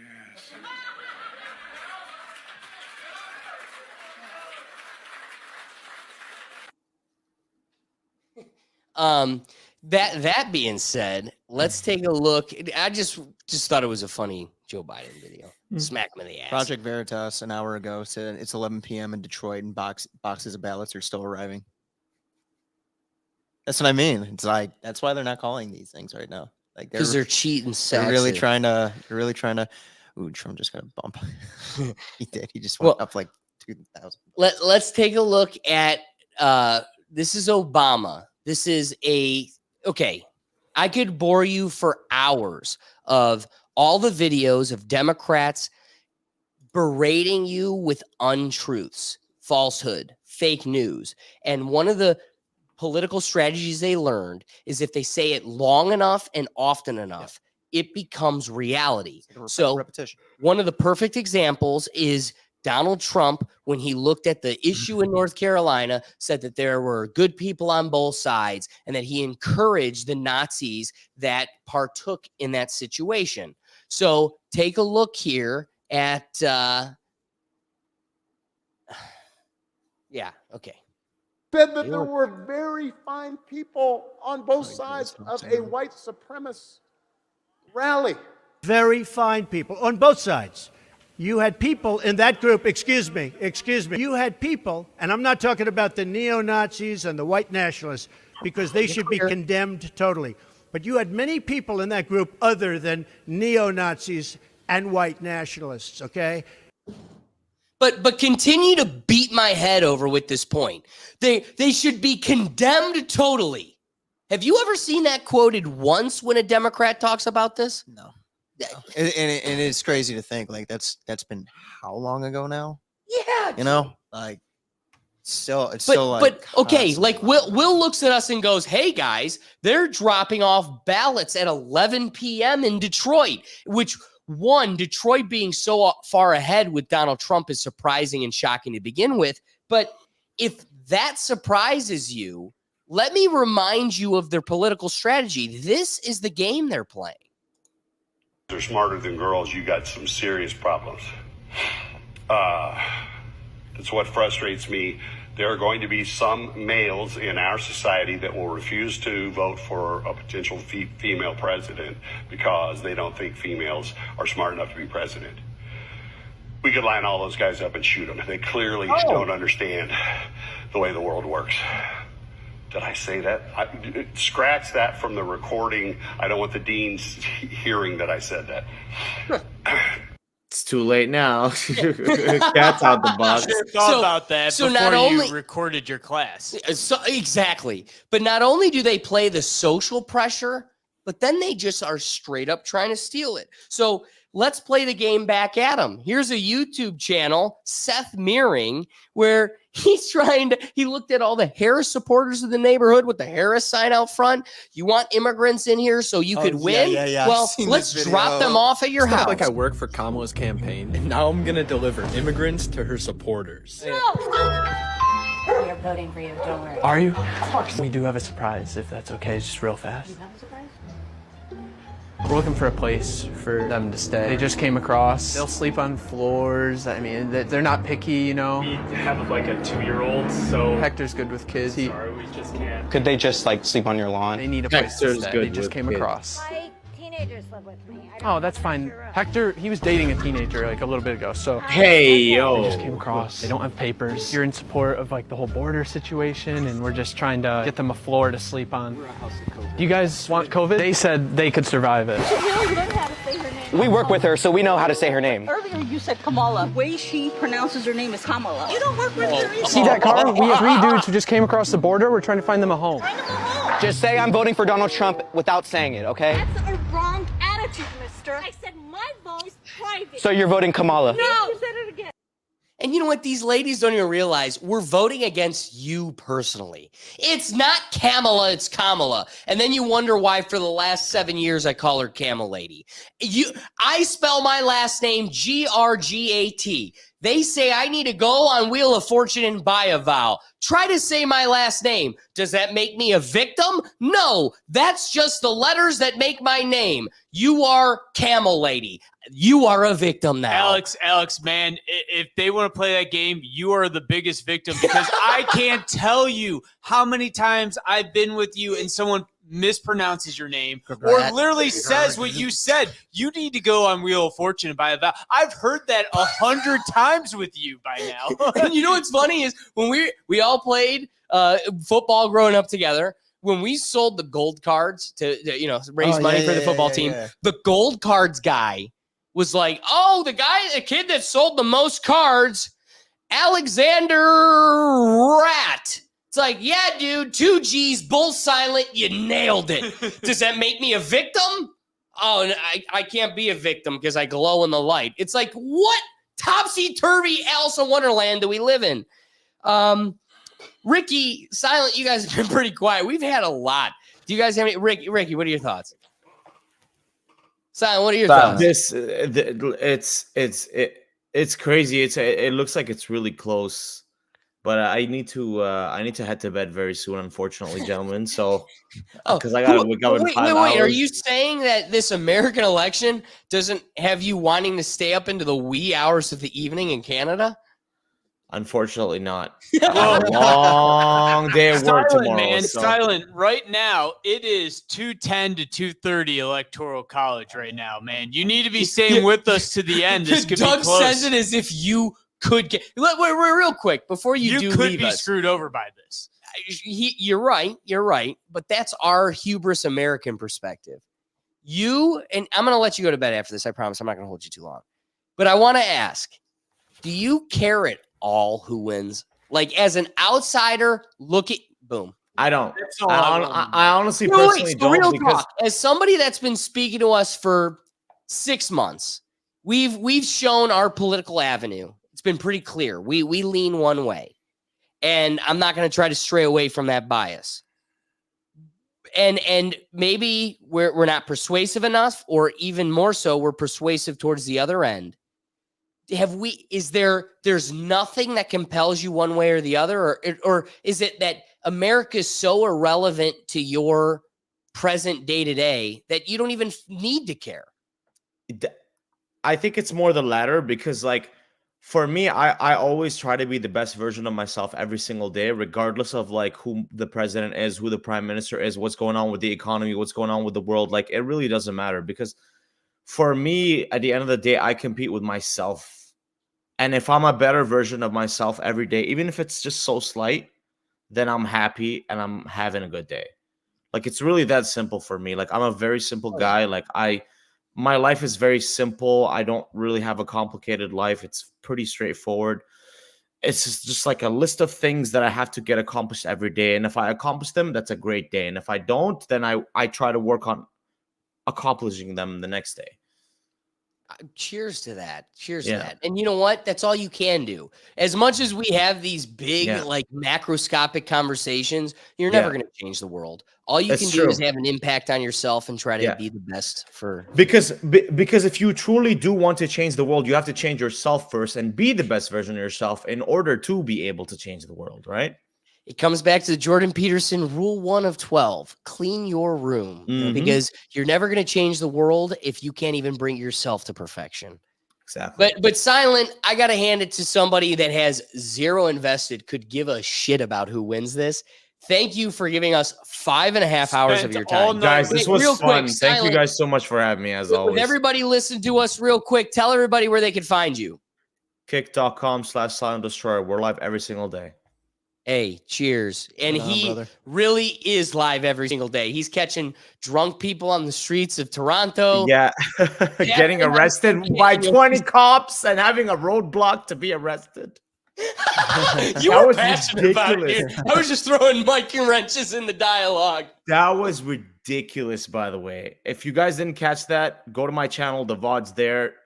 Literally 20 cops to arrest one drunk guy. It was insane. I caught it all live. So, and I was there just razzing the sitch. Type it in the chat. Make a run for it. Silent, seriously, thank you for your time. Gentlemen, I'll see you later. Have a good one, next guys. week as always. Tuesdays we go live. So guys, Tuesday, don't miss 7 p.m., Tuesday at 7 p.m. Silent again, thank you. Ricky, do you have any thoughts on the situation? Detroit just turned blue. That sounds about right. It's Detroit. Wait, no, I thought he said Pittsburgh. No, Detroit. Michigan. Okay. Wait, no. Michigan is still No, just Detroit, not Michigan. Just Detroit. Detroit, just Detroit. Sure, whatever. Look at the percentage though. Like, has that changed or is that still 52% reporting? Wow. If we look at the state in its entirety, 52% reporting. Yeah, I mean, look at that divide. 52% to 45%. I would like to see the numbers of like what even though Detroit went blue, how much blue was it? Like a +2 or a +3 at best? Right. You know? Right. Because they said the Latino vote in that state was like +11 for Biden, and then this time it was +25 for Trump. So it was that much of a swing. But well, I think on that note too, I am going to take off. Oh, you're saying 12:30 is is not. I took screenshots of the map. I took screenshots of the New York Times thing. So if I wake up and it went from 91% to 0%, I will know something happened. I am now, this time I'm taking the screenshots. I'm keeping my receipts. So I could just be like, well, they screwed us. Well, I'd like to thank you for your time as always. I'll see you in the morning, of course. My part out loud. One of the things I do want to make sure we insert into today's episode, Ricky, if you got to get going, I know too, and Doug, thank you as well. But one of the things that I do want to get to is Trump tweeting. If you haven't seen this, to me, I think it's one of those. His first campaign, we all said the worst thing about him is his tweets. And yet 4 years later, when I can't afford eggs, something makes me crave mean tweets again. And when you see Trump in the war room watching Kamala speak and he's live tweeting, you see that this is the real guy. This is the dude. And so, when Jean-Jacques Cousteau, whoever, the lady who's the White House speaker, the White House press secretary, when she comes out and accidentally tweets as Joe Biden, and Joe Biden speaks like he's a Gen Z intern, all these things lead us to believe that, like, we know Joe Biden isn't tweeting Joe Biden stuff. So we also look to Trump, and it's like, yeah, they may be mean tweets, but at least they are him. Thank you. Thank you.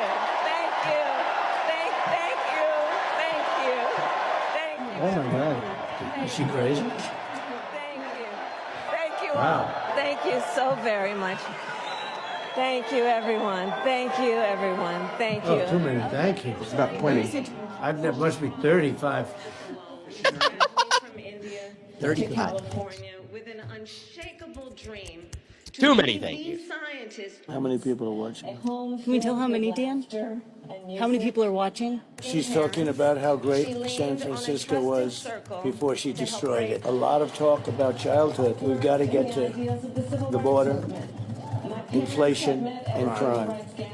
Say these out. The things of which she complains. The things of which she complains. In many ways, Donald Trump is an unserious man. Oh. You hear that, Phil? It's great, right?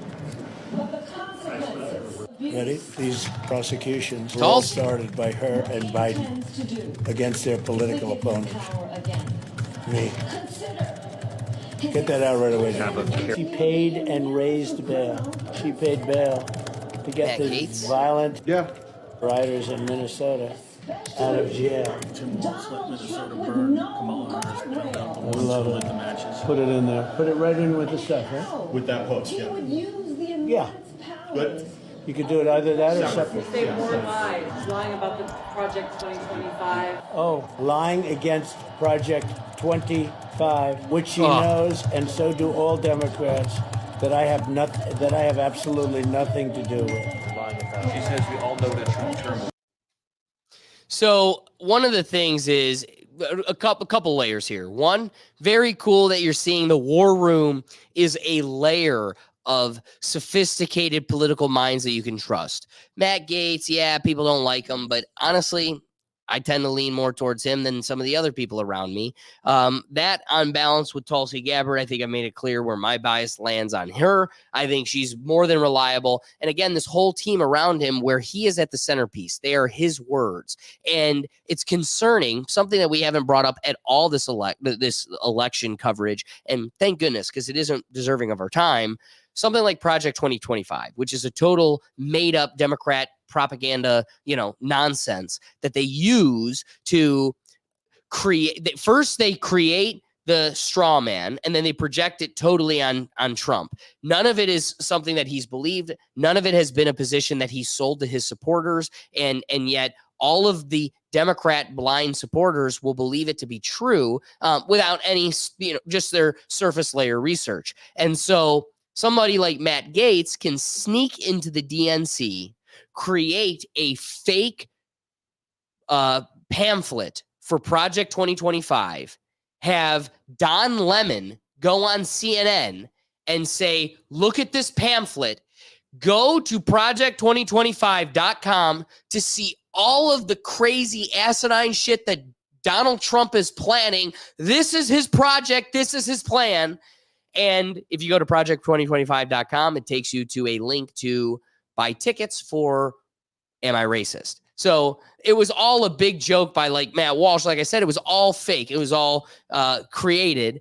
And these are lemmings that'll just blindly get in line and believe it. We got to get closing here. I know it's late. Ricky, I know we got to let you go as much as you're hanging out. But God bless Just Another Day TV. And poor Doug's got to sleep too. So let's kind of get to a closing review of the map.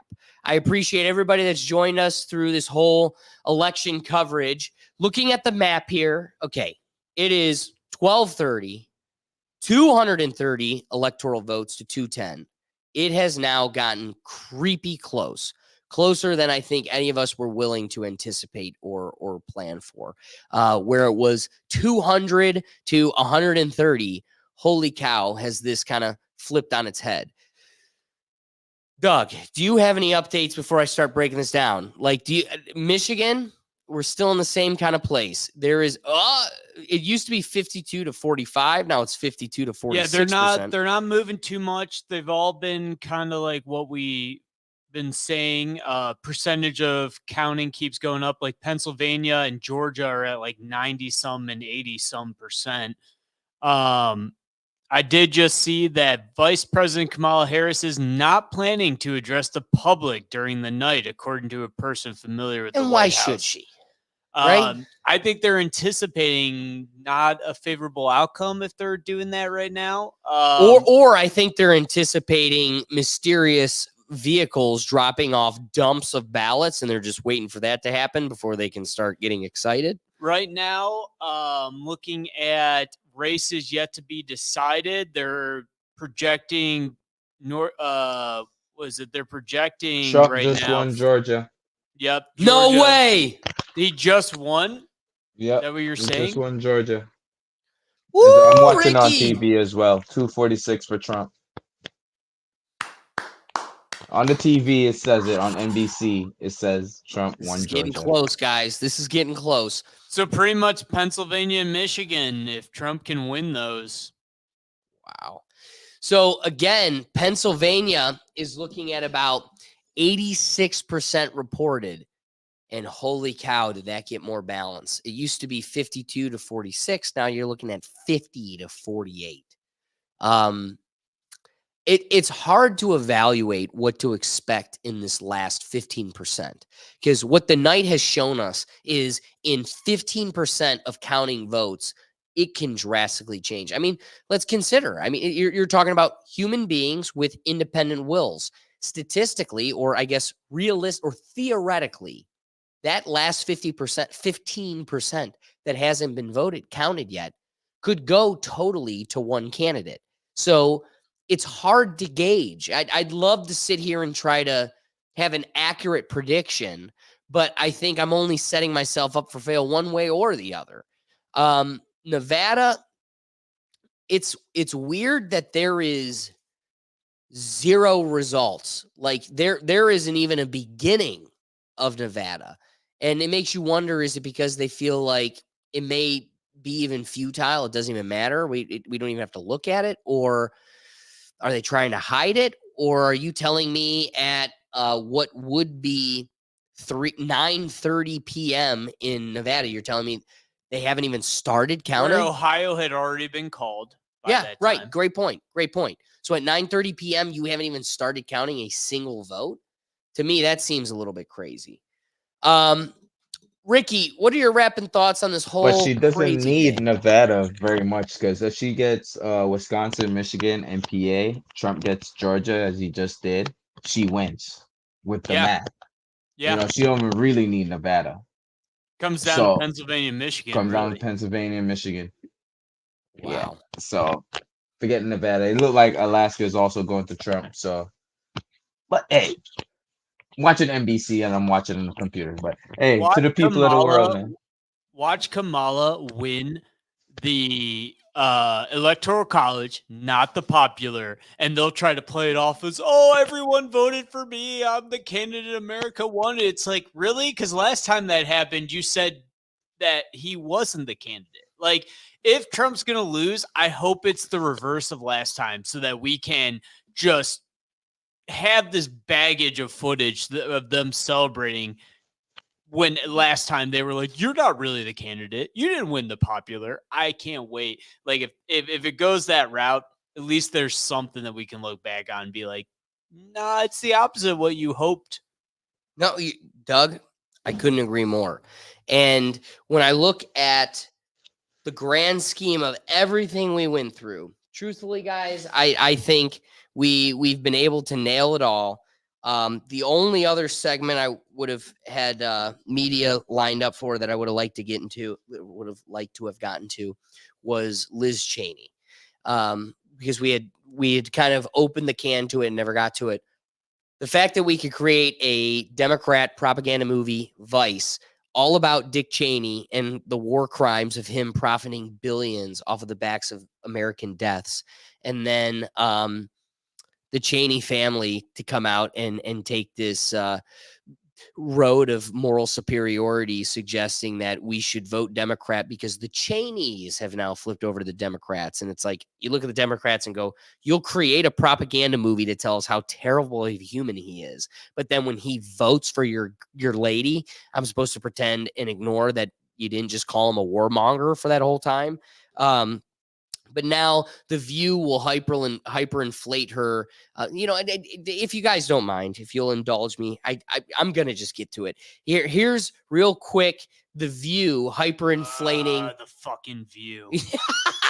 My mom watches that shit every day. Well, catch needs to find a new job. Catch, in my opinion. She's been retired too long already. I have a question.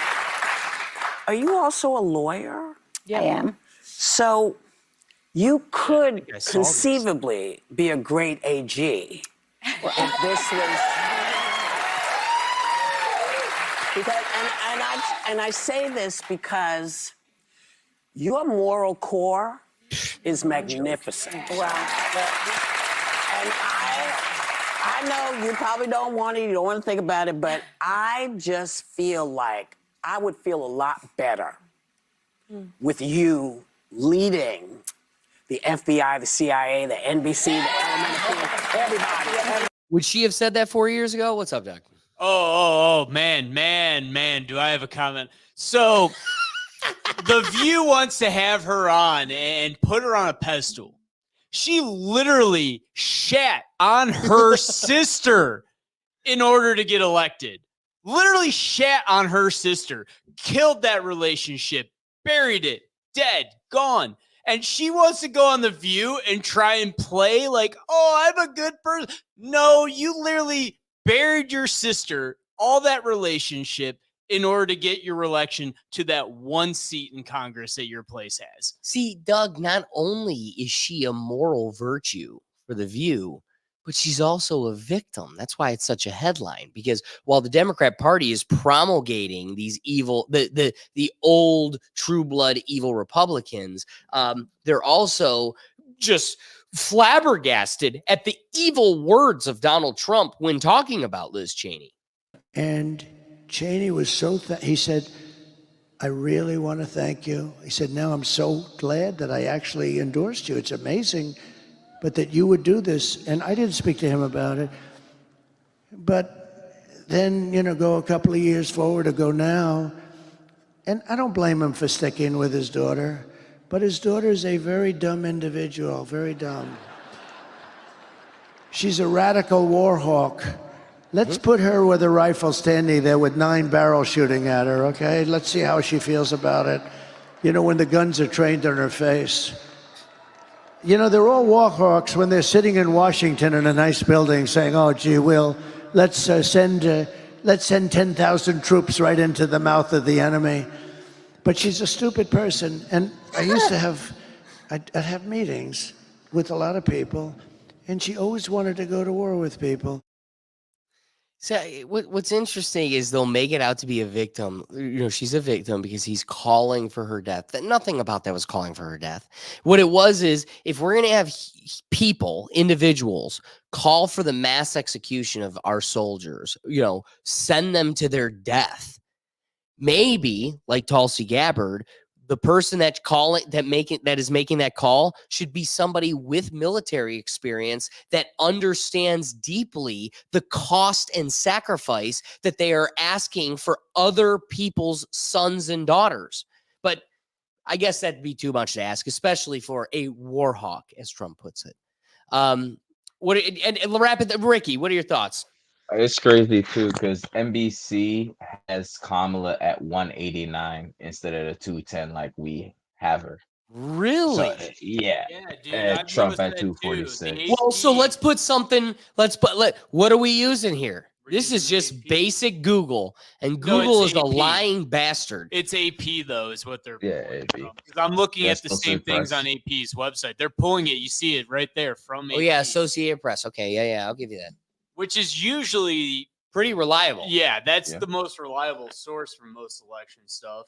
So, but again, to Ricky's point, why then would NBC lean towards Trump? If there's a bias, NBC doesn't lean towards Trump. This is peculiar. Kamala And Harris. the sad part is, we're probably going to get another 2 a.m. call, if not in a couple days. Like I think. Well, hold on. Let's call our all bets. Thinking it was going to be close, going to be called early. I mean, None of Kamala us Harris, expected it chairman, today. Kamala Harris, chairman, is speaking right now. He looks pretty deflated. And I'm seeing a lot of stuff saying Kamala's party is like, It's empty. They Her turned off CNN. They're not talking tonight. People are leaving their event. They seem to think they ain't going to win. Well, because nobody's heart was in it to begin with. Like, even when Hillary, no one voted for Kamala. Oh yeah, Exactly. they're leaving. They're out. Like, he just spoke for 2 minutes. They're out. even when final call came around for Hillary Clinton, people still hung around because even if she was going to lose, their heart was in Hillary. I don't think, like, whether Trump wins or loses, my heart was truly in it.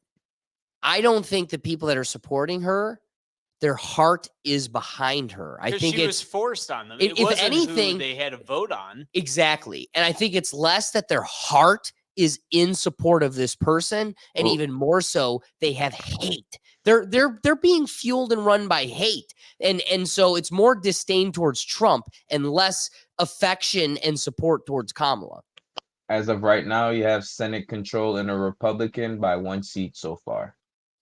Yeah, the Senate has been confirmed 51 seats for Republicans right now, unless that were to change.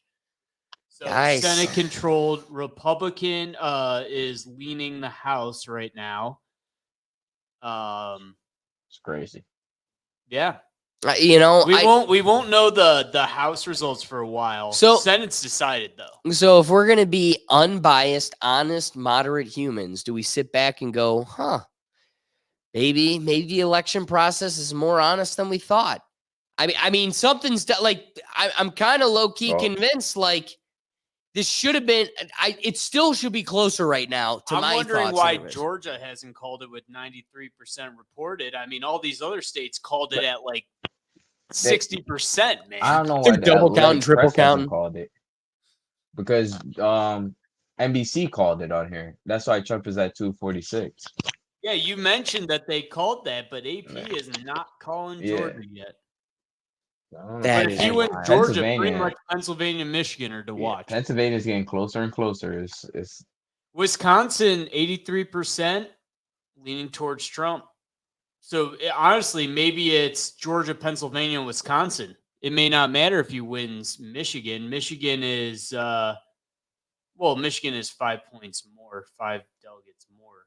But it's gonna be interesting. It'll be interesting. What I'm going to try to do is we're going to have another Rethink Tank update this week. Once we have an answer, we're going to have a quick recap. So be sure to join us. Ricky, you are the man for joining us live the whole way through. Doug, whoa, what click it about- over yeah, to there you go.